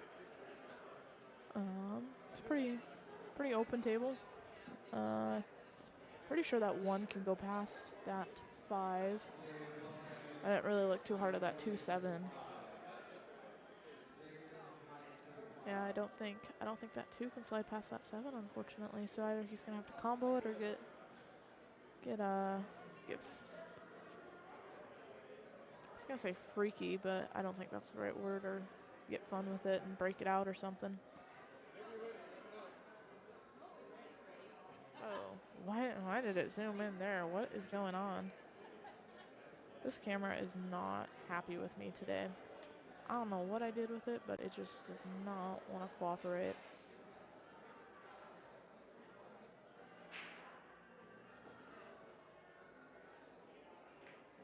It's a very nice shot.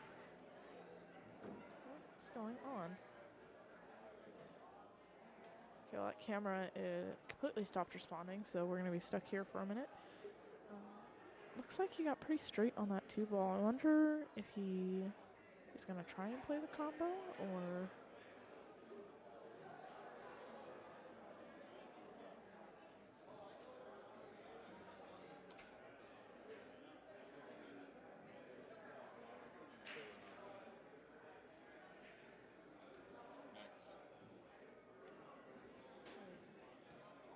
Next up on this stream table is Johnny Carr and Blake Baker, and that'll be one after I reset the stream.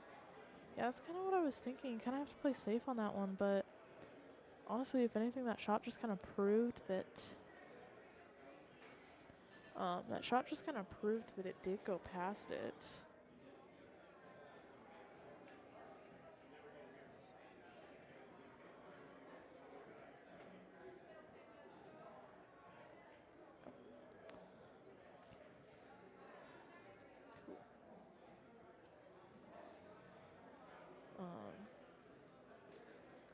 Sorry, I was trying to fix this camera. It looks like Anthony hit him right back with a shot with a safety. There, right there. That's in focus. Cool. Another safety. Maybe a jump cue's getting broken out here. I'm just looking at it. Yeah. Yep, he's going to get a jump cue. Here.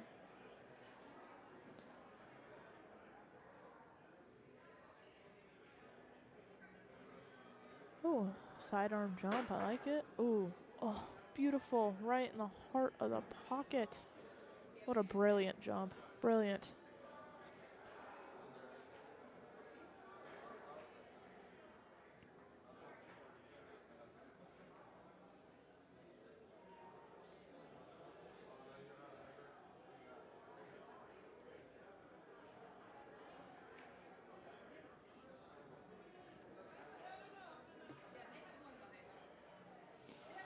The only issue is now what? That 4, if you really want to try and back cut it, you can, but that is an awful back cut.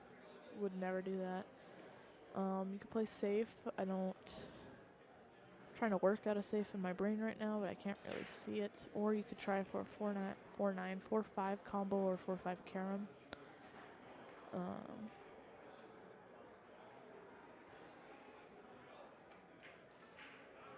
Looks like he was going for safe. Or maybe he was going for a bank. I don't. It's a pretty good leave, though, at that long distance, on top of the fact that I don't think that 4. Yeah, that 4 won't go past that 5. I could see just rolling that 4 ball up past the 9 and leaving the cue ball down by the 9. Down to where kind of the 4 ball's at, but a little bit over. 4 ball is not frozen.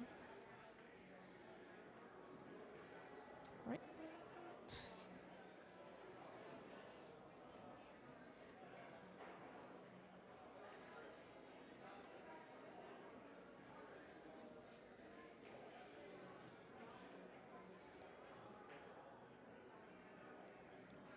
Nice shot. I think he is going to leave an edge of the 4, but I don't know if Anthony is able to make it. It's definitely hittable, though. I don't think he can cut it down the rail to where the camera's at. I don't think he can cut it to that left corner pocket, bottom left corner pocket. But if he can, then my mind will be blown.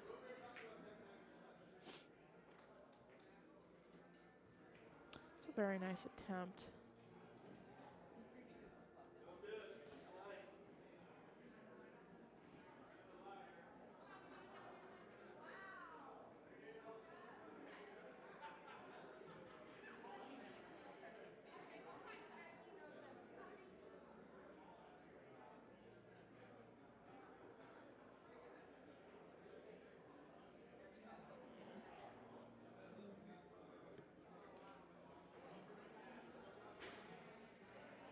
I think he's going for the cut. He might be. I don't know what he's doing there. I can't speak for him. I would personally cut it, but is he trying to go for the 9 on that one?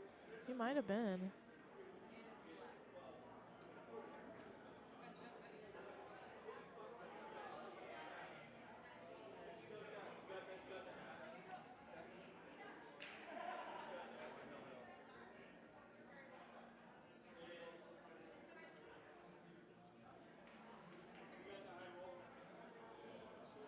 Oh, another nice safety by Anthony.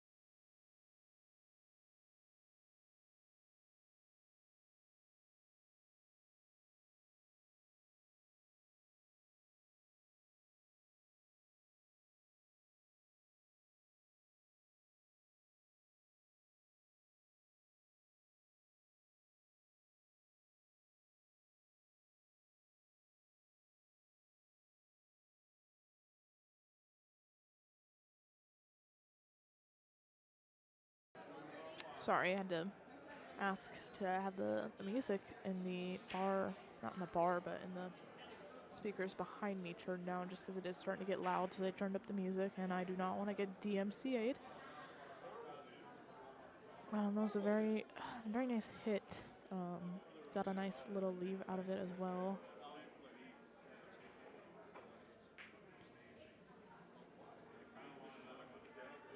It's looking like that 4 might bump into the 8.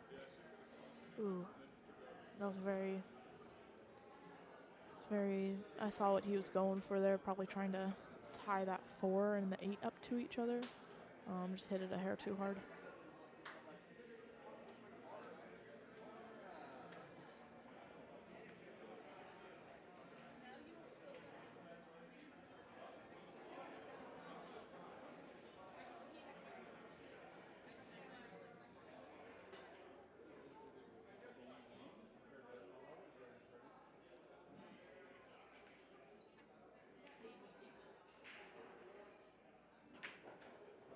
Nice shot.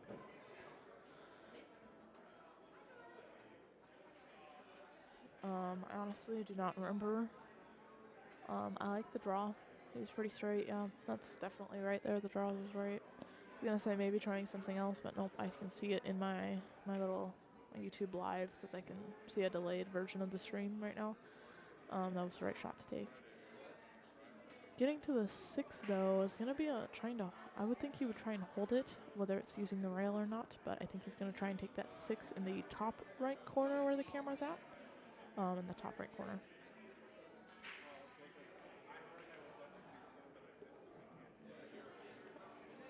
Yeah, that's what it looks like. Man, those extensions are handy. I really need to buy an extension instead of using a crutch.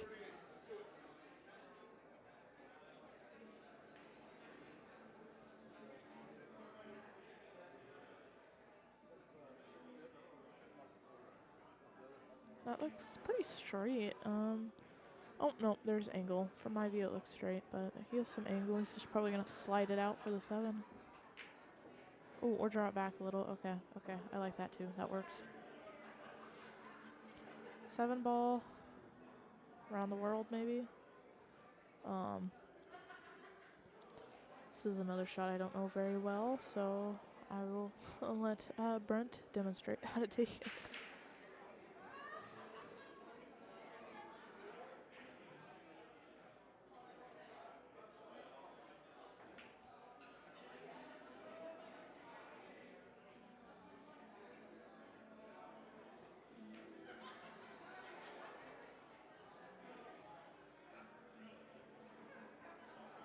So, he got his shape, which is nice.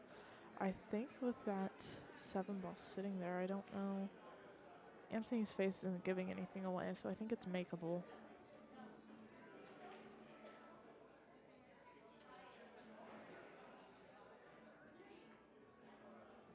Very nice shot.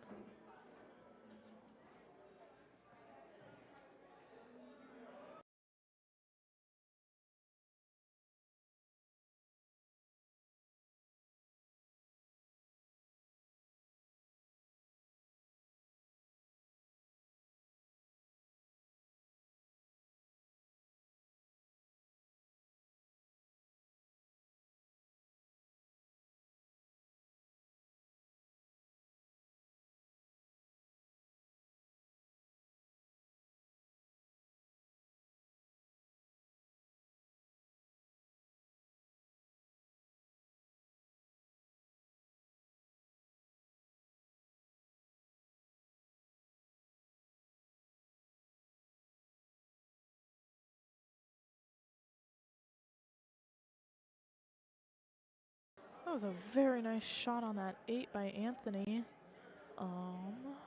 With that 9, that puts him at 6-8. Still in the running right now. It's like I told Chad earlier, getting on the hill's easy, getting over the hill's hard. That's why they call it the hill.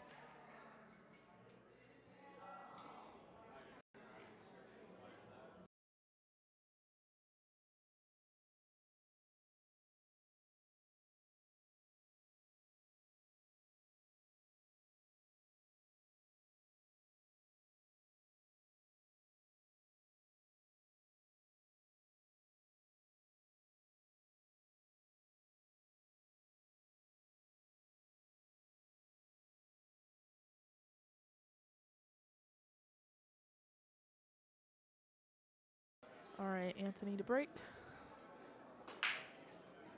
It's a nice break. Ooh, something dropped. That was a really nice break. Oh, that 2 ball threatened to.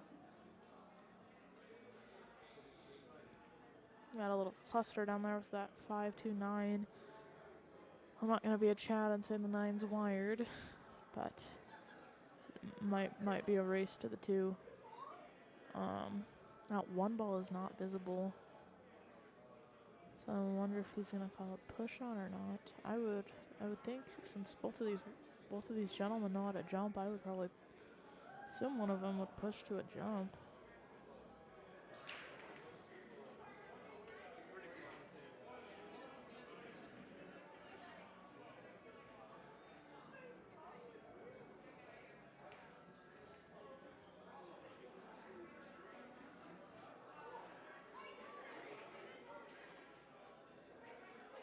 That was a very nice hit. Looks like he got a pretty good safe out of it too. Looks like from my angle. He hooked him a little. Looks like a maybe quarter ball jump to make it. Or maybe he thinks he can see enough of it. I don't know.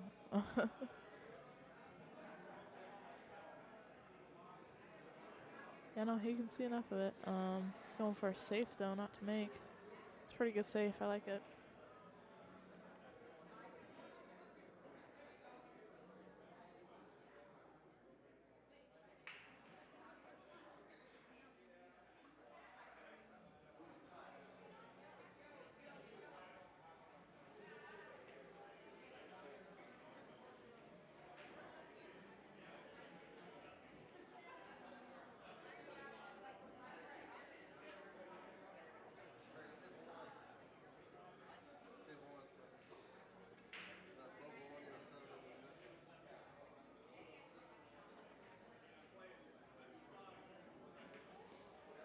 It's a good hit. He's hit a rail, I think. Or unless he hit the one ball first. Sorry, I was reading a post on Facebook.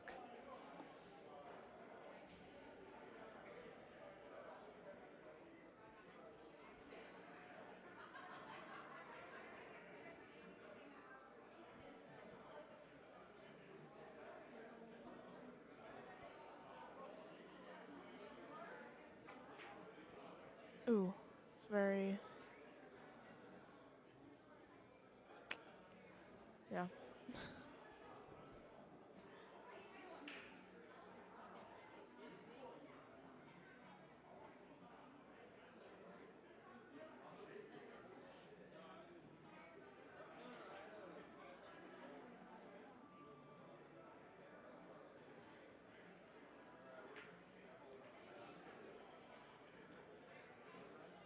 It's a very nice safety.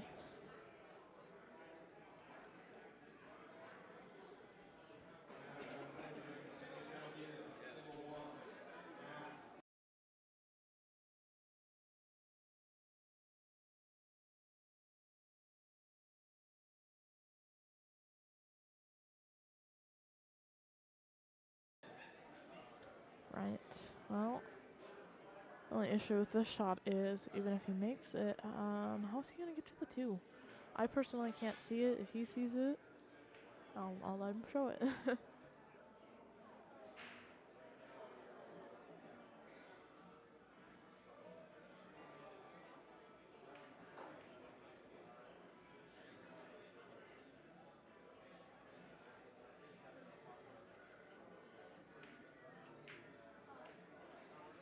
Yeah. See, that two ball is just, it's in an awkward spot.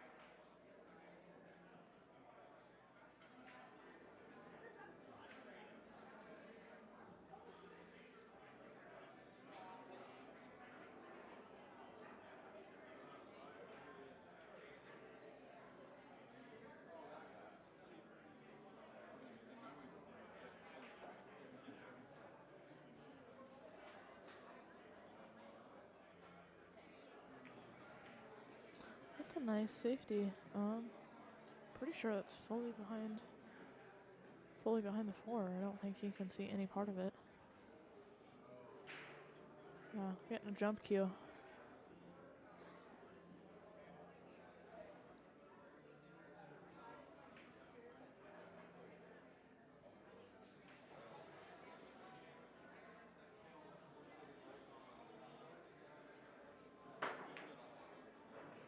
It's a nice shot. I think he left, he left Anthony with a shot here though. I am going to step away for a moment because I need to go update the physical bracket, but I will be back shortly.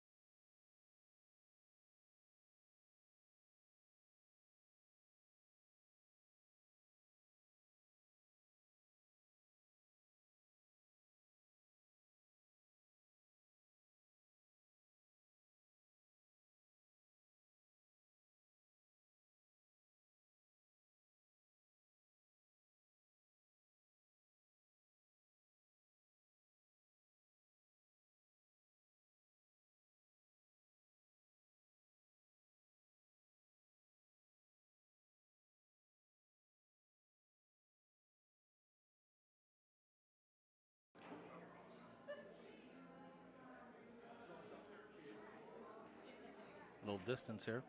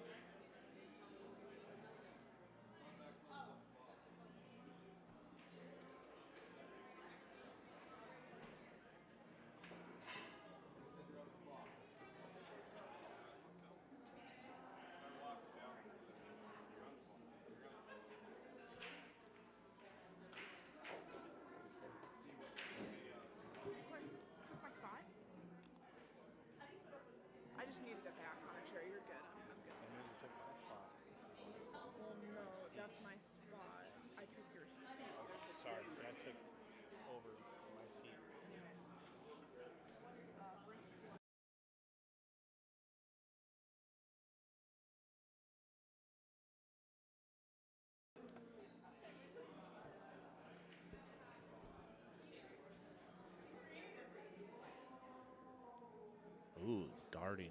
Darting right-handed, but he shoots lefty. It's interesting. Mike, I'll say I was thinking about going for a sack.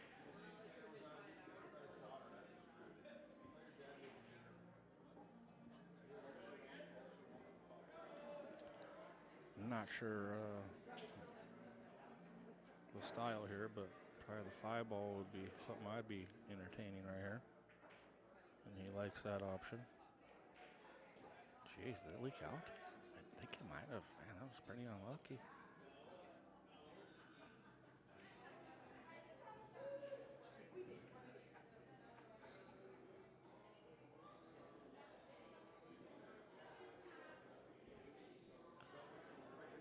I believe he's able to cut this in the side. That's what he's looking at. You don't have to do anything with the rock, so that's a pretty liable shot.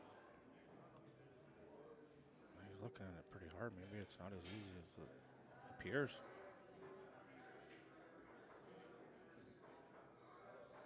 Oh yeah, that was tough. He worked that out nice. Nice shot by Brent. Yeah, I know I met Brent a few years back. He came. Either I went over to Seattle or he came over here. I believe it was probably him coming over here, but I was very impressed how straight of a shooter he was and still is, I should say. I was watching him yesterday. He shoots very well, and he's one of the guys that go real deep in the tournament.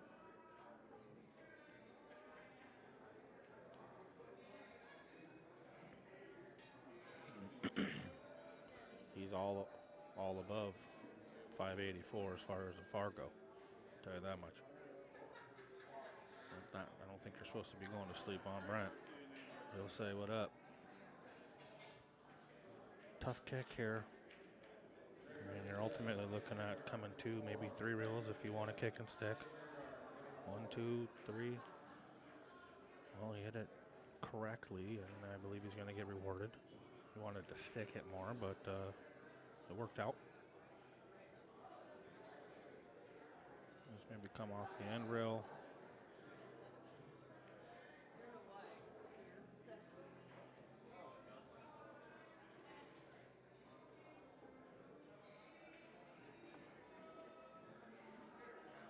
Tell you what, it doesn't look like you can really see much of this.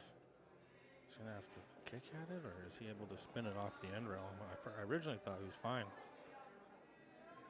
But he's got to kick at it. Oh, he did a good job. Yeah, it was a pretty unfortunate kiss on the 6. Didn't leave much of a shot. I feel he's going to be ducking back, especially when someone's on the hill. You're like, hey, I want to force you to make something tough. So probably not going to elect to swing at something like this crazy shot. Control the rock.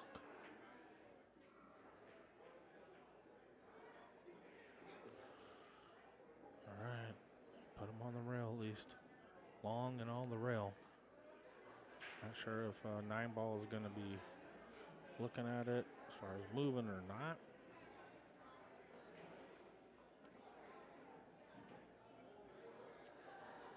Yeah. Tell you what. From this angle we're looking at, it's you're almost having to punch to get around it. So who knows? Maybe a 2-for-1 here. If you slow roll it, it doesn't. If you stroke it in, you might do 2-for-1.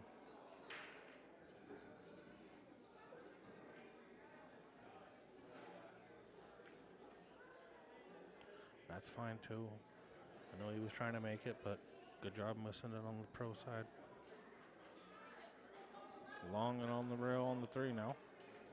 So you're sitting down not happy, but you're not upset either, if you know what I mean. You always want to be at the table and control, and in this situation he can see every bit of it, so that's why I say you're not happy. But he doesn't have a shot, so he's trying to maneuver around just like Brent was doing.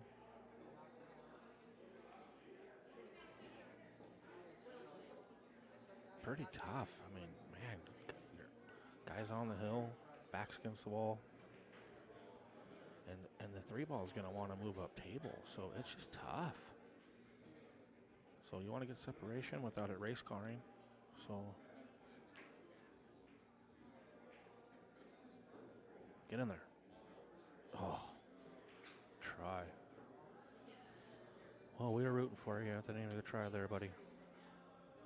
And even, ultimately he was trying to get behind the 8-ball, and if he doesn't touch the 5, he's behind the 5, so pretty unlucky, really. We'll see if Brent just wants to slow roll it into here. This is kind of tricky and touchy. You have room with the slow roll. So what I mean by tricky and touchy is the shot, you got to trust the table. Or you slam it and put it in the same pocket. It's up to however he's feeling. Oh, yeah. A lot of trust. I'm just kidding. Diamonds, you can have some trust. Looks pretty flat from my seat. I'm over here on the right side of the whole table, so looking at the screen here. Yeah, he's definitely a little more flat, but you don't like punch top, you just stroke through top or draw. Looks like he wants to draw.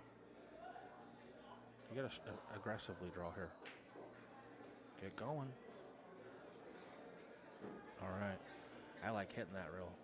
You can't scratch in the side, so subconsciously tell yourself, hit this rail.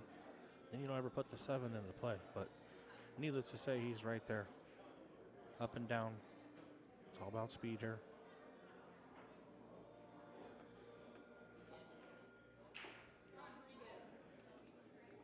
Definitely more pressure when you're on the hill. You and everybody else in the building knows you're on the hill. So just the pressure intensifies.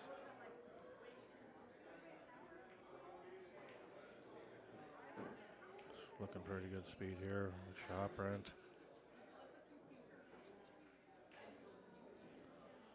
He landed pretty dead straight. He's just sitting like, hey, where is it okay over here? Because I can only go forward and back a little bit. So might elect to draw this ball. Maybe just in a foot. Yes, good shot. That way he just stays in control. Obviously you want to come more and more. It makes the shot easier, but once you start getting that cue ball rolling, it's sometimes hard to get it to stop.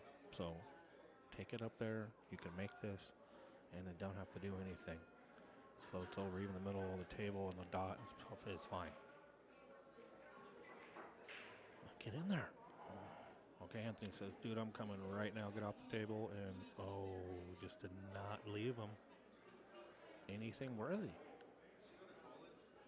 Jeez, that's frustrating. I'll tell you what, you're just like battling, and you're like, yes, he missed, and then, oh man.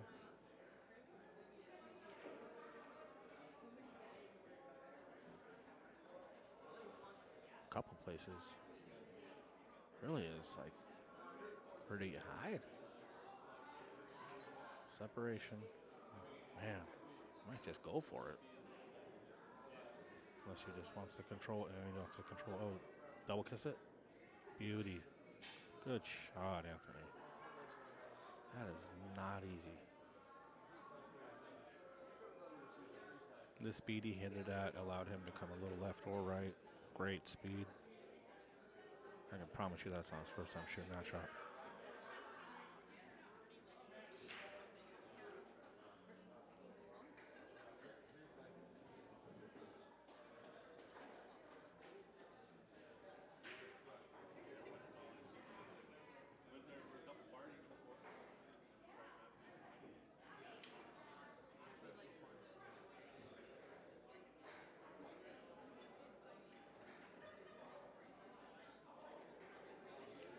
Looking to thin this, and he might be looking to try to park it behind the 9. I mean, man, that'd be pretty sporty if he could pull that one off. I'm not sure what else he could do. Yeah, so he's trying to get over there. Yeah, real tough. Not saying that he was asking for a lot there because didn't have much, but man, really tough to pull that one off. You know, this is all focus here.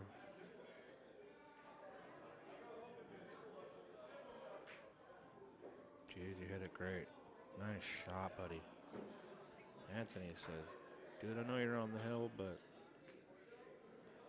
I'm almost there too. 8-7, nice out, buddy.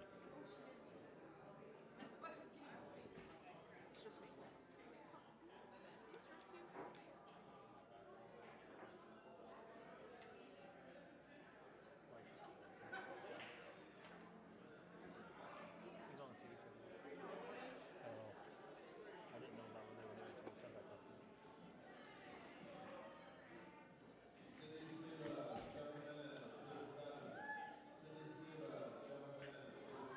Yeah, I mean,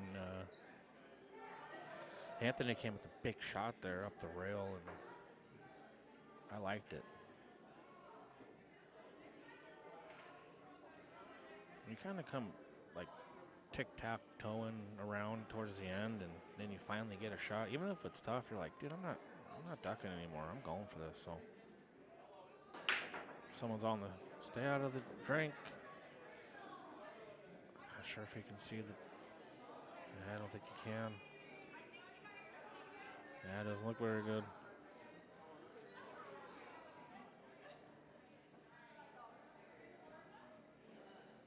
But I don't really see much advantage to actually kicking at it. Really don't. So you're just focused on where you're going to roll out.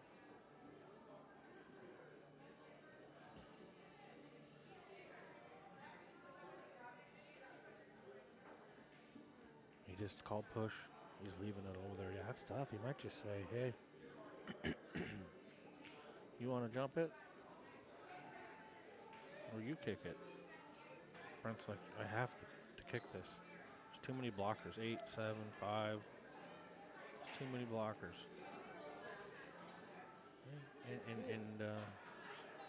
Well, he's electing to jump.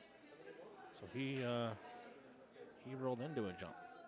So I like it.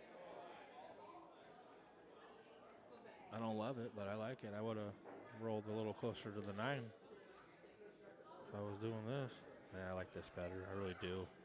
It's just too far away. And again, 8, 7, 5 blockers. And kick and roll into that area. Kick and stick and go 2 rails. He's on the wrong side. Be careful.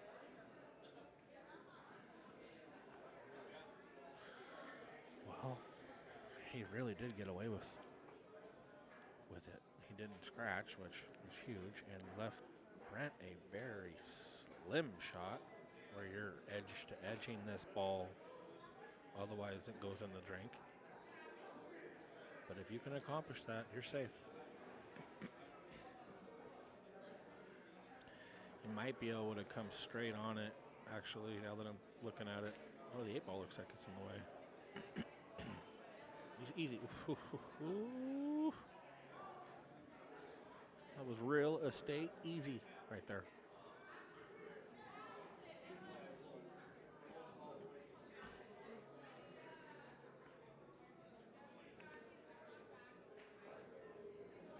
Shout out to the We Make Real Estate Easy, Chris Mundel, Home Gurus, one of our sponsors.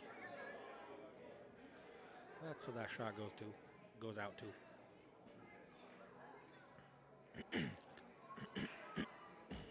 Slow down too. Yes. That's rolled a little too hot, and Brent's looking at, hey, how do I get onto this 6-7 here and say, let's shake hands.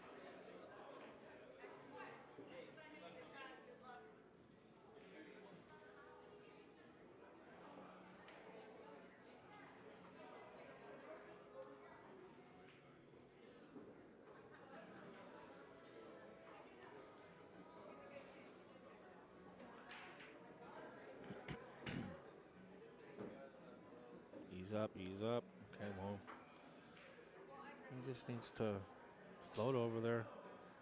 Sometimes a lot of the times players like to overdo this. I'm one of them.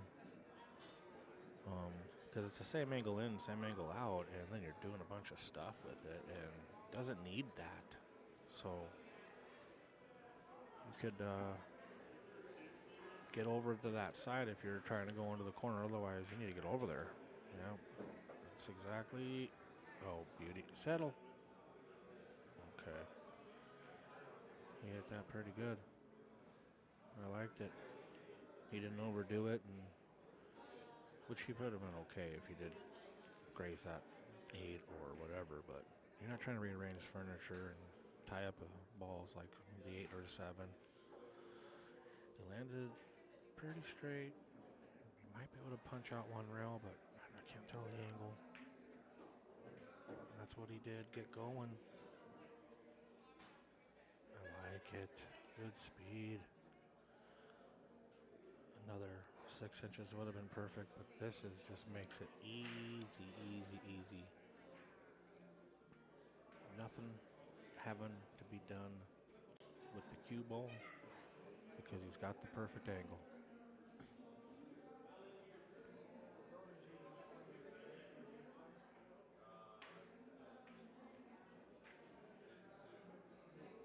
Good shot. Oof. He like put some draw on it. It like glued to the rail because it looked like it hit the rail right out of the gate. Great touch there. Man. I just watched the replay. It did hit the rail right away and glue in there. Good stroke.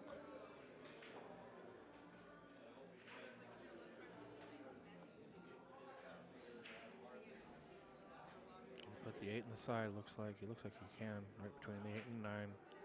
Easy. All right. You know,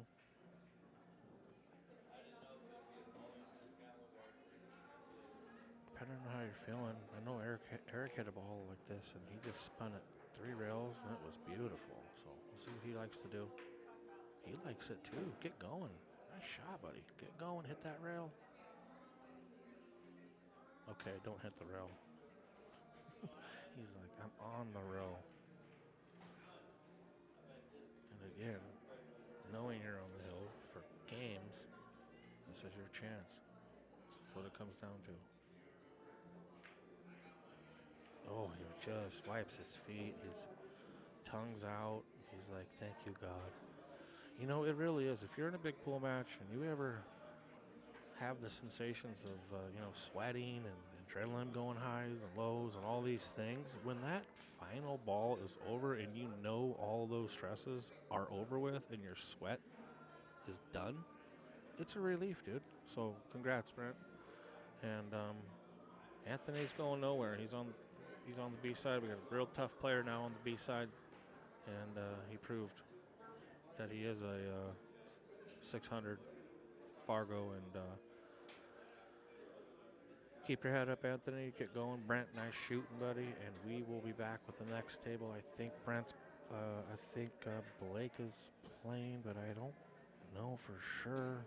He looks like he's walking over here, but needless to say, we will take a 5 and let these guys warm up. And appreciate it.